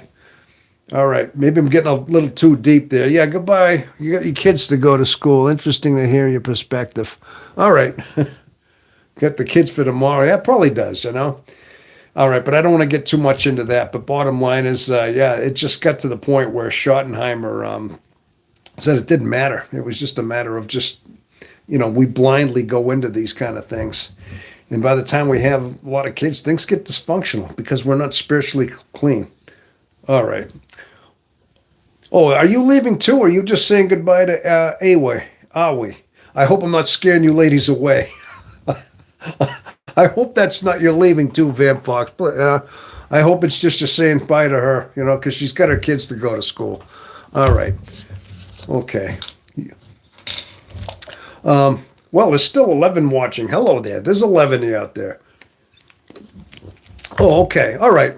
All right. I just, I wasn't sure what was going on. I know. I'm always so nervous that I'm getting, I'm saying something that, sometimes I don't know. I mean, sometimes just you don't know if people are hearing something, and it's like, okay, you touched on something they don't want to hear. But all right. But anyway, that's what I mean. I think a lot of times, yeah, it's unfortunately that relationships, as the human nature, because we're such fallen beings, the fact that we're fallen beings. We can't figure out ourselves in so many ways, and yeah, we end up getting into these dysfunctional, godless relationships. All right. Well, anyway, I think I'm going to say enough about that. But see, you got me on it. I keep going on to these tirades, these spiels over here. All right. Yeah, but these are things that these are things I think about. These are things that I've kind of, I've talked about. Even my mom used to say stuff like that. That's what I mean. My mom used to have these talks too. A lot of times I hear my mom coming out of me. I've told you, my mom, I have a lot of my own stuff. I'm not saying everything is her, but I have to say sometimes I hear her voice coming out in me. Okay, Jethro, I'm just saying, but I don't think anything you talk about is going to scare us away. Okay, all right, okay, all right. That's just me being overthinking. I don't mean scare you away, but I don't think I think you're right. I think you're right, Jethro. You know, but I don't know. I just like to talk, and I have people that are of like-minded. Now, listen, I can't talk to anybody or everybody like this. We are people that are searching. We are soul searchers that want to figure ourselves out, and this is what it's all about. This is deep conversation that we crave, and a lot of this is basically a lot of it's psychology, spirituality, and I think a lot of times I think these psychologists and some of these psychiatrists, they when they talk about human nature, a lot of them look at it from just an animalistic point of view. Okay, a lot of times they're looking at it from an element that we are just, we're animals. I don't offend easy. Oh, thank you. Okay, thank you. What was your interaction with your dad? Oh, okay. My dad was my mom and dad got divorced when I was 3 years old, and I didn't really grow up with him. I met him a few times. He passed away when I was 24 years old, and he lived in San Diego, California, and by this time I moved to Boston when I was a kid, and I was growing up out here. He came out for a few visits. I mean, I spent a little bit of time with him, but I didn't really have a lot to do with him. But I honestly don't think my dad liked me very much. I think he was disappointed in me for some reason. I just do. I don't want to get too much into that. Okay. My dad is an NTJ. NTJ. Like I or ENTJ. I suspect ENTJ. And he just kind of treats me like a human houseplant by just talking to me like I'm a decoration. Oh, jeez. Hey, that's a good way of putting it. Yeah. Okay. And Jethro, the things you talk about and value, the things you talk about are valuable, even if it's obscure. Obscure can be real deep. Well, thank you, man. I think it's kind of deep, but yeah, if you understand it, as long as and I'm sure you understand this stuff. It is deep, but yeah, it's understandable, I would hope. Definitely. Yeah, my dad was an artist. Van Fox, you had an artist for a dad. Yeah, my dad he was educated as a mechanical engineer from Northeastern College in Boston. Yeah, but he had an accident before I was born. He had a car accident. He had a brain injury, and after he came out of it, he went back to school too soon after his brain healed, and he had a nervous breakdown. And then he was in Danvers State Hospital for like months. And I don't know if you know what that is. It's a psychiatric hospital in Massachusetts, and I think it's closed down. A lot of the psychiatric hospitals got closed down, here in the United States and stuff. But he had a breakdown well before I was born. But by the time I was 3 years old, my mom and dad were divorced, and I didn't see him all that much. But the last time I ever talked to him was he kept calling up. It was a couple of weeks before he passed away. He kept calling me and my brothers up because one of my brother Jimmy had a tragic death. He fell off a cliff just a few weeks or about a month or so earlier, months earlier, and he kept reaching out, trying to talk to the family. I don't know why, but maybe he had a premonition that he wasn't going to be around long. Well, the last time I talked to my father, he basically started going on about how he raised the kids and how had my oldest brothers were, nobody'd mess with them, and they're tough SOBs, and nobody had ever F with them. Not, I don't think he swore. He just said nobody will mess with my older. Like, in other words, yeah, you're soft like your mom because I wasn't around, but your brothers that I had influence over, well, they were tough SOBs, and basically insinuating that because I wasn't raised by him, I was soft. I was a little more sensitive, if you know what I mean. So I started saying, yeah, well, Dad, I heard stories, and yeah, well, they also said that they didn't like you, and that you were too, yeah, I know. And I said, my brother Gary, I says, yeah, he told me stories. He didn't like what you did to him. He said you were too this or that. And then he started getting sensitive, and he said, yeah, you're just like your mother. You know that? You got her mind. You're just like her. And you even got her body type or something. And then he hung up the phone. He hung up on me. And I tried to say, yeah, Dad, I love you. And then he hung up, and I don't think he heard it. And that's the last time I ever heard from him. He died like a couple weeks later. So yeah, my dad hung up on me the last time I talked to him. But so I don't think he liked me very much. But hey, it is what it is. But you did have to ask. So yeah. Well, anyway, I get over it. I had to deal with that. You know. All right. So we got here. We only get along. We are limited to our interactions times. We have another similar dynamics with other ESFJs. Okay. And we only, I would see him on weekends. Your dad, okay. I wasn't allowed to sleep over, and he would was healthy eating, but he drank and smoke. So he was a confused man. Oh, all right. I am sorry. Okay. Arts will be. Are you back? I thought you went to put your kids to sleep or something. Did you come back? Oh, was that somebody else? Somebody else had to go put their kids to sleep. Was that somebody else? Maybe I got that wrong. I can't remember. But if you came back, if that's it, yeah, awesome. No, that doesn't mean a sorry. I mean, that's just something that, I got to live with. I mean, somebody asked me how I was with my dad, that's about it. He used to always say to me, like when I was growing up, he used to always ask if I had a girlfriend. And, I did have, occasionally I'd have a girlfriend here and there, but I wasn't like typical kids. I didn't have a lot of like girlfriends. I had them sometimes.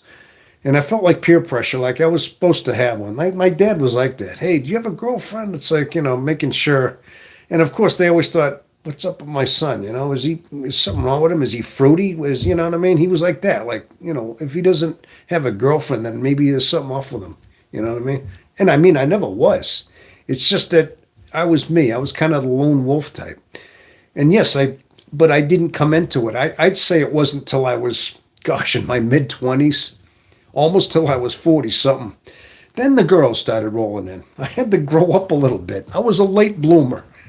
Well, I got plenty of girlfriends from the time I was in my 20s, but before he died, I was a teenager, and I didn't really bloom too much. So I think it came later on in my life. I started having more girlfriends, But that was after he passed. So it was always a concern of his, But I guess that was typical. Then I find out that's typical with INFJ boys, that they're confused in that way. And of course, their fathers are always putting pressure on them. I think he thought I was, I was that way. I was sensitive, and maybe got word that I didn't have a lot of girlfriends. I was kind of, wasn't like other boys. Wasn't that rough and tumble type. I mean, maybe I could have been, but I wasn't. So he kind of was a, he didn't like me. So yeah, that's all. I think it was typical like that, you know.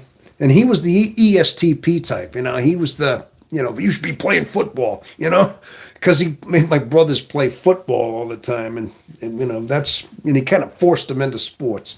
All right, and I shouldn't be talking too much about my dad, you know. He's been passed on for 30 something, 36 years now. I mean, he's been passed on a long time, you know. But anyway, I don't like his current girlfriend. Oh, you mean if your father? And one time I pushed her into a foam ball pit and blamed it on my brother because she can't tell us apart physically. Oh, do you have a twin brother? Is that what it was? Okay.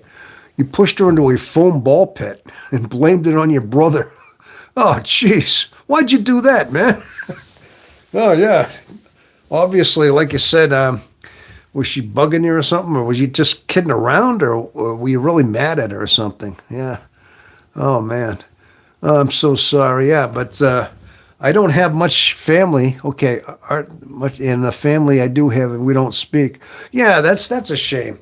Hey, I used to have most of my family's already passed away. I have two brothers right now. One of them I don't talk to. My oldest brother Gary, I've had a spat with him some years ago over things, and I have a very a fractured relationship. And my brother Paul, I still see him. He's got grandkids. He's got kids and grandkids. He was the breeder, you know. But but I don't see him that much. You know, like maybe once a year on holidays. I mean, I still see him once in a while, but usually on once in the summer for 4th of July and maybe once like around Christmas time or so. Okay. You know what, people? I'm going to plug in my charger on my phone now. Before my phone dies, what I'm going to do here is I'm just going to change the. I am going to unplug the microphone, and I'm going to. So give me a second. I'm going to talk to you. All right. You should be able to hear me still. Now I may buffer for a second, but I will correct that. This is just so my phone does not die in the middle of this live. Okay. All right.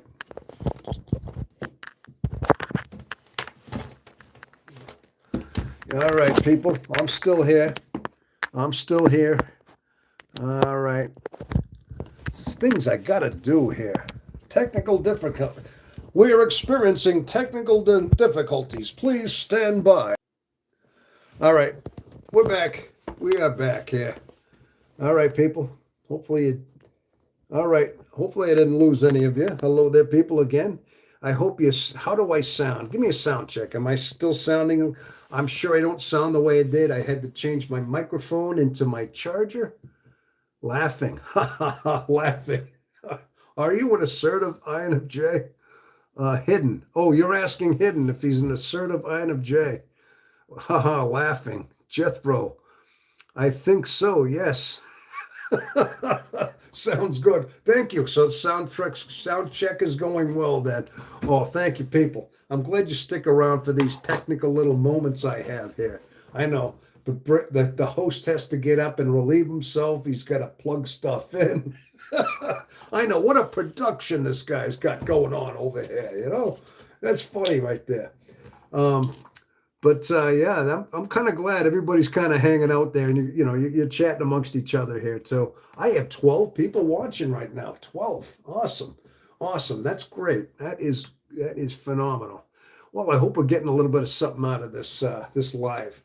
I got to tell you that you're bringing out a lot of like wisdom in me, a lot of stuff that I just know that I've understood, that I kind of figured out. And I got to tell you something, people. Sometimes as I'm talking, I'm just figuring it out too.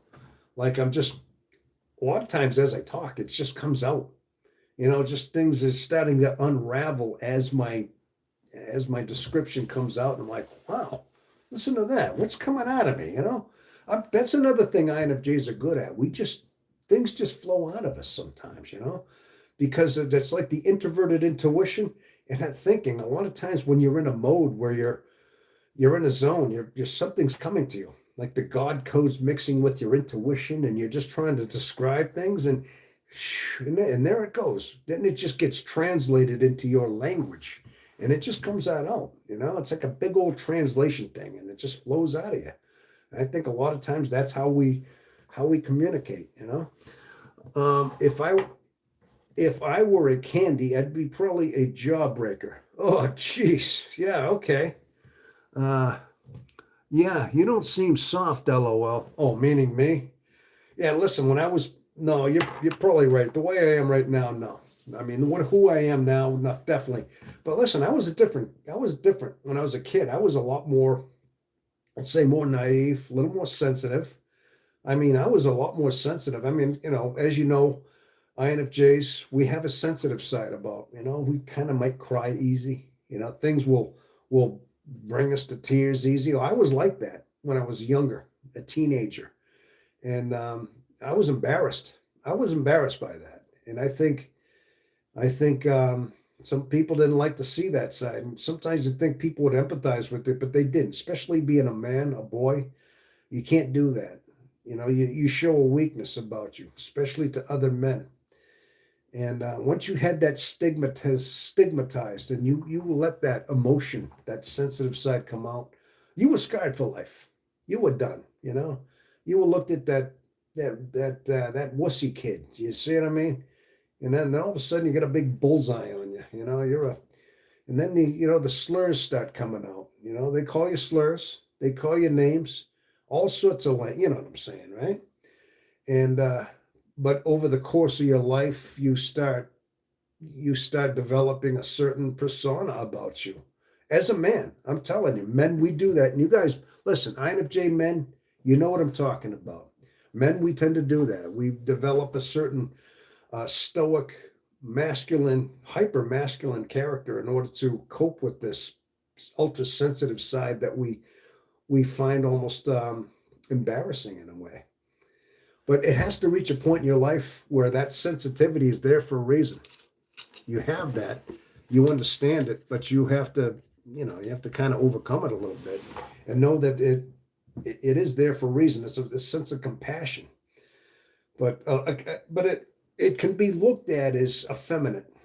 Okay, to have that sensitivity, and I'm sure you know that because typically, you know, you know, women cry easier than men. You know the old saying. It's stereotypical, and men are supposed to be tough as nails, and nothing bothers them. That's a stereotype. And if they do, even if it's looked at as very weak, and it's not looked at very very highly in our society when a man cries or shows an emotion, especially a sensitive emotion. Come on, guys, you know what I'm talking about, and I know you've been through this yourself. Okay, but okay, so yeah, you don't seem soft. Okay, straight off the dome. Straight off the dome is my preference. Okay, artsy, artsby, artby. That side is what makes us good artists, poets, musicians, and etc. Yes, okay. Yeah, that's the creative side, isn't it? I wish I could have been more soft. I wish I could have been more soft. I was always so aware. I don't seem to have been as sensitive as I find a lot of INFJs. At some point, I'll probably be softer when I'm old. LOL. Yeah. You know what? I don't think it ever goes away. I mean, maybe you didn't show it as much. I don't know. Maybe it was your upbringing. I just know I had certain elements because I don't know, just the way I was. I just knew there were certain sides of me that early on I saw them. I did see them early on, but I adapted and I decided to make sure that they were they weren't going to be there anymore. In some ways, I was rebelling against it. Like I would suppress it and put on a very stoic, very a face to hide it, and I buried it deep. It's still there. I still have it. I just have a way of I don't know. I have a way of just burying it a little better. I don't think it ever goes away. In fact, I've said that. I think we have a sensitive side. We are emotional after all, and but I think it's balanced with our logic. But as a man, I think it was just to me it was just a way of evolving a certain mask. All right. But at the same time, I know it's there. I'm not ashamed of it. I think one time I was, but now I realize that it's who I am. It's what made me. It's what shaped me. I mean, there's got to be a reason why. You want to know what one of the reasons? I can tell you a little something of a story that happened. That you want to talk about trauma. Now, this was a little bit of a something I never forgot. My brother Jimmy. Now, this goes back way back to San Diego. We're talking about um, who's Harp. You're from California. This was way back when I was a kid. I was living in San Diego, California. My first house.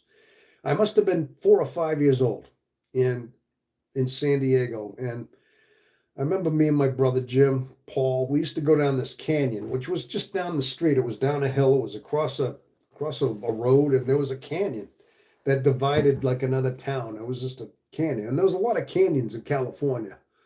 And well, we used to hang around down there sometimes, and sometimes my brothers swore they saw a bobcat. They used to hunt down there, right? Well, anyway, I was down there with my brother Jim, my late brother Jim. But at the time, I was probably four. He must have been five, six, seven, eight, nine. He must have been about 11. Gosh, he was probably 7 years older than I was. So 4, 5, 6, 7, 8, 9. Yeah, about 11. He must have been if I was four. So he was older than me. So we were down, and there was some old like appliances that were tossed down. Like people would just throw their stuff away, like old stoves, refrigerators. They would just toss them over into the canyon. And a lot of times, back in the early '70s, late '60s, people would do that. They would just toss their old refrigerators, and there was an area where there was dumping appliances. And so I still remember this. My brother found a lizard under a rock. My brother Jim. And he put that lizard up on one of those appliances I'm talking about, like an old stove or something. It was all rusty, but he put it on there. I still have this vivid memory, people.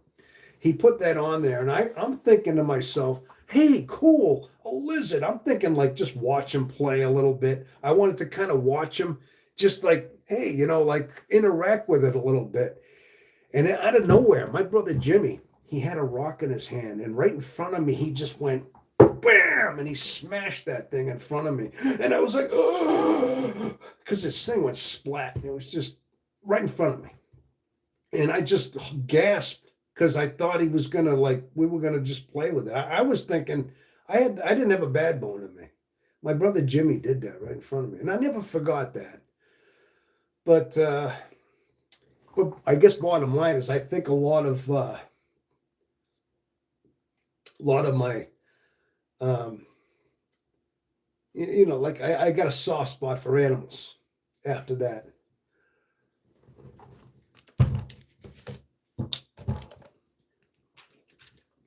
You know what I mean? So I think at that point, I think it kind of it was something weird. I don't know what it was, but I remember thinking like, um, I would never do that if I could. I just thought animals shouldn't, you know, it shouldn't happen. Maybe not to animals. Things just shouldn't be needlessly, vainly, like just killed like that. My brother Jimmy, he ended up, I mean, years later, he ended up either unaliving himself off a cliff or he fell off a cliff. So the very thing that he did that he pretty much died and bashed, and he basically likely hit rocks 200 feet. He crashed down and he had massive trauma to his chest and his head as he passed on when I was 24 years old. After his wife died, it's a long story, but it's almost like he whatever was in him possessed him at that young age, even as a kid. That whatever it was that it led him to his own demise. Whatever that spirit that he had that led him to do that, it stayed within him and it took his own life. Whether he did it by his hands or it led him to there, but he had the same fate that poor animal did.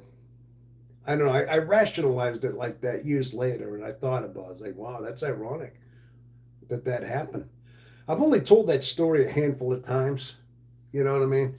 It was one of those things that I never forgot. And it just kind of, it really, talk about it, was kind of a little bit of a trauma in a way. It was like it really just seeing him do that, because I remember gasping, and I was just horrified that he did that. And I couldn't, and it was so in vain. Like it was just an innocent animal. And I don't know. Okay, enough said. I wish I could have been more so. Okay, I remember that, Jethro. I was always under soft inside. I, I understand I was soft inside and aware, uh, aware, but my strength always kept me not so sensitive. Well, that's the way I developed myself, dear guy. I did the same thing. Yeah. I definitely relate to having a softer side, but something shifted around the time I've had my first few door slams. Okay. All right. You have any pets? Question mark. I have a turtle. Okay, well, I'm getting buffered on. Why? What's going on? Oh, okay. I buffered for a second, but I'm good, people. Oh, do I don't have any pets. You have a turtle and a few squirrels. Squirrels and a turtle? That's unusual. So, no. Been a vegetarian all my life. At a very young age, I became one once I realized it was animal flesh. All right. 15 watching. Let's go. Oh, really? 15? Are there still 15 right now? 13. Okay. Hey, all right, cool. I didn't even check that. Hey, that's awesome. That's awesome. I just like to think that, I noticed that the audience is growing a little bit here and there. I think more people are coming in. Um, El Vagabond. El Vagabond! This month. This month. There's somebody else I see. How you doing there? All right. Hey, there's another regular coming in. Good evening, Tom. I'm sorry to hear about your brother. Oh, you heard that story, did you? Oh gosh, my stepfather, who was. Oh, what? Wait, I miss. I was trying to read that. It's scrolling up. I'm sorry. I'm just happy to see people that are coming in here. Um, I wish you. Okay, where was I? Oh yeah, I'm sorry. I'm sorry to hear about your father or your brother. My stepfather, who was more of a father than my real one, took his own life a handful of years ago. I struggle with that pain. Yeah, I'm sorry to hear that. You know what? I really am. Yeah, your stepbrother. Yeah, I tell you. Um, Now that it seems like most of funny thing is the older you get too, you start losing people in your life. And I'm sure I don't know how old you all are. I'm 61 years old, and I've seen just people come and go from my life. Like I said, I have two brothers left out of five. I've had two brothers. My brother Jim, who passed away, my brother Fred, my oldest brother, 10 years ago. My parents are both passed on. And my mom died at 88 years old 5 years ago in a nursing home. And also, sometimes I check Facebook. A few years ago, I found out a lot of like good friends of mine. When I did have friends hanging out in my hometown, ones I went to school with, the ones I just, grew up with as teenagers. A lot of them, a good majority of them already passed on. Some of them was substance abuse, some with heart attacks, some were just like, short-term illnesses, cancers, whatever. And sometimes you hear like they passed on at like their early 50s or their 40s. And there's a string of like people I knew that just passed on. And I'm like, so you hear this and think, yeah, it's amazing. You reach a certain age in your life and you see people go away, dear people, into your heart. And then all you have are memories of people at some point. El Vagabond, 77. Oh, fist bump. That's cool, man. Crazy. My stepdad had me, had me watch Faces of Death. Oh, Faces of Death. I remember seeing that. Yeah, that was back before that was back at a certain age you could do that without censorship. I don't think you could allow that nowadays, or it'd be almost black market stuff. You know, I saw that back in the '80s. Somebody had a tape. One of my friends, hey, you got to see this. It's just yikes, awful stuff. And at the time, you're smoking, you're passing around the doobie, watching this, just kind of yucking it up, trying to talk. I tried to fit in. I remember my friends like doing that. I tried to be just part of that, but part of me said, "What am I doing? Why am I doing this?" You know what I mean? There's always a little voice in the back of your head that's saying, "Why? What am I doing here?" You're going along with it, but somehow it's something you shouldn't be doing. I don't know, but that's something. So you're basically saying your stepdad kind of wanted you to.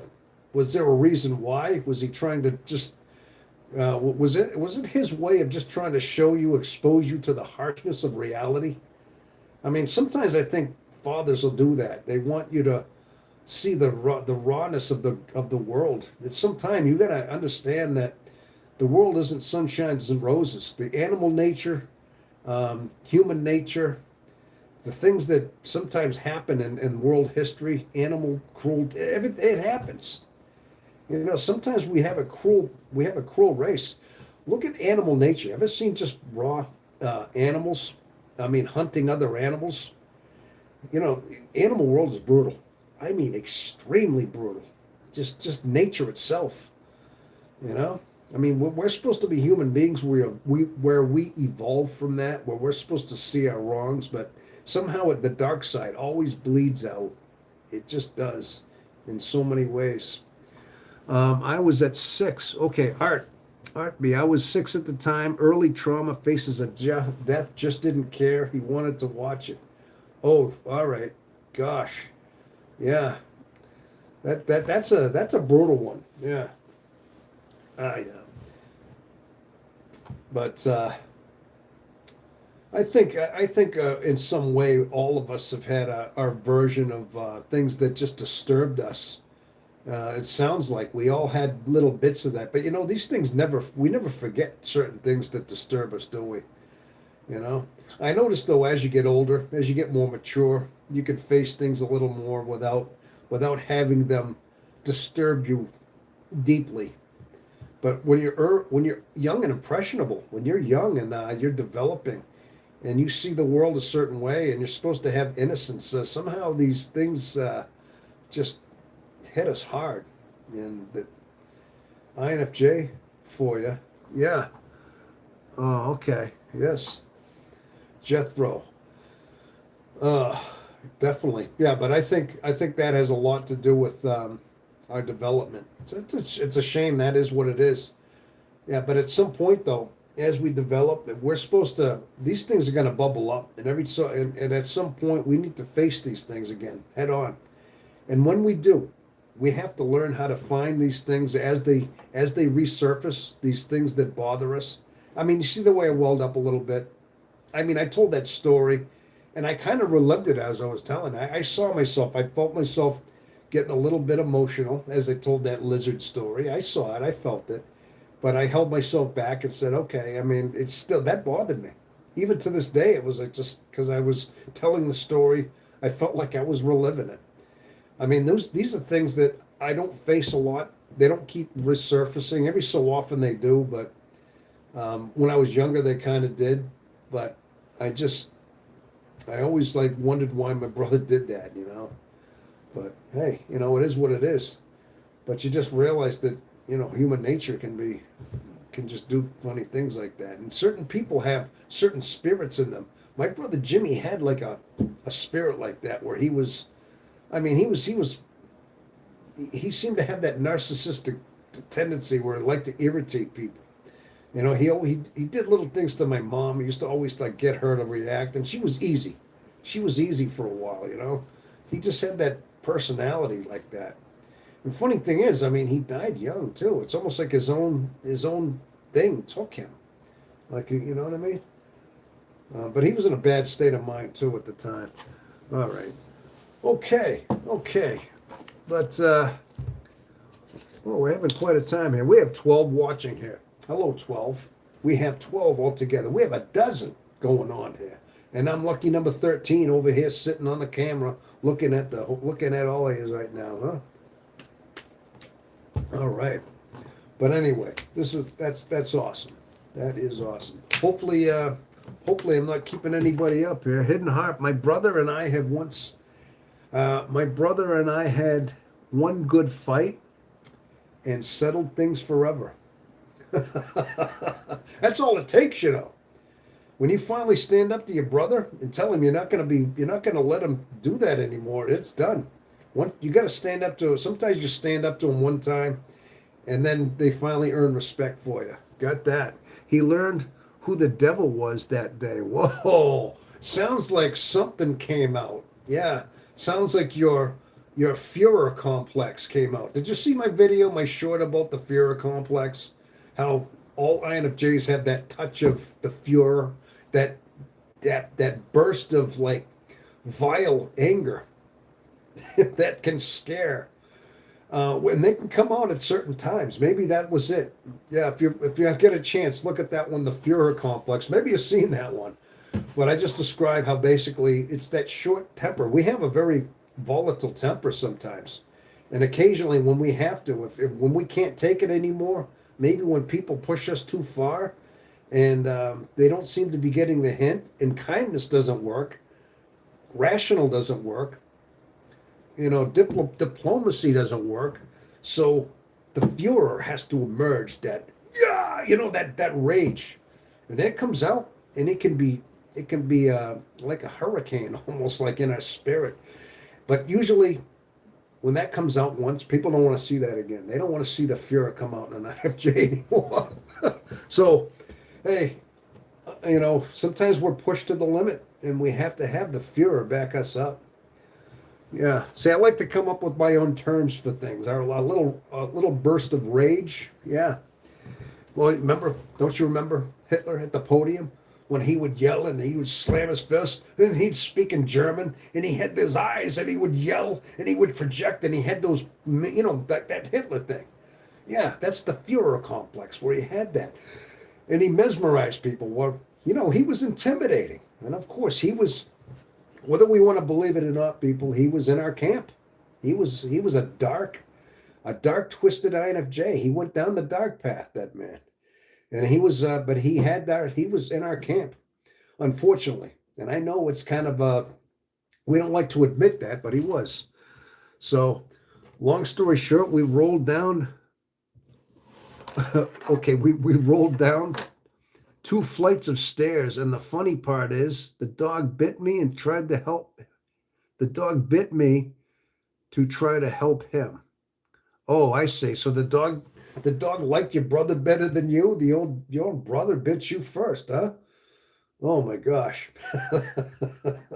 that's something else, huh? That's quite a story right there, huh? Yeah.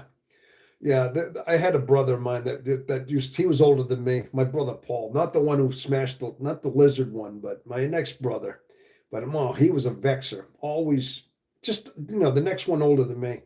And I used to take it because I was always smaller than him. But one time when I was a teenager, I finally snapped in the kitchen, and I remember pushing the table back and saying, like he said, oh, he was threatening me like, oh, if you don't stop, I'll kick your butt. And I'm like, yeah, well, go ahead. And I finally snapped, and I stood up to him. My mother was trying to break it up, and he never bugged me much after that. It's like I finally had enough. It was like I finally got to where I was his height, though. And now I was like 16. He was probably 18 or 20. He was a few years older than me, but I was still big as him, and I finally didn't take it. And our relationship changed after that. He didn't pick on me as much, you know, but he was relentless growing up. But I think it helped me. I really think it helped me in the long run. It really it forged me in such a way. Gave me a certain ruthlessness about me when I needed to. Just a way of knowing I could get rough and tumble when I had to, to defend myself. I had 4 brothers. I'm the youngest out of 5 boys. So think about that. I had 4 brothers always, beating on me, and you know, just trying to torment me in so many ways. And yeah, it finally molded me into who I am, I suppose. That's what happens. You know what I mean? Okay, you're laughing. The dog just seen who was winning. Oh, okay. Oh, so he bit you because you were winning. Oh, so you got the better of your brother. Now, was your brother older than you or younger? I picture this, you're being the younger brother. I'm gonna listen. I'm only gonna guess you were the younger brother, and maybe it was a situation like mine where he was the brother that was always the vexing brother, the one that was beating on you. You finally got old enough, and you weren't taking it anymore. You finally snapped. You finally snapped and said, "No more. He's not bullying you anymore," and that was it. And you took him by surprise. I'm guarantee it. And you taught him a lesson. And then you said it never happened again, because that's what happened with my brother. Trust me, I had 4 of them, 4 big brothers. And that's what happened with me. So I'm going to say, I'm guessing, is it something like that? Was he your older brother? Just asking there, Harp. I'm the firstborn, and I think we are only three or four. Oh, your twin. I'm sorry, your twin brother. Yeah, I forgot. You're a twin brother. That's right. I forgot. Twin brothers. You're 3 to 5 minutes apart. Okay, all right. I forgot. I don't have a twin brother. All I have is I got. We're all like 3.5, 4 years apart. We're kind of spaced out a little bit.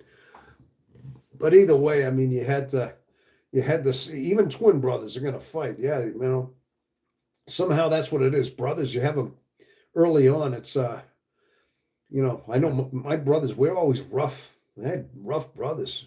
We're always fighting and always having to stick up for myself with them. Even now, I don't get along with one of them. My older brother, my older brother, and he's 70. He's in his 70s right now. I think he's like going on 72 years old or 73. Yeah, my older brothers are now in their 70s. So, but it's hard to believe that that's what it is now. Now we're all older now. So that's something though. See, we all have similar. It seems we all have similar stories about our family though. That's something else. But yeah. But anyway, these are all. I think family. Growing up with family. Sometimes the hardship of our family. You might think at the time it's happening, you feel like a victim. It's sad. It's like, if you're getting bullied by your older brother and you're young and he's bigger than you and he's slapping you around, you at the time you're thinking, you're sad about it. But then as you brood about it, you're thinking to yourself, one of these days, you're thinking in your head what you're gonna do. I remember building up. After he'd slap me around a little bit, I'd sit and brood when I go alone. And sometimes I'd think, oh, I'm gonna, I'd imagine myself just tearing him to shreds or beating the tar out of him, beating him so far into the dirt he couldn't even move. And I thought it's gonna build up to that someday. And I basically did in the kitchen. I mean, it wasn't like he was that, but I stood up to him. It was finally I couldn't take it anymore, and he never messed with me again. I mean, he just never did. So it had to happen. Do you know how many watch time hours you have on your channel? Yes, I do. I do keep an eye on it. I do keep an eye on it, and obviously these lives are good for that. But yeah, I do know it's up there a little bit. It's growing. It's growing. I know one thing. I know Jethro. Are you still planning on getting a YouTube channel? I know you were saying that you were planning on starting your own channel, and I want to see that channel. You got to let me know, and it's going to be Personality Pill. You got to understand something that where you're getting watch hours, you don't get any from your shorts. The short times, whatever amount you have on your shorts, do not count toward your hour watch hours, if you can believe it or not. The ones that count are your videos and your live streams count as watch hours. Yeah. What a lot of times what you're looking for in the shorts are subscribers. When you put out a short, of course you want to have that out there as almost like an ad. It's a way of getting yourself out there. It's a way of getting people to see you because they see an ad or like they watch a 3 minute short or a 2 minute short. You say a thing and people will subscribe to you and then they want to see your videos beyond that. All right. But yeah, I know that you said you wanted to start your own channel, but just remember shorts. The shorts are for your subscribers for the most part, and that's where people are. They see you. You get your face out there and your message out there, and they subscribe, and then they look further into your channel, and they check you out. Then they start watching, and if they like you, they'll stick around. They will. And depending, I mean, if they watch your video, they don't have to subscribe. It's the ones that do will want to look further, you know. But yeah, I keep an eye on it though. I do watch it. Yeah, I do see it going up. But these lives do help. These lives definitely help out. But also, I mean, it's not all about that as well. I mean, a lot of it is just the fact that it helps the channel. It definitely helps to get the channel going and yeah, people like to cycle through the lives, and we like to hang out like this. And I like to see that a lot of you are here consistently. And I've seen some of you night after night, and I see some of the familiar faces. I tell you, I like that. Okay. All right. I can't believe it. I started streaming 3 hours ago, according to my ticker down here, and we have twelve watching. We still have a 12 watching here, and I'm still the lucky 13. That's awesome. That is awesome. That's cool. All right. I think we've covered a lot of different aspects on this so far. I like your questions, though, people. See, that's another thing. As you can see, where I get you steer me into places. You just kind of lead me down rabbit holes, and a lot of times it's just I think about it, and I know I have a couple things going on, and you kind of say you ask a question, and then of course I go on a 10-minute tirade about it, but you kind of I'm leading into these little rabbit holes in a way, which is good. El Vagabond, what you got saying there? I recently had a dream, yeah, where I was walking under a mosquito tree in the desert. A mesquite tree in the desert. There was grass growing out of the sand, and I came across a dying hen. It was very surreal. So I don't know. Are you into like interpreting what dreams mean? I'll tell you, I've had some dreams that like sometimes they I don't know what they're trying to tell you. They're so obscure and like um, yeah, walking in the desert, a mesquite tree, and there was grass growing out of the sand, and I came across an old dying hen. Now, what did you do? At that point, what did you do? Is this just something you witnessed, or what was your reaction? Did you just did you wake up? Did you try to help the hen? Did you try to what did you do? Just curious. That could be the key to the solving the mystery of what exactly that dream was interpreted to do on your reaction. So just curious. Maybe we can figure out what that dream meant. I don't know. People, I don't know what I'm saying there. I'm just talking off the cuff. But I mean, sometimes with people into dream interpretations and stuff, you know what I mean?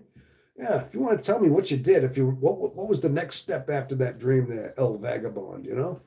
777. There's a regular for me right there. El Vagabond, I'm trying to remember where you're from. Are you from Carolina? Was that you? Or gosh, somebody was from Carolina. I think it was it North Carolina? Was that you? I'm trying to remember. You're from the United States. I know that from somewhere. I always try to have a geographical location as to where people are from. You know what I mean? But that's all right. Uh, I just can't. I just calmly watched it with empathy. Oh, okay. So you felt bad that the poor thing was passing on then, huh? Mojave. You were in the Mojave Desert. Oh, Mojave. That's right. There you go. Well, first of all, there's a location for you. Mojave's right in the desert there. So you walking through there, you're probably familiar with desert area if you're living in that area. So that's a geographical contribution to your dream. Typically, a lot of times our landscapes are formed by basically our surroundings that are subliminal in our everyday life. I mean, gosh, if you encounter certain people or encounter certain things, I have dreams a lot about work instances, and sometimes interactions with people I work with, or sometimes just me doing my job. I remember a lot of times I was doing my job in my dreams sometime. Yeah, because I did it so often. You spend a lot of time in the desert, do you? I mean, in the Mojave, that would explain your geographical location. But as far as the hen, that I don't know. Does somebody have chicken coops? Did you happen to see it one time at some point? Maybe you saw a chicken maybe cooped up in a pen somewhere, and maybe and you felt bad that the poor thing was penned up, and you kind of felt empathy that that it's all life is just to lay eggs, or someday it's gonna be chicken soup. Sometimes that's what we do too. Maybe you had that little thought like, poor hen, just it's in that cage there, coop. You know what I mean? And maybe, and being that okay, and they definitely can swim. Mystery solved. Oh, okay. And now he didn't say anything about swimming, did he? Okay. Growing out, he said he was in the sand. Now, Nothing about water. Is there a water connection there, Harp? No, we're just trying to decipher this dream. We're just trying to analyze, psychoanalyze, decipher what this dream means. You know, as any good psychologist would want to do, right? I'm just trying to troubleshoot. I don't know what I'm talking about, but I think I have enough of a knowledge of psychology to know that that's part of what your geographical connection is. Okay, so, but I'm only basing that on me because a lot of my dreams have a lot to do with, like I said, things that I'm very familiar with, like areas, terrain, geographic. Like I'm always dreaming about if I'm like I said, just where I'm from and places I go geographically. So a lot of our dreams are manifestations of our reality, of course. But of course, they always take that their own twists. A lot of times we subliminally, subconsciously are trying to recreate things where we're trying to, you know, produce our own outcome. But a lot of times it gets crazy, it gets bizarre. Like sometimes the dreams never make sense, and they're like obscurely like abstract in a way. I mean, whether or not that's part of our subconscious introverted intuition, which is an abstract function on itself, and maybe that's kind of mixing with your reality, your extroverted sense. I mean, I don't know if maybe that had something to do with it, but a lot of times every type says that their dreams are very abstract and they don't make sense. Uh, and things like that. Or sometimes you see certain situations of people doing things out of character. You might dream about, maybe family members doing some things or being in compromising situations that's completely not them. You see? So like at times they don't make sense. So, but that's some of the bizarreness of some of the dreams. And I know, hey, I remember being a kid and having like I remember I had a fever. I mean, I remember one time, a couple times I had strep throat, and I had a high fever. And I remember being a kid. Have you ever slept or tried to sleep when you're on a fever? And I remember having some like when your head is hot and your brain is basically having a fever, and you start trying to sleep. Maybe you got a sedative as a kid. And you started dreaming. Then I had nightmares. I think that induced a nightmare in a lot of ways. I remember having being a kid, and that was some of the things that got a nightmare out of me. It was having a fever. I think that's common too. Yeah, because the brain is burning. So, and if you are in a sleep REM state, yeah, nightmares start happening, and then all of a sudden your dreams get very bizarre. In fact, and sometimes they're shocking and they're horrifying as well. You might wake up and say, "Oh my gosh, I'm glad that was a dream." Ever done that too? Something really awful's happening to you, and you just wake up. Oh, thank God that was a dream. you know? Yeah. But anyway, okay, we're talking about dreams. That's basically that's the way I would interpret a dream. Um, as far as the whole connection with the hen, like I said, you'd have to search back, and at one point maybe you encountered an animal that you felt bad for. Maybe you just saw it, like I said, in a zoo cage or something, and and that's where it came from, you know. And then of course you always take that imagination and go, you intensify it by making it dying, making it even more empathetic, more something you felt bad for, like seeing the dire circumstance. I don't know. Okay.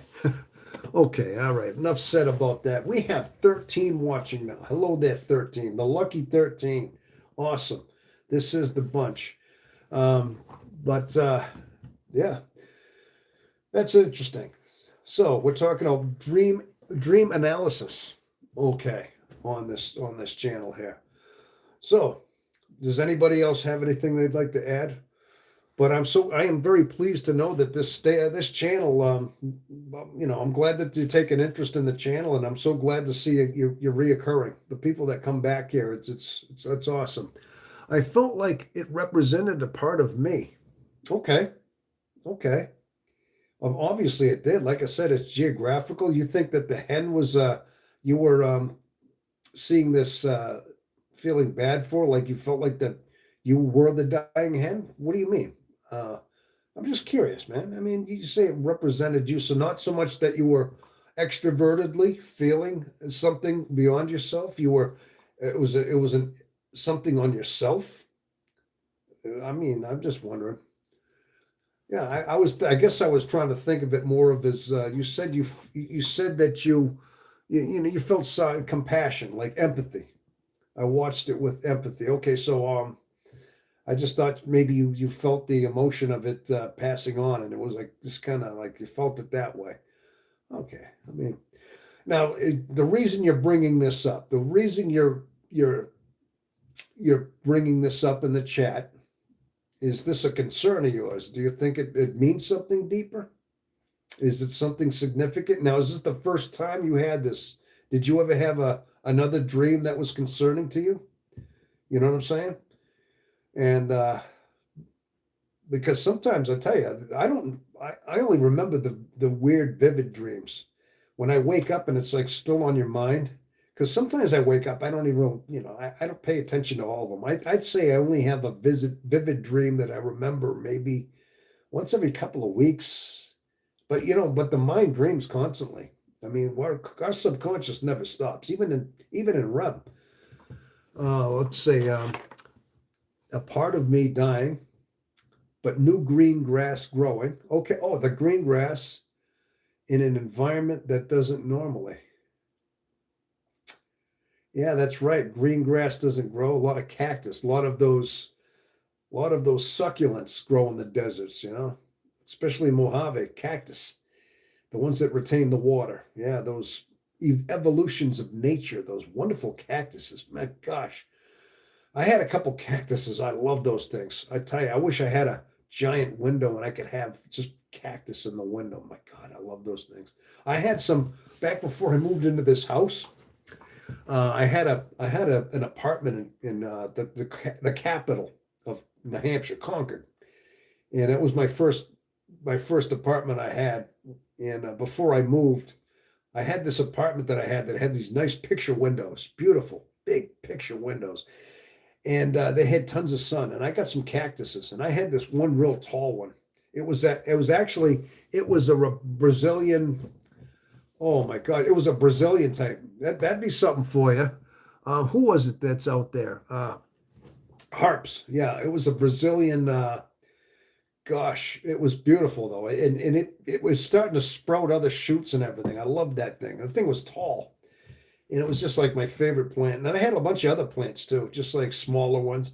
Now, when I moved to my new house, I didn't have the windows, and I didn't want these things to die because I didn't have the same sunlight. Because you got to give these things sunlight. So I had to give them away. I brought them to a greenhouse where I bought them, and this one had lots of cactuses in there, and I just donated them. I says, hey, I'd rather just give these away. Give these, I thought about them.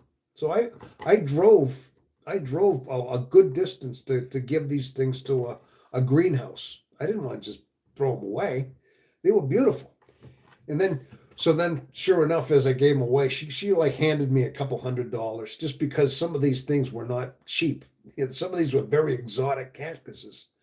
So I mean, some of those, those barrel cactuses that are just like the round little domes. I mean, I had a couple of those that were about the size of a softball. I mean, beautiful. I love those things. I tell you, I hated giving them up.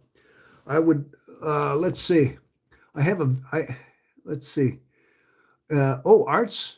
So the Book of Symbols, Reflections on Archetypes, Images, and Freud, The Interpretation of Dreams are both great books around dream analysis.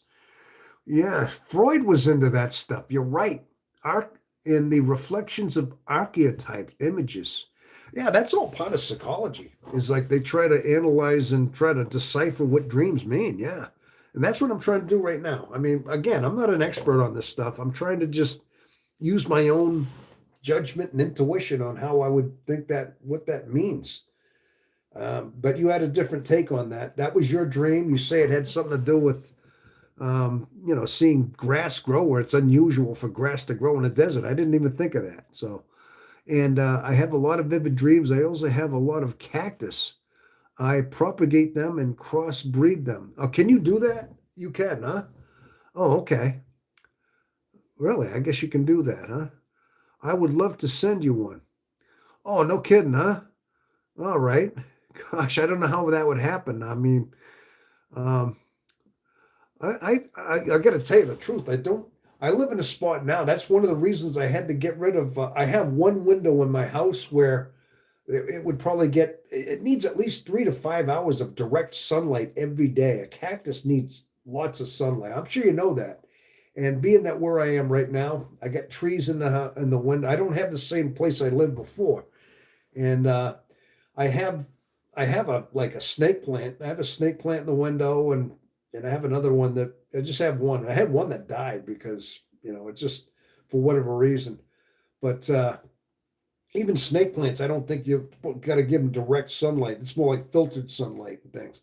But I know they all need like a direct sunlight, most of them. I don't think I really have the window space that would do that. Now let's have that beer. Oh, you still remember the beer, huh? Hidden Harp. Now he wants to have the beer, huh? I finally got up, took a shower, having dinner. Oh, okay. Um, you can see my cactus if you search Dream Extension. Now, is that a Dream Extensions? What is that? Is that a YouTube channel? Is that your channel, or what is that exactly? I'm gonna have to write that down. Here, let me write this down, okay? Hold on, let me grab my notebook here. I gotta write this down. El Vagabond. Dream. Okay, give me a second, people. We still have 12 watching here. Uh, yeah, but now we're talking cactuses and stuff. Uh, like I said, I just had those in that apartment. I had the windows for it then. Now, I thought buying a house and getting my own house was more lucrative. I kept looking, thinking, hey, you know what? Rent's never going to stop. I need to buy a house. And unfortunately, the house I bought did not have beautiful picture windows for things. Okay, so you can bring them inside to go dormant over the winter. Oh yeah, right. If you're in Mojave, it's my profit on Reddit. Oh, I see. Oh, okay. All right. So I'll have to write this down here. Dream extensions, huh? Extensions, huh? And you say it's on Reddit? Now, if I was to just Google dream extensions, would that come up? Or would I just have to say dream extensions and that would lead me right to it? Or do I have to go to Reddit and do that? Or would it just Google it there? I'm just curious. I'm just asking questions, all right?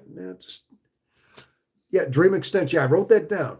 So I just have to Google that and that leads me right to it. Okay. I'm gonna guess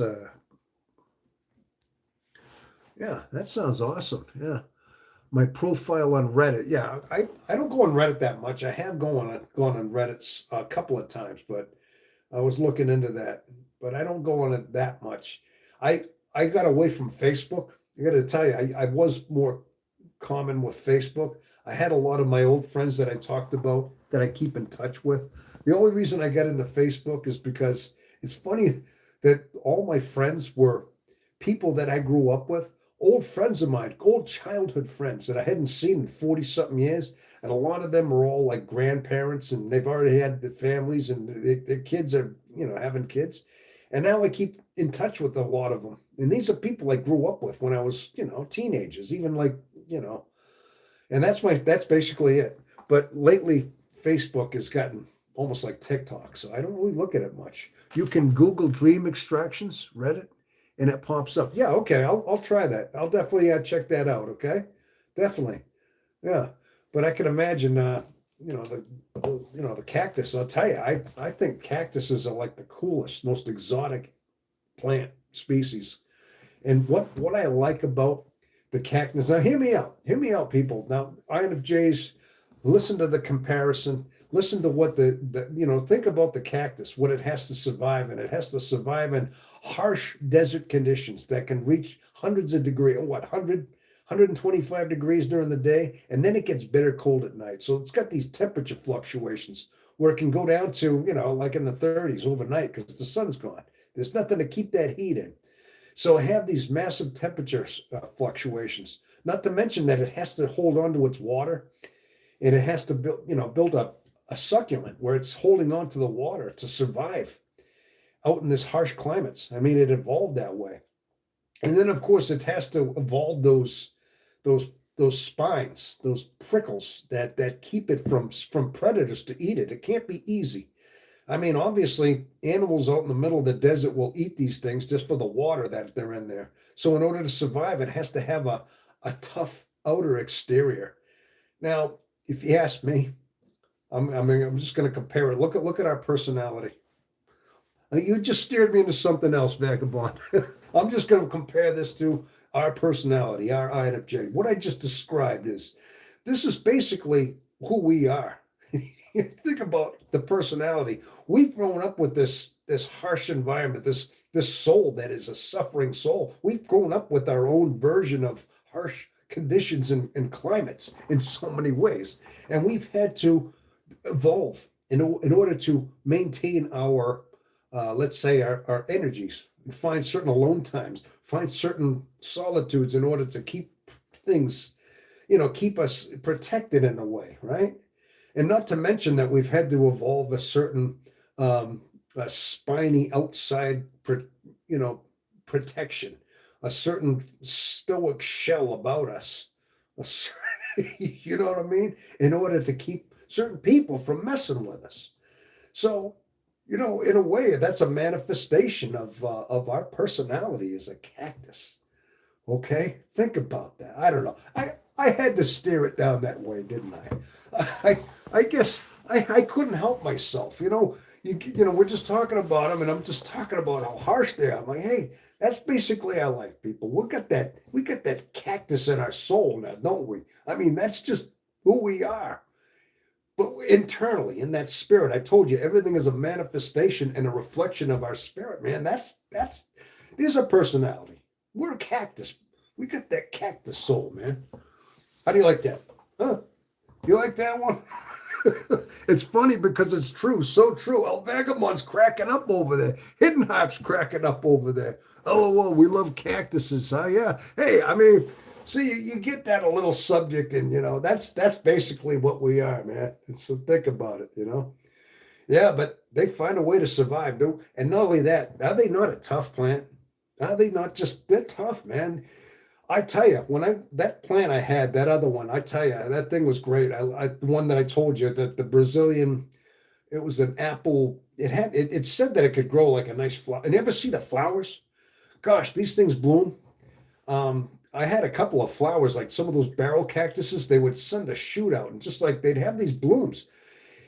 I used to be amazed. I would watch these cactuses and think to myself, oh my gosh, as as rugged as these things are, as tough as they are, they still have to send that flower out in order to, find something to copulate it, to spread its nectar. It still had to lure in something that would spread its seed. It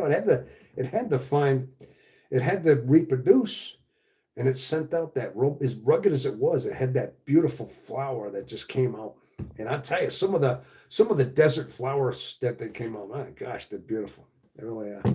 How about that? And I had to throw a little bit of sensitivity in there too. I had to throw that little bit of a reaching, sensitive, beautiful side of the cactus, along with that rugged, tough exterior. What do you think of that? Hey, a new video idea, that the INFJ cactus. Whoa! Hey, we just stared into something, and you got a cactus.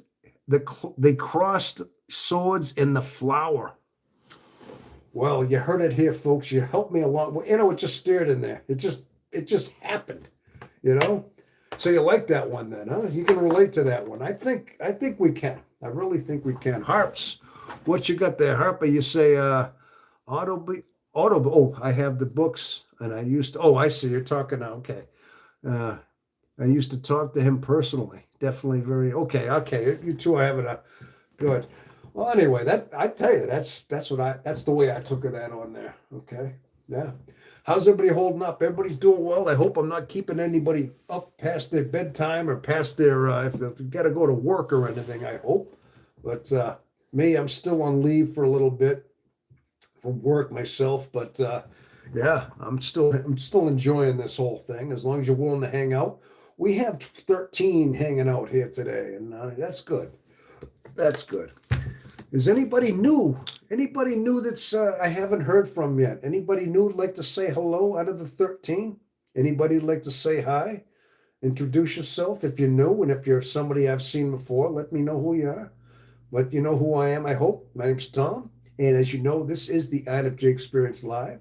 And if you'd like to, yeah, just let me know. Just give me a hello. How are you? And if you'd like to, just tell me where you're from. I like to just know, general, what country, what state. You don't have to get too specific, if you know what I mean. All right. Yeah, it's not too specific. That ocean there off the coast of California. Let's not get too specific, right? I'm only kidding, people. I couldn't help myself. Now you got me in a funny mood over here too. You know what I mean? Talking. So as you know, this is the INFJ Experience, and yeah, hopefully we're covering a lot of different topics here, as you know. But let's see, who do we got? Hidden Harps, anybody? Nice Ren, a smart dude. Hey, all right. Definitely very insightful book. Okay, you're talking about books. Okay, all right, nice. Nice. Yeah. A new video. Okay, anyone looking for an IG? Oh, anybody looking for an INFJ centric book? Oh, that's the one you were actually talking about. The Ecstatic Soul and the Infinite Soul by Ronald Cordetti is extremely enlightening. Oh, okay. That's the book you're talking about, huh? Nice. Yeah. A funny thing, I should read a little more than I do. It's just that, gosh, I sometimes reading really hurts my neck. I got to listen to audiobooks. Audiobooks seem to be more fascinating. Just that looking down a lot hurts my neck a lot. I used to read a lot as a kid, though. Yeah. All right. So, but yeah. See, all you have to do is if you ask me a question and I throw a little tidbit in there, I can't help but to just start going spiraling into something like that. I like reading, but I hate journaling. LOL. Jethro. Hey, Jethro. I was always curious if INFJs like to read Harry Potter books. Oh, I know that. What's her name? I know what's the author? J. J. Rowling's, is that it? I believe it's a woman. I heard she was an INFJ, the author of that. I never actually read the books. I remember when they came out, though. I did see the movies. Back when I was first married, my stepdaughter was she was a young teenager, and she was into that. She read all the books. And so then, of course, yeah, J.K. Rowling's, that's it. Okay, I knew it was something like that. But yeah, I did see the movies. I didn't read the books, though. But I know they have a certain following about them. Yeah. Question. Okay. What are your thoughts on introverted feeling and your personal relationship with it? Oh, introverted feeling. Okay, that's not extroverted, that's introverted. I just came up with a video on that. I talked about the about introverted feeling. Now that's one of our shadow. It's not one of our main functions. I know extroverted is our second. We have introverted thinking, and of course extroverted sensing. Those are like our four main what do you call preferred functions that we basically rely on. But introverted feeling, yeah, that's one of the. Somebody told me that's seventh on the list or something like that. We always have those shadow ones, and but introverted feeling is basically how you think about yourself. It's about your internal. Introverted thinking is basically how you think about yourself. I think, and I think a lot of it is through the course of my life personally. I think a lot of us times INFJs, that's one of the dagger ones. A lot of times we don't think very highly of ourselves. I know that I never did. A lot of times I think we because we have such a turbulent life, and a lot of times because we're ghosted a lot, and sometimes we're isolated. Sometimes we have a lot of depression and sadness in our life. We have a lot of things going through our head. We're sad a lot, and so when you're like that, when you're in that state, a lot of times you can't help but to think, "What's wrong with me? Am I worthless? Is this something? Do people not like me? I'm worthless." Sometimes we're our worst critic, okay? And I think a lot of times our introverted feeling leads us down these paths of just really almost beating ourselves up in so many ways. And I think whether or not that's a shadow, it could be. But I think a lot of times, maybe even with the turbulent, I don't know so much with assertive. Maybe the assertive INFJ probably has a better grip on their introverted feeling because they got their act together a little more. They're a little more organized. They seem to have things a little more in check. So maybe the assertive INFJs don't have as much of a conflict like the turbulence, and that's exactly what the turbulent INFJ is the fact that we are so difficult. We are so we tend to have a low self-esteem about ourselves. I know I did.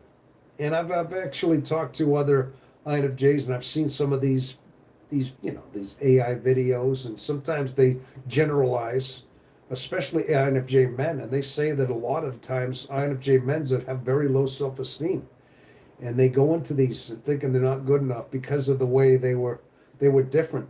They weren't like their peers. They had a certain way about them that, like I said, maybe their father or their brothers just had no respect for. So yeah, they start believing it themselves. So their introverted feeling in a lot of ways is a very large obstacle for INFJs to overcome. Now, I think the closer you get to discovering yourself, I think a lot of what we have to do is, I think, and I've said this before, acceptance. We really have to accept who we are, people. One of the greatest things we can do for ourselves is to understand ourselves, is to accept that we're not going to be like anybody else. We're not going to be like typical people. We're not very conventional, and we have to come to an acceptance that we're loners, we're introverted, we're isolated. We're never going to quite be the extroverted type in so many ways, and a lot of times, function. Okay, am I not answering the question right, Harp?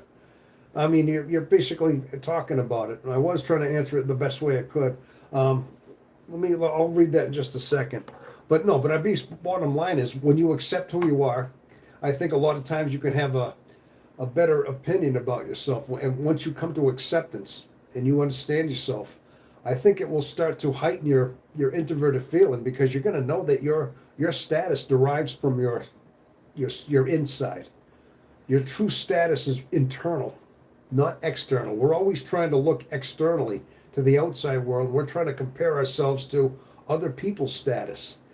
I mean, how much money we make, our status, how many people we have, how many friends we have, how many social groups we have, and sometimes we feel we don't measure up. And so a lot of times our introverted feeling has a lot to do with the way we think about ourselves, because we're trying to compare ourselves to most extroverted types that seek their external validation and their own external acceptance from the world. When ours, being that we're introverted in the way we are, we have to understand that our status derives from our soul, from our inside, from our relationship with our spirit, from our understanding of ourselves. But we're supposed to project that out. It's supposed to come out. It's supposed to translate out in who you are. Okay? Okay, I think I said enough. You're saying here, okay, function. Okay. Introverted, I'm going to catch up on what we said here. J.K. Rollins questioned your thoughts on introverted feeling, which I just started getting into a tirade about there. Harp, the fan, hello. Oh, hello there, the fan one. Hello, good to meet you. I said, I'm glad you introduced yourself from Atlanta, Georgia, USA. Great chat. Oh, thank you. Very thorough. Very thorough. Introducing yourself from Atlanta, Georgia, USA. Well, thank you. And you're in my same time zone. I'm from New Hampshire, USA. All right. Introverted feelings has slapped me in the face and given me enough reality checks to actually have to deal with this function. Okay. Slapped you in the face. Okay. Enough reality there. Jethro, we don't as assertive INFJ. I can say I understand a turbulent INFJ pretty well. Are you saying, Jethro, you're an assertive? Is that what it is? And you're not a turbulent, okay? All right. I think I pretty much nailed it. I mean, that was my best explanation I could have come up with. Harp, you're on the way of another. All of us are going to have to deal with that demon. Oh, in one way or another, we're going to have to deal with that demon. Okay, I mean function. Yeah, that's what I thought. It is a function. I was talking about that as a function, but not. It's not our primary function. It's more of a sub function. It's not right on our primary four. I mean, I think it's like sixth or seventh on the sub functions that we tap into, almost like the shadow function. And that's why sometimes it's dark with us, and especially with the turbulence, it's as I described. A lot of times it's kind of our own worst critic. At least with me, it was. Believe me, most of my life, it was my own worst critic. Yeah. But I'm going to say that from you said that Jethro, okay, as an assertive INFJ, you can't really understand what the turbulent pretty well. All right. I mean, function. And Jethro, again, I think turbulent INFJs need to let their dark side out more often. As an assertive INFJ, I do that probably, that's what makes me assertive. Oh, by letting out the dark side. Yeah. Um, well, isn't that what the integration of the shadow means? Something like, I don't quite understand what that means. I know Carl Jung said up something about integrating with the shadow in order to find more of a balance in yourself too. Is I think he kind of meant that. And that's part of our whole self-discovery of authentication is to integrate with the shadow, as you're saying. So, Jethro, very good observation. But you said you are more of an assertive, and you think that laying out your dark side actually helps with that. Very interesting. Yeah, we're getting deep over here. We're getting serious psychology going on here. I love this stuff. I love this stuff. This is great. Balancing your shadow. Yes, Jethro. All right. I think we're on to something here. All right. Yeah, that's all part of, like I said, part of the authentication that is part of our journey. I think that's one of the stages. Like I said, insects have their stages. As they reach adulthood, they get the wings and they start to fly. Well, human beings have their authentication, and especially our type. Yeah, we have our stages as well. And our forging moments in our life is all spiritual. And of course, our self discoveries lead to us to being mature, finding certain ways. Basically, like I said, wanting your mind to be clear and cleansed, not having any kind of distractions. These are all part of our forging moments. And then, of course, integrating the shadow at some point in order to fully embrace somehow the your authentic self as you are awakening. Yeah, this is all Carl Jung stuff, man. This is Carl Jung, the big guy, right there, man. This is all his teachings, basically, is what that is. And as you can see, we're what's the old saying? Well, more than what's that old saying? Two heads are better than one. Gosh, we got 13. I'm gonna guess there's 13 watching, and if we're all INFJs and we're contributing to this conversation, you got 13 minds of INFJs swirling around here with their own experiences in grasping their own concepts of life, contributing to this intense debate here. Not a debate, but just a discussion. Deep stuff, man. I love this stuff. oh, okay. Let's see. What do we got here? Jordan Peterson, saving your father from belly of the whale. Jordan Peterson. Oh, hey, he's kind of cool. I hear him sometimes. That guy is, gosh, He's got a certain empathy about him. Is he an INFJ? I think I heard somebody say, I don't know. I think I heard something like that. Okay. I mean, function. Okay. I think turbulent. Okay. We've seen that. Balancing your shadow. Got that. Jordan Peterson, arts. Okay. Is that another book? That must be a book there, right? Art.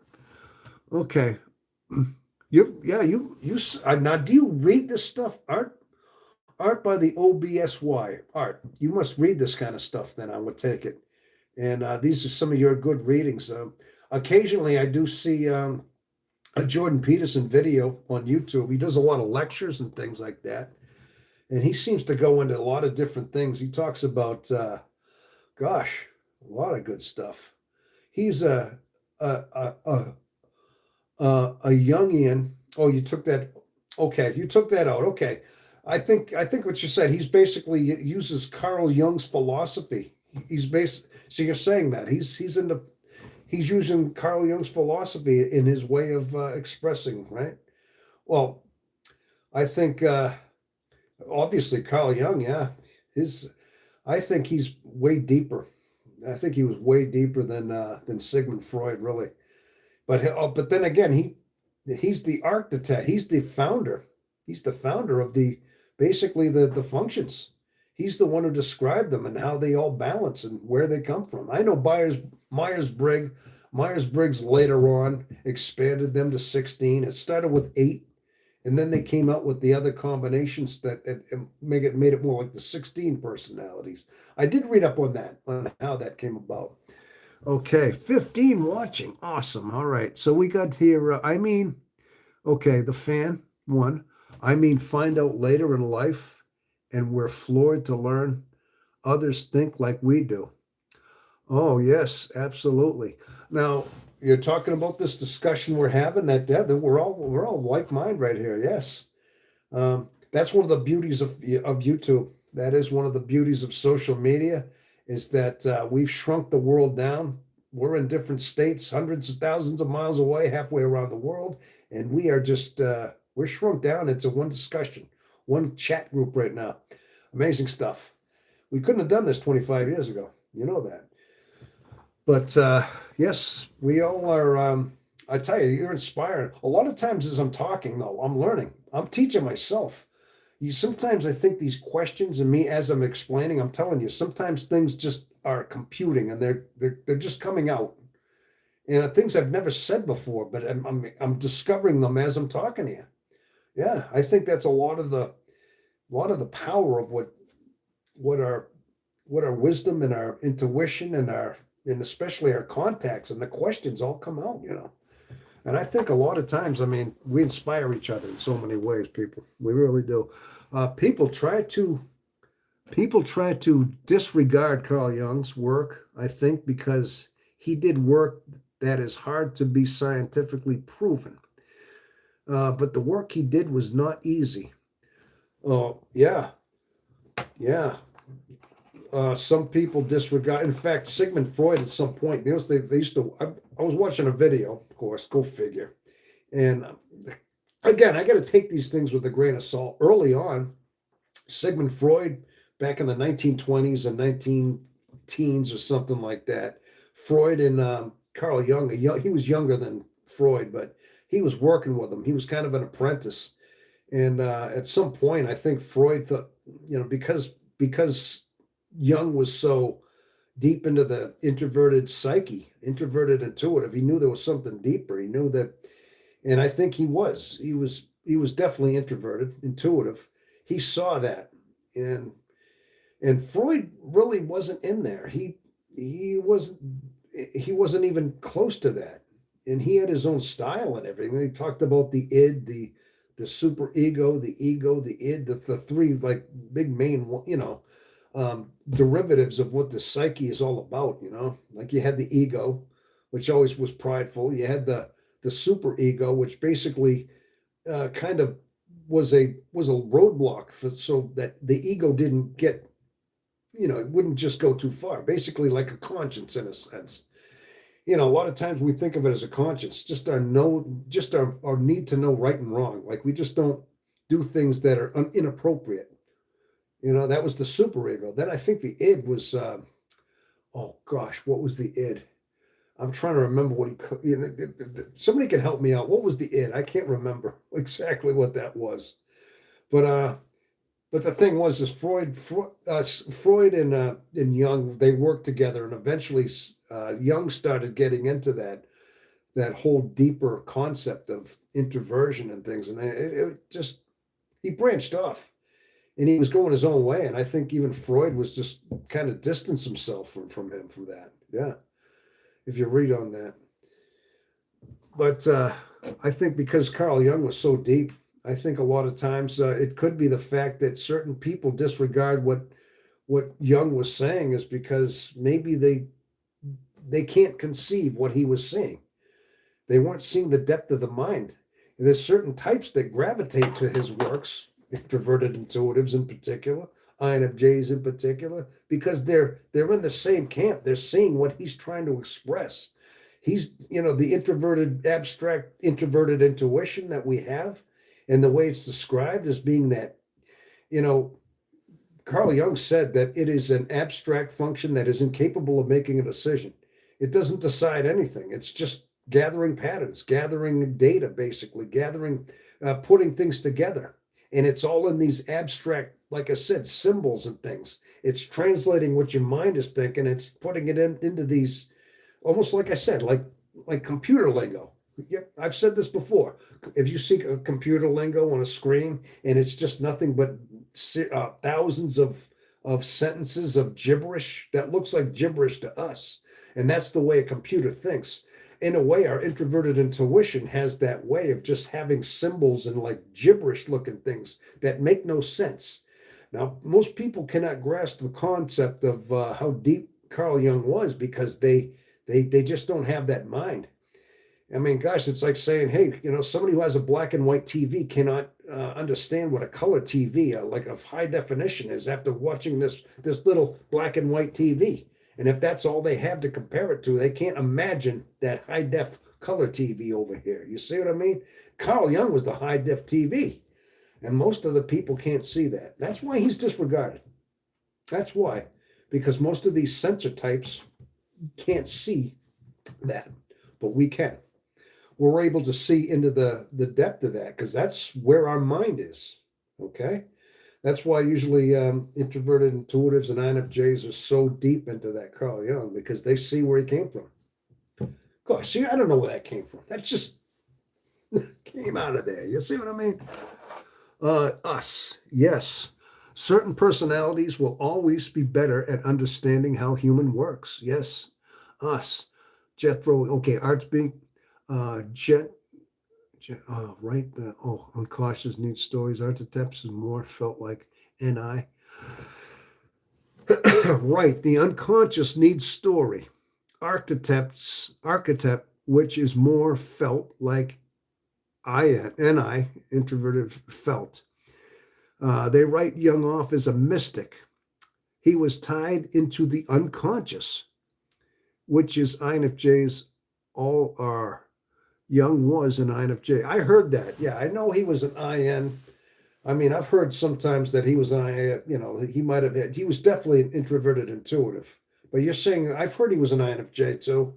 And some say that maybe he was an INFP, maybe. I've heard different ones, but I know he definitely introverted intuitive. Certain personalities will always be, okay. Tom, you are so correct. Well, thank you, Jethro. Hey, man, I'm just speaking what seems to make sense. Again, it's just what's coming out that seems to make sense, man. It's what I understand. Okay, the id. Oh, thank you. There's something. The id is the part of the personality that is present from birth. Okay. See, I couldn't remember exactly what the id was. I knew what the egos were. I just knew that was the three main like driving forces behind psychology with Freud. I knew that much. Yeah, he could have been an INFP. Oh, you talking about Young? Yeah. I hear different stories. Like he was either one or two or the other. I INFPs are mostly dreamy. Yeah, are the most dreamy. Oh, okay. Yeah, I've heard. Yeah, so they're more. I mean, I know that the INFJs definitely we are too. but we're balanced.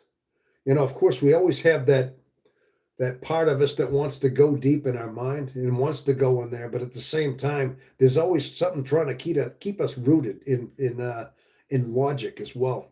At least that's the way it is with me. The way I've always been through my life is we're always have these two conflicting things trying to keep us balanced.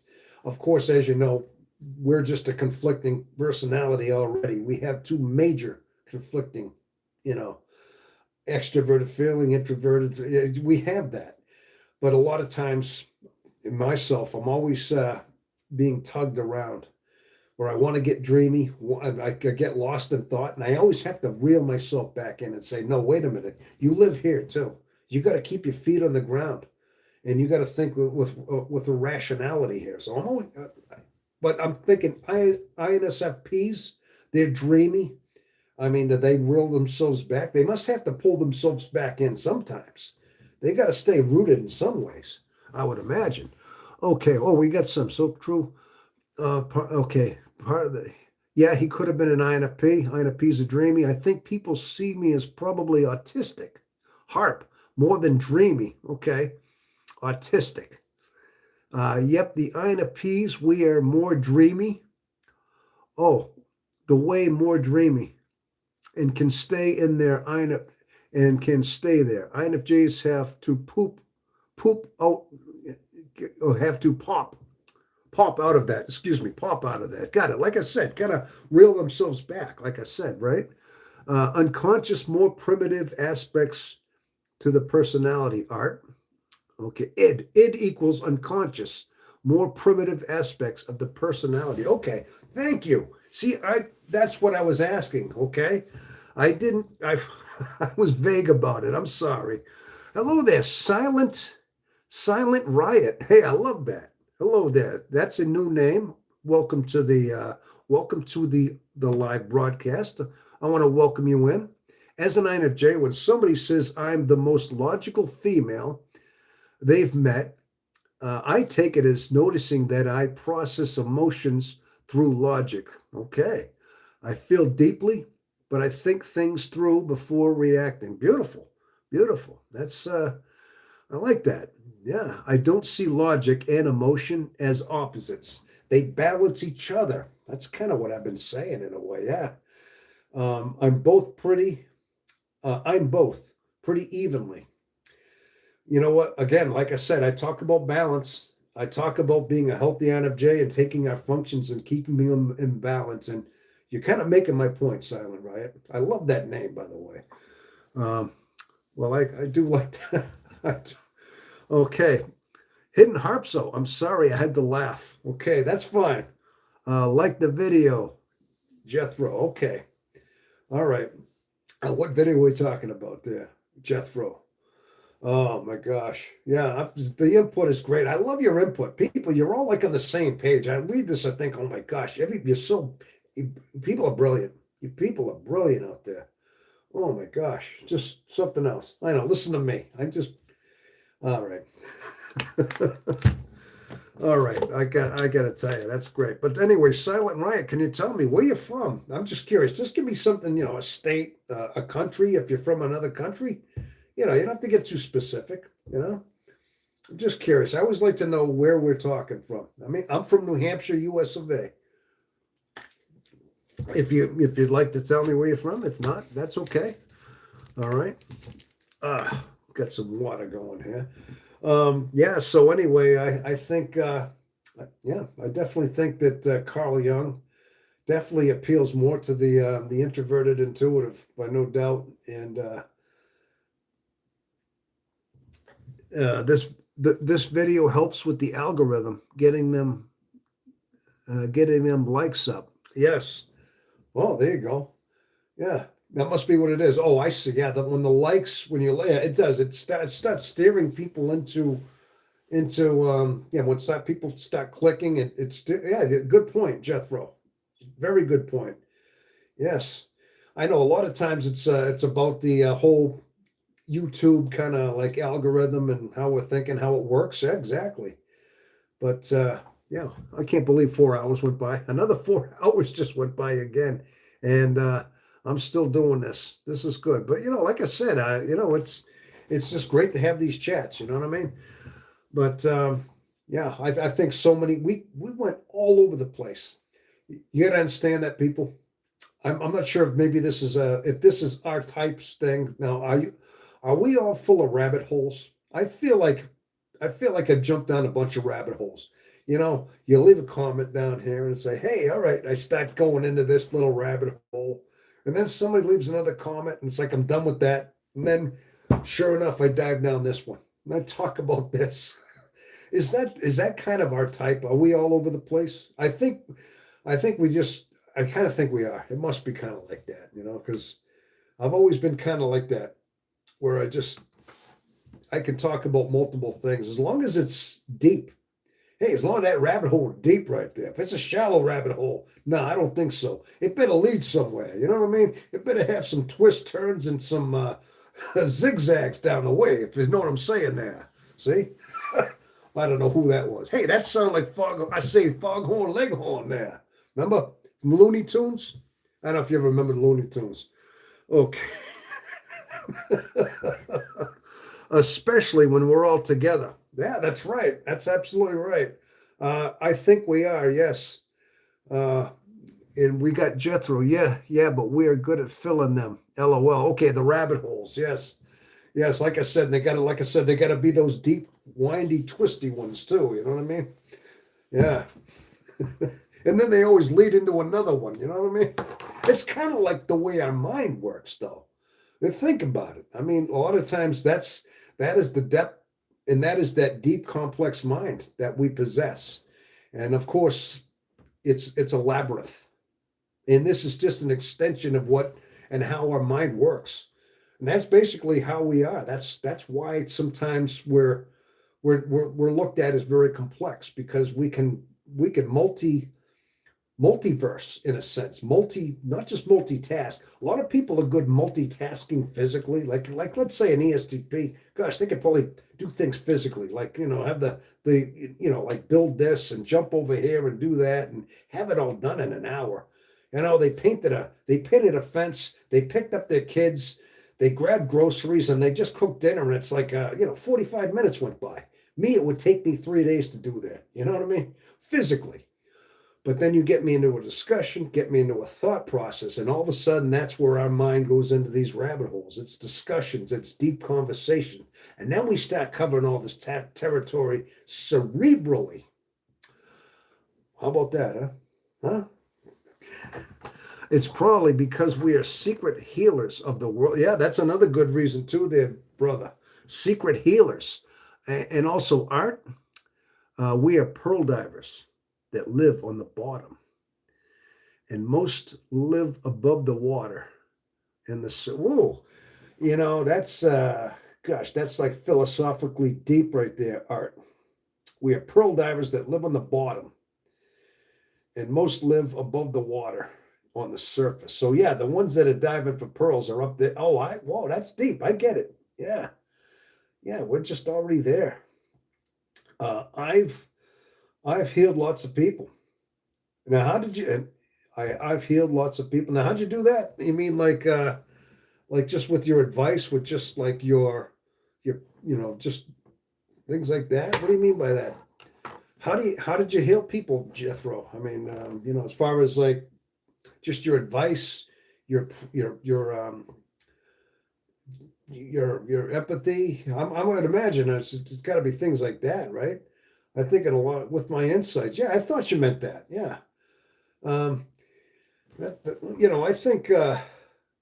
think sometimes I feel like sometimes I am a silent. I have a silent way sometimes. Well, I mean, not too silent now. I'm kind of on my live broadcast. I need to be vocal right now. I mean, obviously, I'm on a live. I got to speak. But a lot of times, sometimes just having a presence, sometimes our aura, sometimes we can just be in an area. Like I said, that cause and effect that I've talked about before. A lot of times people just see how you conduct yourself, see how calm you might be, how stoic you might be. And you might see people just start, like, figuratively, like you rub off on them. your presence, your personality. You can see people start emulating the way you are. Sometimes they might start dressing a certain way that you are. They may start wearing their mustache or their beard a certain way that you are. Maybe wearing their hair like you. I've seen through the course of my life people just, start, throwing on certain shirts that I might wear, or the way I comb my hair and the way I grow my mustache. I've seen this. Um, and sometimes I've even had like girlfriends and things that just start, you know, saying things, or like thinking a certain way, like I would. Not too much, but sometimes. There's a lot of times you just see your influence like subtly. They may not say it, they may not express it. And if you confronted them with it, they'll deny it. But you see it. They're dressing a certain way, they're doing things, they're changing their way about, and it's a lot of it. You can see it. It's your influence. I mean, I know, especially children, and children are especially impressionable to that. But sometimes you see friends and adults and colleagues, work colleagues, doing that. But you kind of keep that just in an inventory. You see it. You see these subtle shifts in your life, and occasionally you might even see somebody who's got a vaping problem, and they see you don't vape, you don't smoke, you don't drink, you don't have any bad habits, you're not on meds, and all of a sudden you see these people that have, like, they might have vaped for a while. All of a sudden they stop vaping and say, "Hey, I quit vaping," and then they stay off it. I've seen that happen too, where just because you were just there, you didn't say, "Hey, you should quit." You weren't there coaching them, but they just did. And you think to yourself, is it coincidence, or is it just you see things happening? You see your influence just around the world by just your presence, by just your cause and effect, and how people change around you because they're inspired by you in some way. And I think that's some of the what we're talking about here, how we have that light of the world. I mean, secret healers to the world that you said, Jethro, is that there's many ways that we express that, and in a lot of the ways it's just like I said, like a ripple after emerging from the pearl dive, like a ripple after emerging from a pearl dive. Yeah, okay. And Jethro wrote that was "Oh Vagabond," and also the sensory types seem like they're not always down for good advice from INFJs. Not typically, huh? Yeah. You know what? It all depends though. Center types, extroverted types, even may, like I said, that whole cause and effect though. They may not take your words. They may not like your words that you say, but they will, they will see your influence from your presence. These are the ones that you do it subtly by just your presence. You will see center types change slightly just by your cause and effect, by your just your presence, just by your whole aura.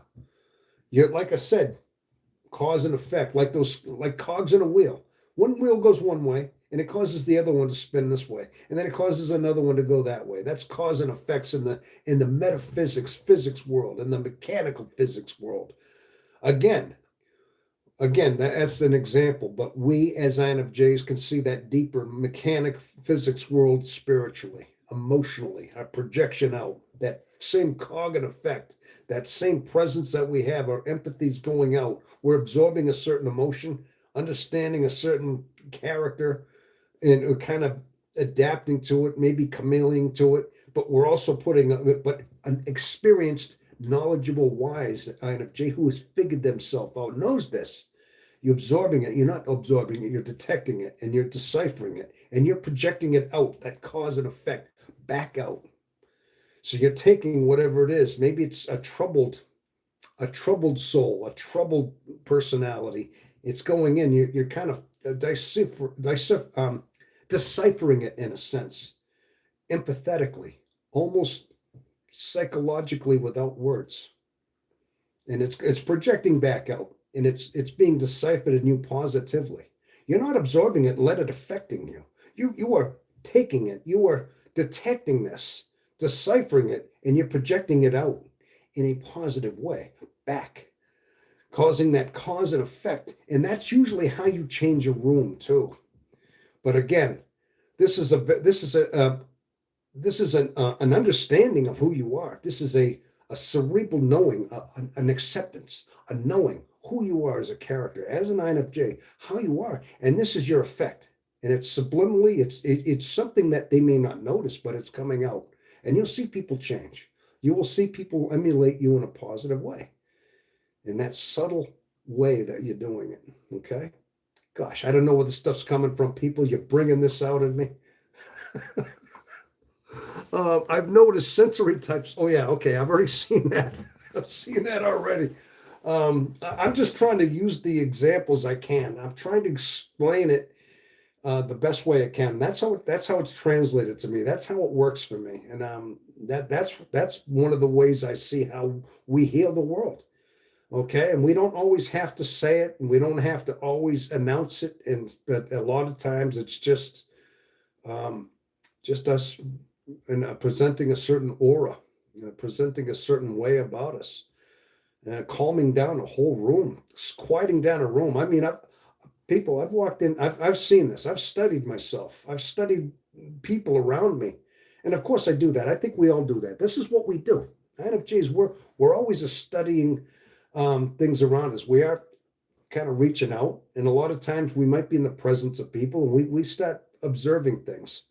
I mean, I've walked into loud like restaurants. I sit at the bar and I see people yucking it up, and I mean, I just kind of sit and take my own chair, kind of away from people, sipping my beer, quiet, and I might subtly hear things just changing, like people getting quiet. I really do. I feel like, well, it was quiet, and sometimes, you can hear like the whole place gets quiet and a little more subdued.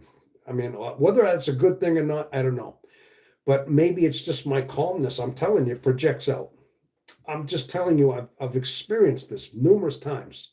It's either a high coincidence in everybody, or this has got to be something I observe, you know. And this is just basically the path I'm on. That's what I recognize. I really do. Okay, we have 11 watching. Okay, hey, we still got 11 watching. All right, that's awesome. Okay, so yeah, but yeah, it's all there. But gosh, see how deep we're getting here? We're talking about empathy, the workings of empathy. Who was talking about that a couple of times? Somebody was. I think it was Jason. I haven't seen Jason here. Jason's from like Wales, from the UK.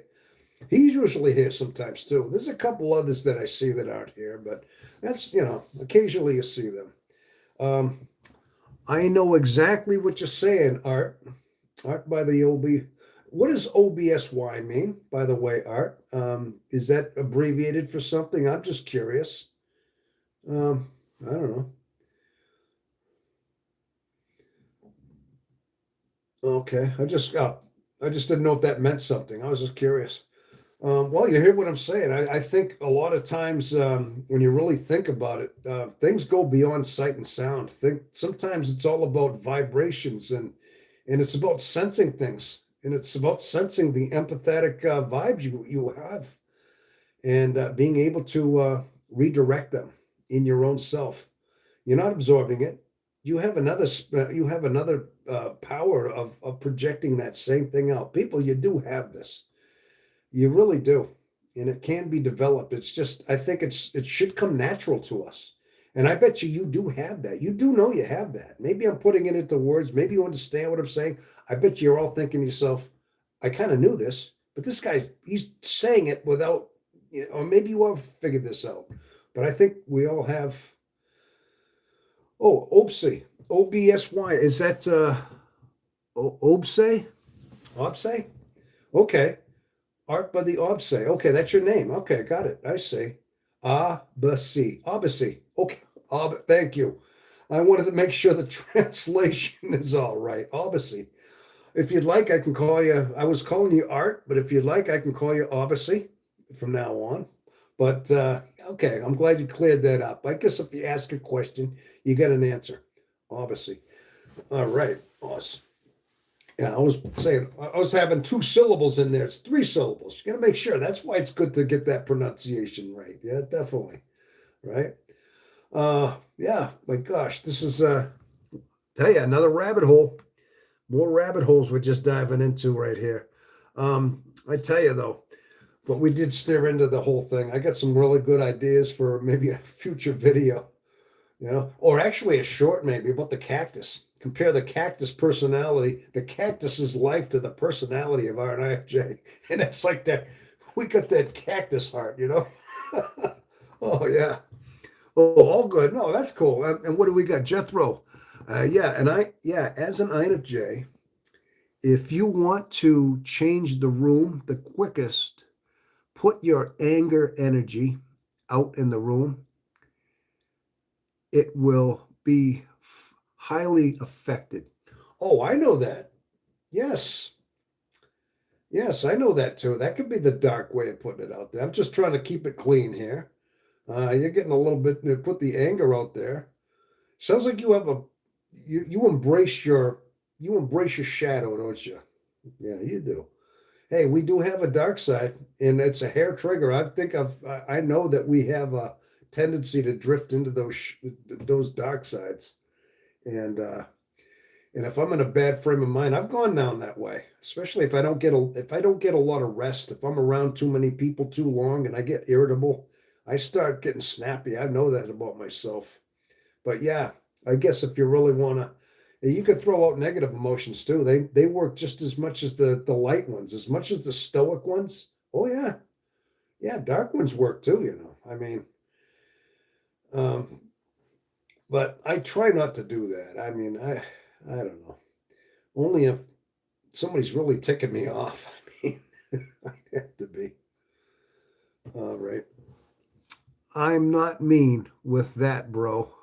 Oh, Oh, okay. Who said that? Well, you said I'm not mean with that, bro. I don't know what you meant with that. Oh, you're not mean with that, though, not bro. Okay. All right. My darkest side is introverted sensing. My darkest side is introverted sensing. I remember almost every single bad thing that ever happened to me in my life. Oh, okay. Yeah. Okay, hidden heart. So that's what you were talking about, introverted sensing before, what I thought about that. And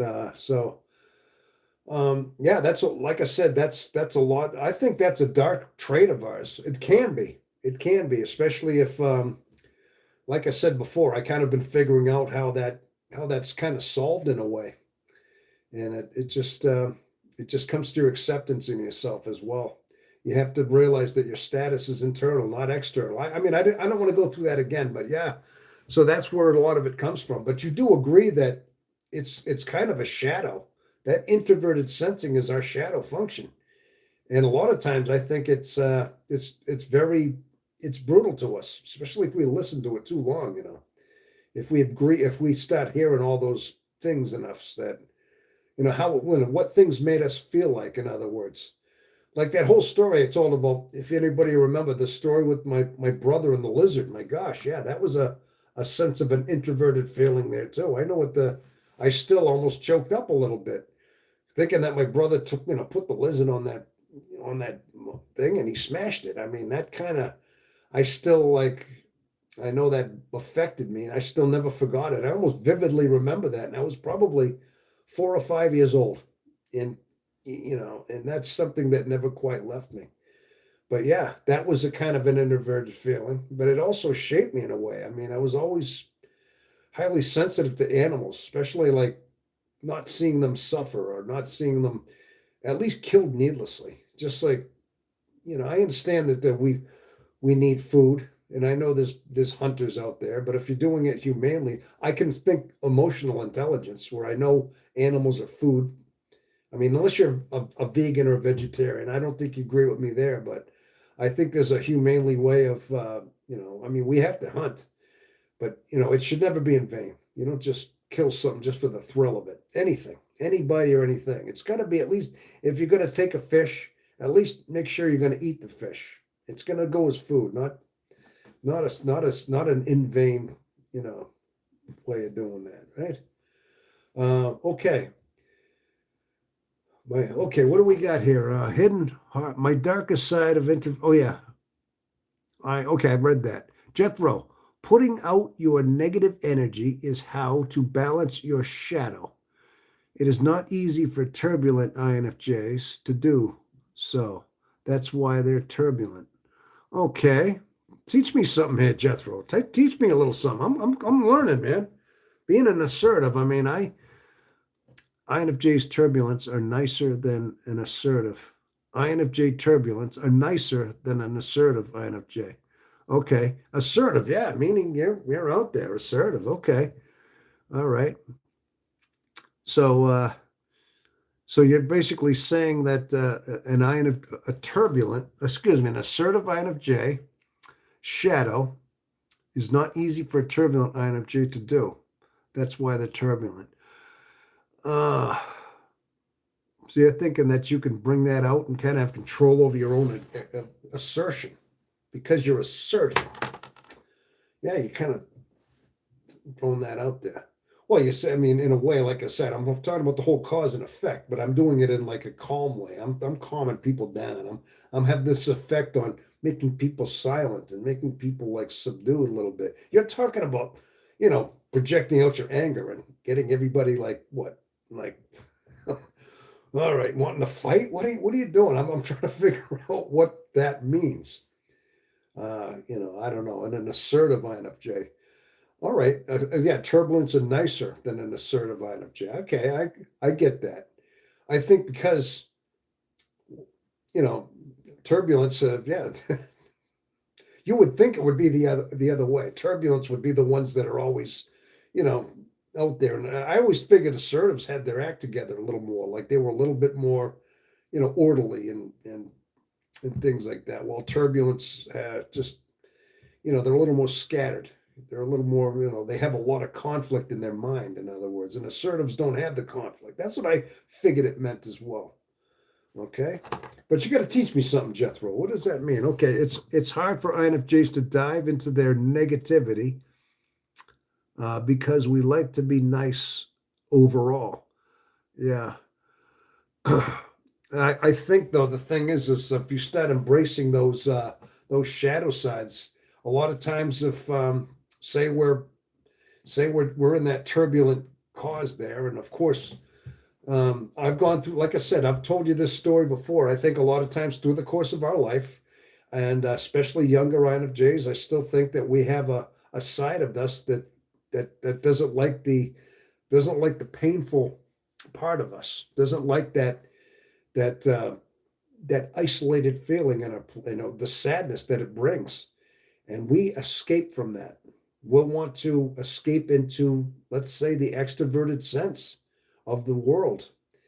And that's when we start embracing that extroverted sensing, is that we're almost flipping that introverted intuitive, and we start embracing that extroverted sense. And that's a way of engulfing in the shadow. But being that it's not our primary preferred function, being that we're diving into it, and it's not our preferred function, we tend to get lost into that, or we start using it as a stimulation. And a lot of times it brings out a recklessness. Now I know this is my story, and I've heard it actually described this way too, is that when the two end functions typically get flipped. When you embark into your shadow function, you take your introverted intuition turns into extroverted sensing. Your least dominant now becomes your draw. So you might start doing reckless things. You're looking for that outer stimulation. Now your judging function gets flipped into a perceiving function. So now you become extroverted sensing and perceiving. Basically, you become more reckless because you're not really thinking. You're not long term, and this is out of your function. You start being more spontaneous and extroverted sensing, which causes you to start being reckless. You start doing things that are out of your character. Maybe you start getting into narcotics. You might start drinking. You might start driving your car fast. You might decide to get a motorcycle, let's say, and just start recklessly driving that thing because that's what you need, and you want to drive fast. Maybe jump out of airplanes. You're going to get caught up with women. If you're a guy, you're going to probably start getting a little more, you know,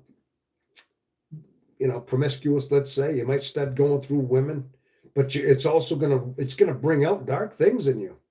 Now you're going to start chasing your own tail because not only are you starting to sin in a way, you're starting to try to mask your pain by getting extroverted, but now you're releasing these shadows, these dark sides, but now you're in conflict for doing the deed. So now you need more of what you had. So let's say you're doing a drug or you're drinking a bottle or a couple of beers. Now you need 4 beers because now it's not enough. You need more substance in order to take away the deed that you did, in other words. So now you need more, but it can be like you're chasing your own tail. Now you become, like I said, extroverted sensing. You're like I said, you're more just spontaneous. And now you start you're living dark. You're getting reckless, and you need more in order to sustain you. All right, so you're starting to spiral out of control. Now, at one point in your life, you either have to hit rock bottom. You have to get to the point where, gosh, you lost your job because you can't get to work anymore. You lost your job, and you realize now you got no money. Now you're a bum. Let's just say, I'm not saying this is going to happen. But because you can't make it to work, you're always late. You get fired or you get written up. You see, things are going to start catching up to you. Or maybe your friends realize you're shabby looking. You're not taking a shower. Maybe you're wearing the same clothes all day. See, this is where it can lead. Yeah, I mean, now I'm only speaking from experience. I mean, maybe you never, maybe hopefully you people never went down this shabby road in your life, but it can lead that way. And occasionally you might see somebody spiral out of control, and it could be on an INFJ, and they can really get dark. It can engulf them, especially if they're not introspecting. At some point, something's got to catch into you. There's a little voice in your head that you're ignoring, that introverted intuition that you've abandoned, that you've flipped on in that thought process. If say you hit the gutter, rock bottom, eventually something's got to click in there. Some kind of introspection is going to be a little voice that's getting more and more faint, but hopefully it reaches you. I know it did with me. So basically, that's where you start slipping into those shadows, and I think that's where our proclivities can lie in some ways. But I think sometimes you have to go to that and see what you're capable of too, to know that you got to see where you can slip. And a lot of times again, these could be a forging moments. They could be, but I don't advise people doing that because I'll tell you, it could cost you your life. It could cost you something permanent injury, permanent damage to yourself if you get too stupid or reckless. I mean, really. And luckily, that never happened to me. That's why I'm very adamant about younger INFJs. I know whether they listen or not, that they figure themselves out and understand this about themselves, because this is my story. All right. And I think I've told that. I don't know if I went into in depth about that, but yeah.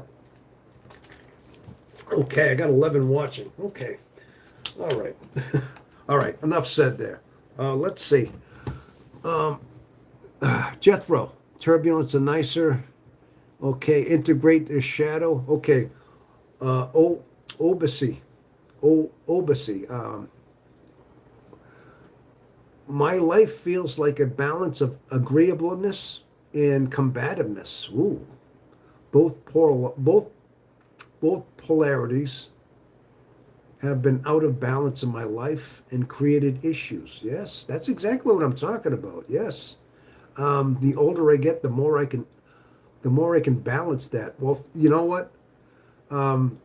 That's exactly what I talk about here. Is that the wisdom, and I see. You're kind of making my point again. I want to thank you, because when we're young, we're more turbulent. I mean, we're very much more out of control. Because do you think you went into your shadow? Oh, Jethro. Okay, wait. Do you think you went into your shadow to help you leave your past marriage? Yes. My gosh, you're very. Listen, that's your intuition talking right there, pal. Um, you heard you're listening. You're listening to some of my stories. I told you that. Yeah, you're very, very. You're on the ball, man. Um, Unfortunately, I think that um, some of it was definitely me, but I also think that a lot of it had to do with me. I mean, I think a lot of times my wife was. I mean, I noticed she was starting to gaslight me in a lot of ways too, and I remember her being less respectful of me. I remember our intimacy was starting to taper off only because I just feel like, yeah, there was some hostileness there. But a lot of it had to do with the fact that being that I thought that being married, like I said before, if you get married for the wrong reasons, a lot of times it causes that conflict.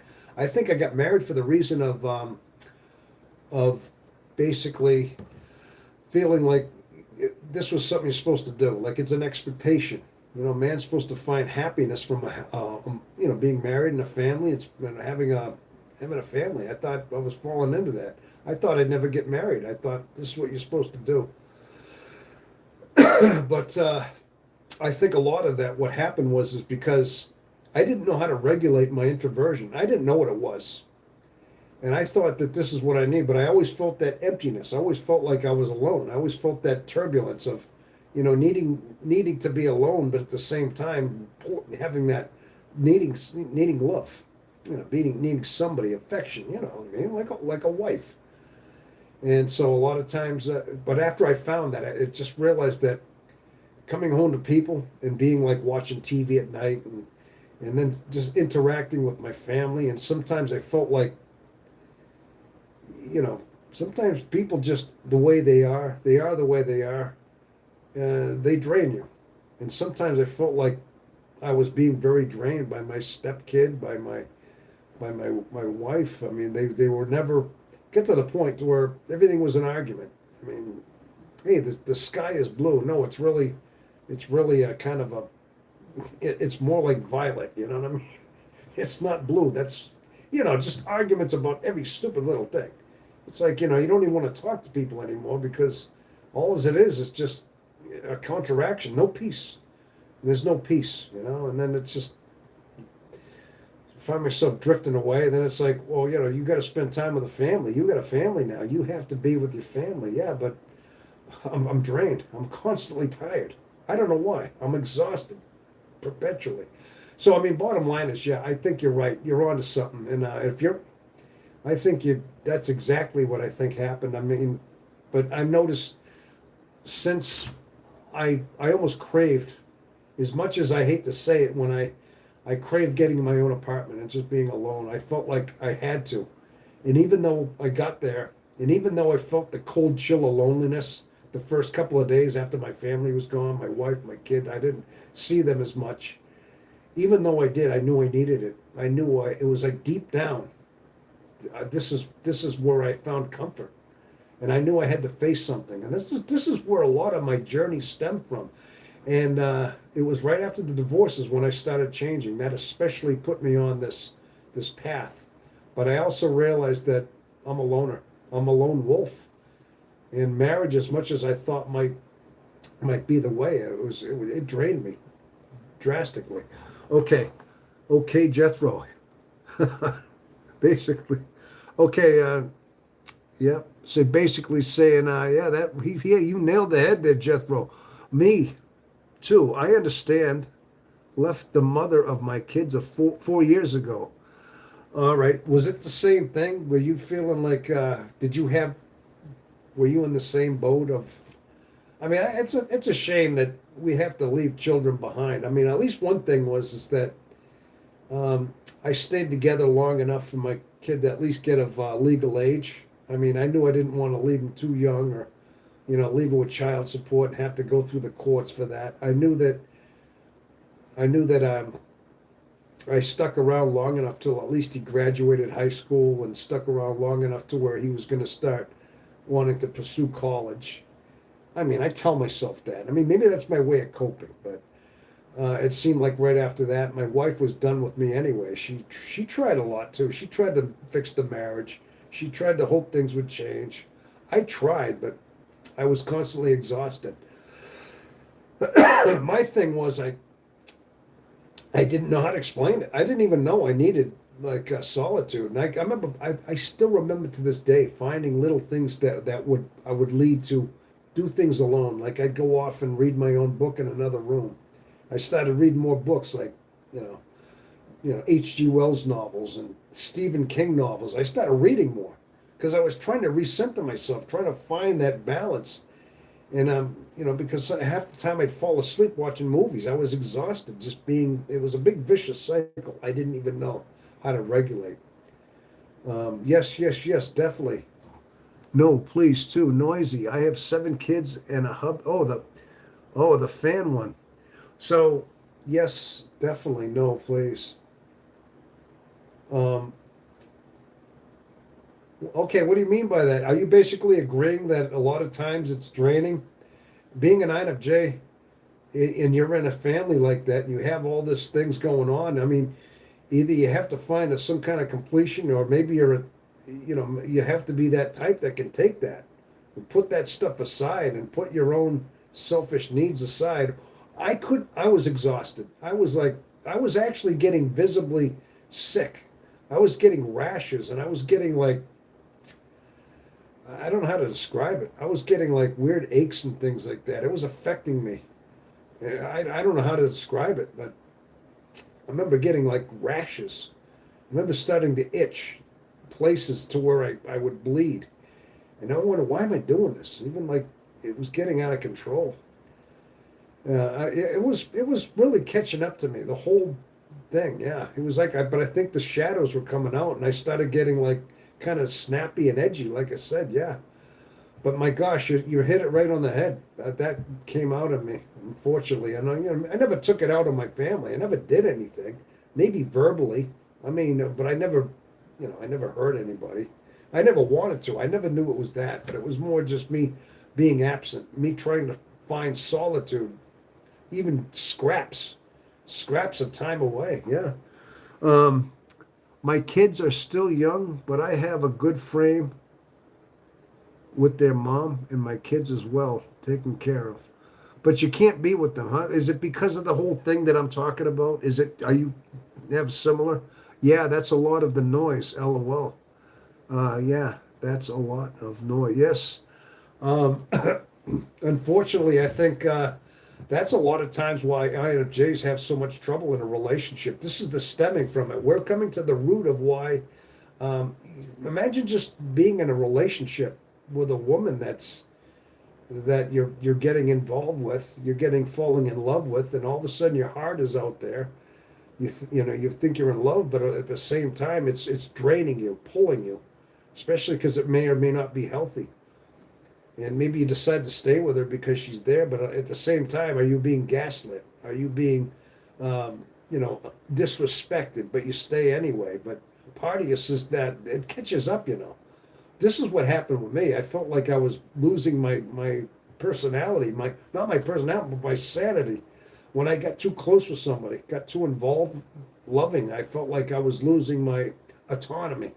I wasn't myself anymore. Now all of a sudden you had to kind of you had to check with your significant other, and usually it was always frowned upon, whatever you wanted to do.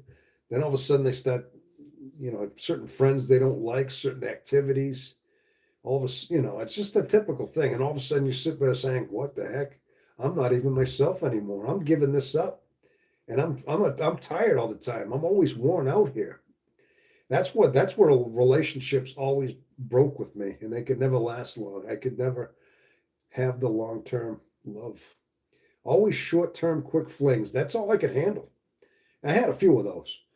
Not too much now. Not too much now, but as a younger man, yeah, I had quite a few of those quick flings back back in my day. But yeah, I think that's what it is. I can have my kids whenever I want.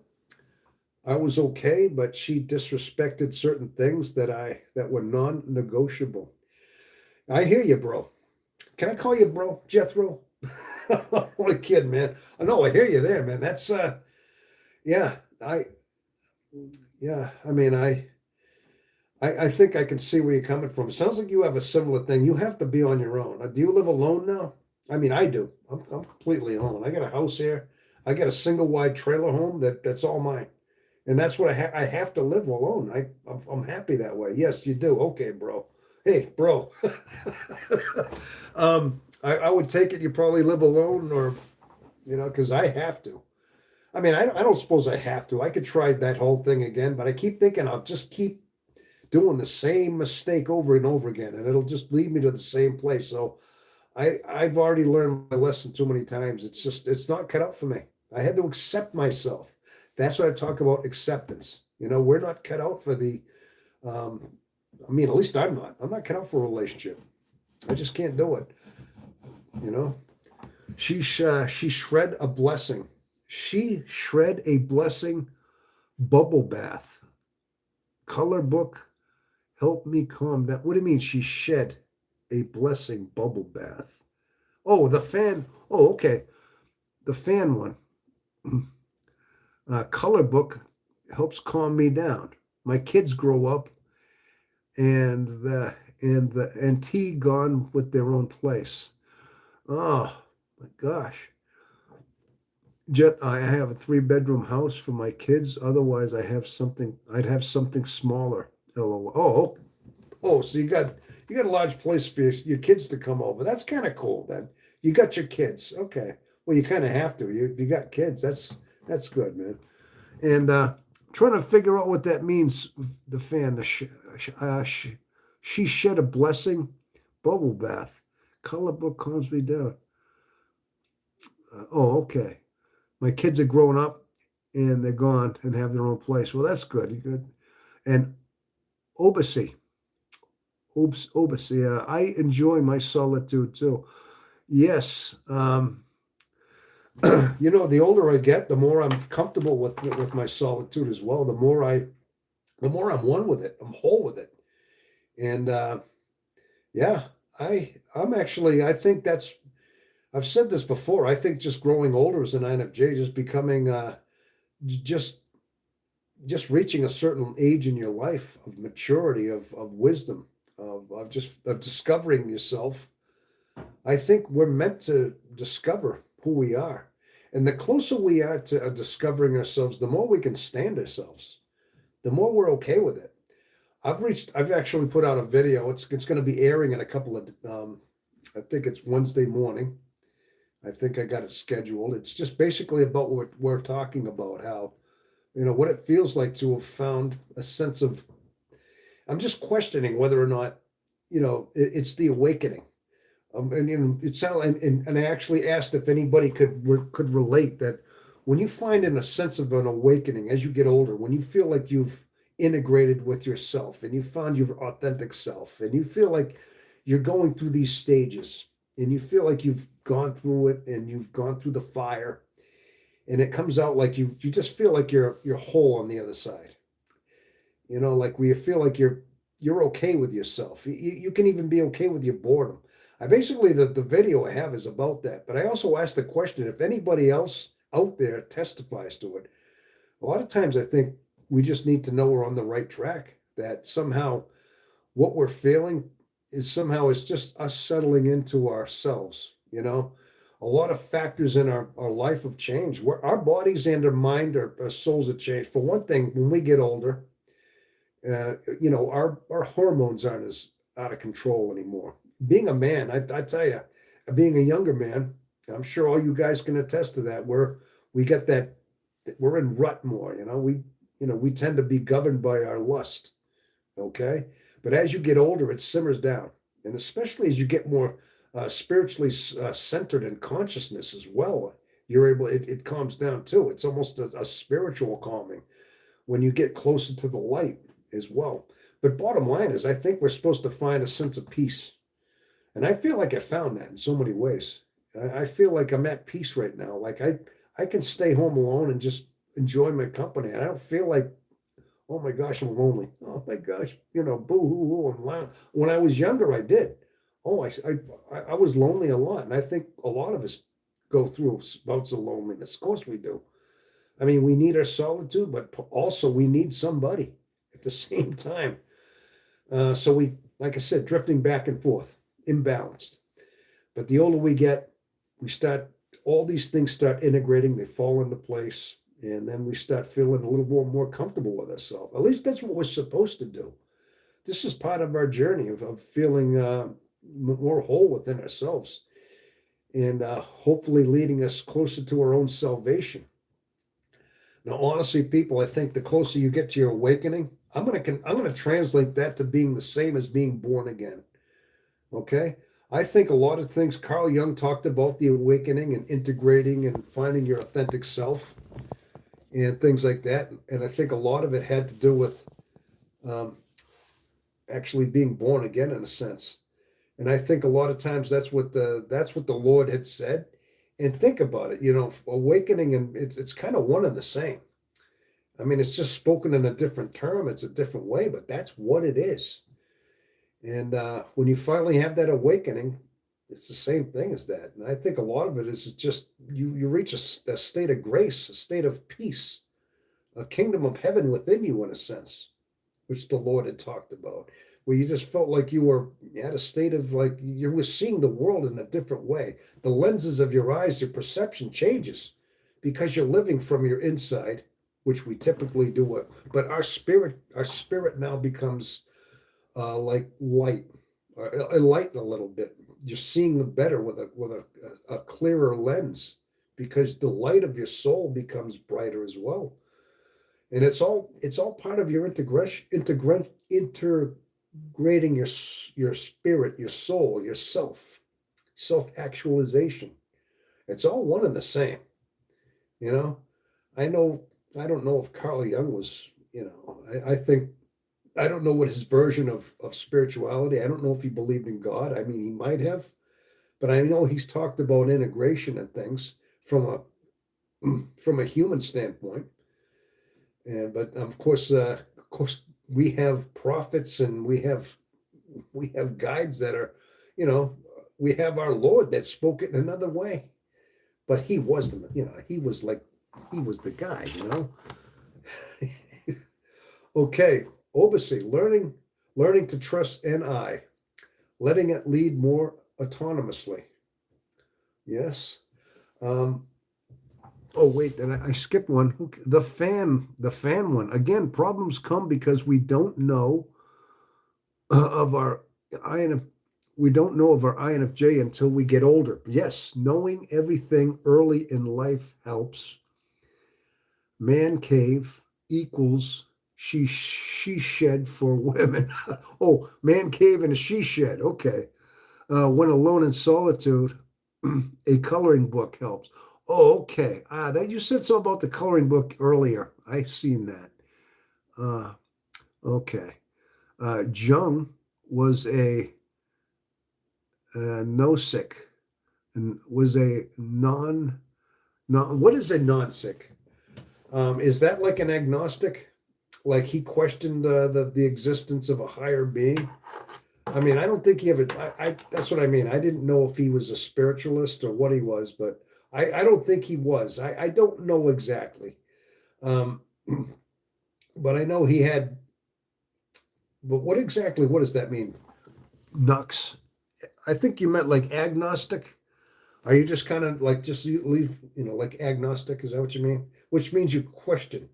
I mean, atheist is like total disbelief in a God. I know agnostic is you question. You question whether there really is a God. So he wasn't completely spiritual or whatever. But I mean, he had some, he believed in like, he saw his own introversion. He studied that. He was, he wrote about that. But he saw the integration. He basically saw what we're talking about, the steps, the stages that we have through our life and how we're predetermined to lead this way and all that way. And I see it. But a lot of times I think, when sometimes I see a video on Carl Jung and about the integration and about that, and they start using wordings that I'm figuring out on my own. I'm like, oh my gosh, that sounds like what I'm figuring out. That's a lot of times I think it's all a universal language. I mean, Young, and even what, the Christian teachings, some of like what we read in the Bible, let's say, a lot of times our heart, our spirit is all universal. It's all there. It's just a matter of bringing those words on the pages to life. Somehow it testifies to what you are supposed to, that you are born to know, that you are born to uh, find out. Young was okay. Esto Esoteric knowledge. Esoteric knowledge. Okay. Um, I hate to sound naive, but I know I'm saying a lot of things here. And you know what? I don't, there's some things I don't know. I don't even quite, can you tell?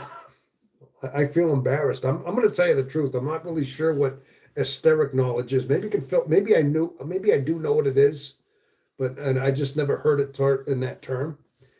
I'm not stupid or anything, but sometimes I'm not always familiar with certain terms. I got to be honest with you. Yeah. But esto, Eric. I'm almost trying to figure it out. I'm trying to piece together what it means here. He played with the mind, being God, but never fully embraced any religion. He was spread out with Eastern religion and Christianity, but never settled, stayed more in the Noahic side. All right, so he spread out with Eastern religions and Christianity, but never settled, stayed more on the Noestic side. Oh, kind of like embraced the two, studied two, kind of. All right, all right. Oh, that's interesting. Hey, I mean, I sometimes I hear things from the Buddhism. I hear certain things from like occasionally Buddhism that makes sense too. I mean, I'm not really I really don't know if I embrace the whole reincarnation thing. I know part of Buddhism is they believe highly in reincarnation, that we in Eastern religions do. I know Christianity does not. That's a big major difference in the two. I know that. I don't know a lot about the Eastern religions, but I know that's a glaring difference. I know a lot about more the Christian faith. I mean, I was born and raised pretty much, Catholic, and when I branched off on a lot of my own Christian learning sometimes. I mean, I read the New Testament. I read enough of it to know what it is. But I do know some Buddhist philosophy.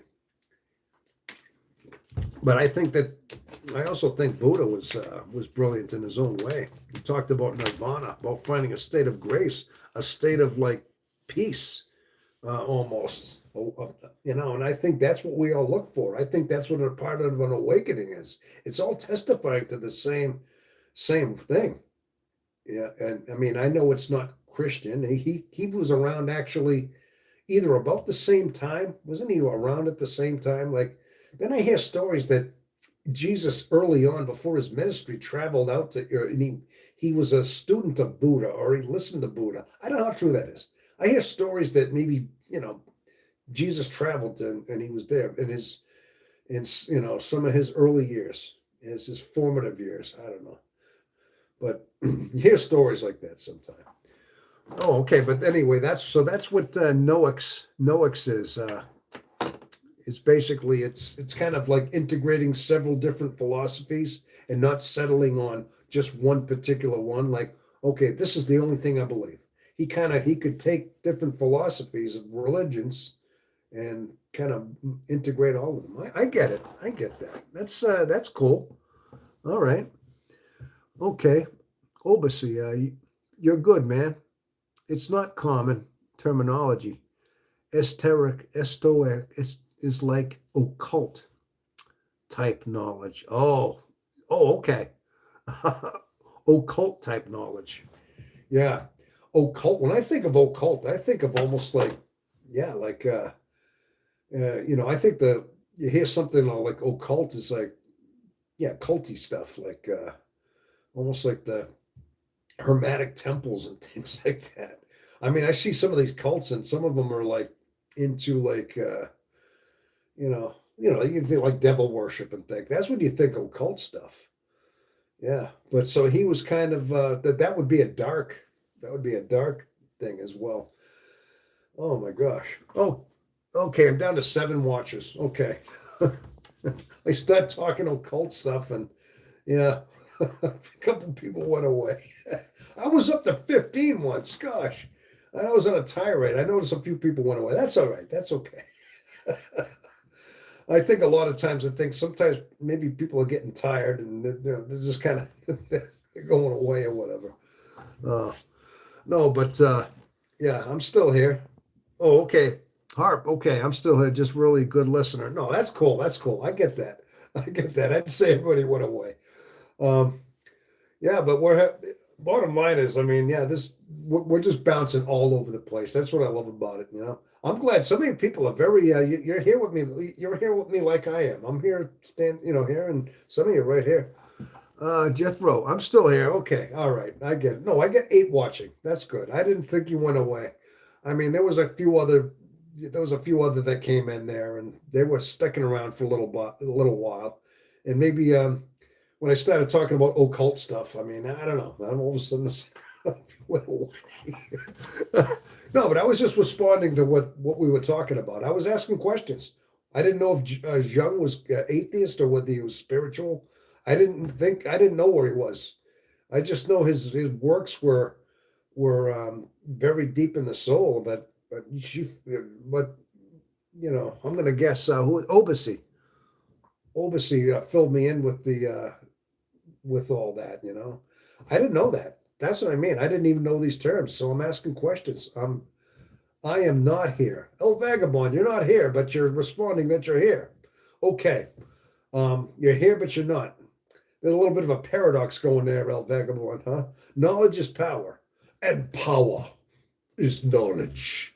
Yeah, as James Earl Jones might say, you know what I mean? Luke. Okay, I'm not going to do my James Earl Jones impression over here. Although I probably could, right? Um, yeah, so gosh, I can't believe it. Some of the stuff we covered on over here tonight. How long? 5 hours? Ah, you gotta be kidding me. What time is it? Great actor. Yeah, he just passed away last year, or was that it was sometime last year. Oh my gosh. It's like 1:16 in the morning. My gosh, I can't believe it. Oh man. Oh, that's but I'll tell you, I get carried away. I get carried away. You can tell that I mean but the thing is, I mean, this is very stimulating conversation. I could talk here, and I'm glad I plugged my camera in when it did, or I would have lost the signal a while ago. But I learned my lesson. So halfway through, I have to plug it in. Yeah, yeah. But he had that voice too. Luke, I am your father. He had that, that commanding voice. Just naturally, man. That voice was just unbelievable. No, Luke, I am your father. And he's breathing, my God. No! And he falls. Oh my gosh, yeah. Well, people, I tell you what, I got to tell you the truth, people. I love every one of you guys. I do. Whether you're new here, whether you're not, I see a lot of familiar faces, and you stick right with me. You love, you're quite you got quite the dedication here. I got to tell you that, and I love where my mind goes, and you really bring out a lot of like deep thoughts. And the thing is this, I'm glad you embrace what I can express. I got to tell you that because I'm expressing things that I can't do with anybody. These are some of the things that we try to talk to people about in our life. And this is where we're misunderstood. The things I'm saying, a lot of people would look at me like, yeah, they'd walk away. They don't want to hear this stuff. A lot of people don't connect with this at all, but you do. You do. You're out there, you connect with this. And that's what we're all about is somehow because we're speaking the same language, we're coming from the same place, we're aligned in a certain way. And the funny thing is, like I said, I mean, since we have this in common, you have the same personality type, that there's a commonality there. It's there. It definitely is. And it's so relatable. It really is. because I can't do this with anybody. The only one I might have been able to talk this way with, honestly, was my mom, my late mom. But then again, that's, maybe my brothers. Even my brothers would just, they would hear it, but they'd always try to make sure they said something. Like my brother Paul, I would talk this way, and he'd have to make sure he was just that much more deeper. Yeah, well, then he'd have to add his little spin that he just was that much better, that much, more detailed than you, more spiritual, more. I don't know. I almost feel like there was even a competition with that. I mean, it's been a long time, but uh, but that'd be the only thing. I had family that kind of grew up. We kind of grew away from that, like I said. But uh, uh, you're pretty good at that, huh? Pretty good at what? Yes, it's awesome. Great actor. Good at what? What was I good at, Jethro? My Darth Vader impression? Maybe that, huh? Yeah. I don't know. I don't know where this voice came from. I just know. Oh, the voices. Yeah. Well, yeah. I think that's just something that I was gifted with. I guess Yeah, like Rodney Dangerfield. There was another character. He was the funny side. He was one of those characters growing up that was just. He was the comedy side. When you felt like you had to, you had to cheer people up or make people laugh. It was always like Rodney Dangerfield. You know what I mean? Yeah. He was kind of one of those chameleon people that I could just morph into sometime, when I had to get funny. I'm sure we all get, I don't know if you're anything like that. I mean, gosh, I think in a way, because of the chameleon ability, you're able to morph into different characters. We'd almost make a natural stand up, like, people that impersonate, like Rich Little, or like, these people that impersonate. I think a lot of times INFJs just, a lot of times it can go beyond the chameleon. I always felt like I did that when I was younger. I used to do that all the time, try to get into different impressions of people. Must have been the chameleon then as well, right? So, well, anyway, people, I got to tell you the truth. I've been here for 5 hours. I can't believe it, and it seems like it went by like nothing. It's getting late in the night here, people. Listen, as much as I'd love to stick around, I'm gonna have to wrap this up only because I'm looking at the time constraints. But I got to tell you, people, thank you so much. I want to thank you all for attending tonight's live. And if you'd like to see the rebroadcast now, Jethro, I said before, I'm going to look into seeing if these are private.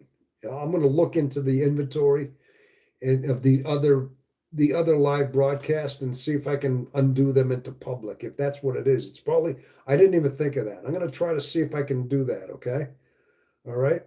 So I'll look into that for sure. All right. Well, anyway, people, I want to thank you all. I have 9 watching out there.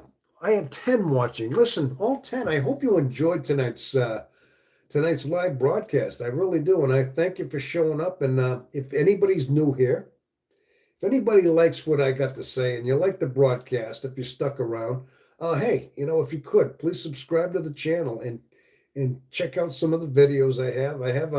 I have an extensive collection of different videos out there. And yes, I'm still a small YouTube channel.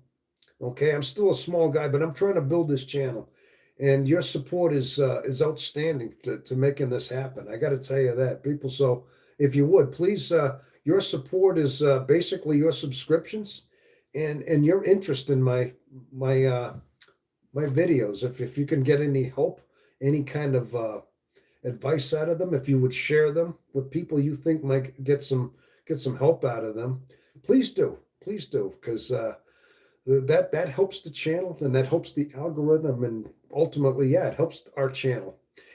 And not only that, people, I like to think of it this way: when you subscribe to this channel, you're not just a subscriber. You are part of this channel, people. You are one of this channel. I just want you to know that. So this is what you get in this subscription. If you join here, you become part of it. Okay.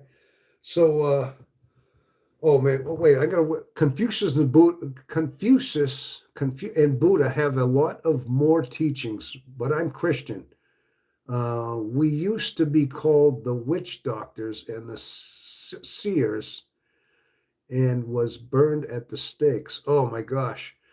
El Vagabond, good night, Tom. I'm looking forward to the next one. Oh, awesome. Vagabond, this one. Yeah, yeah. It's a good seeing you again. Thank you so much for showing up again, people. Yeah, I appreciate your help, and please support the channel. Just like I said, just take some interest in the videos and make sure that I hope that they help you. Help you. Um, of course, I mean, again, like I said, I'm not a professional psychiatrist or anything. I'm just a regular guy, but I have a lot of insight, and I hope that that helps in some ways. That's all I can do. I can just be that for out there. And believe me, so many times you help me out as well. You teach me, people. You teach me all the time. You get me thinking. You really do. You inspire. Certain things come out. So I just want you to know that there's a certain electric charge that goes through this channel. I mean, when there's a connection with us, and I feel it. I really do, and I think you do too. So many comments tell me that you're going through the same thing. I really think so. Awesome stuff, and I will be back for more. New sub. Oh well, thank you. The fan one, new sub, awesome. Well, welcome to our safe haven here. I appreciate you coming in. All right. Well, people, thank you again so much, and I will have to sign off here. But until the next time, maybe around this time, I will be back. And until the next time, please have yourself a wonderful rest of your day. All right. Thank you again, Harp. Thank you for showing up. You're welcome. All right. Okay. All right. Have a good one. Thank you.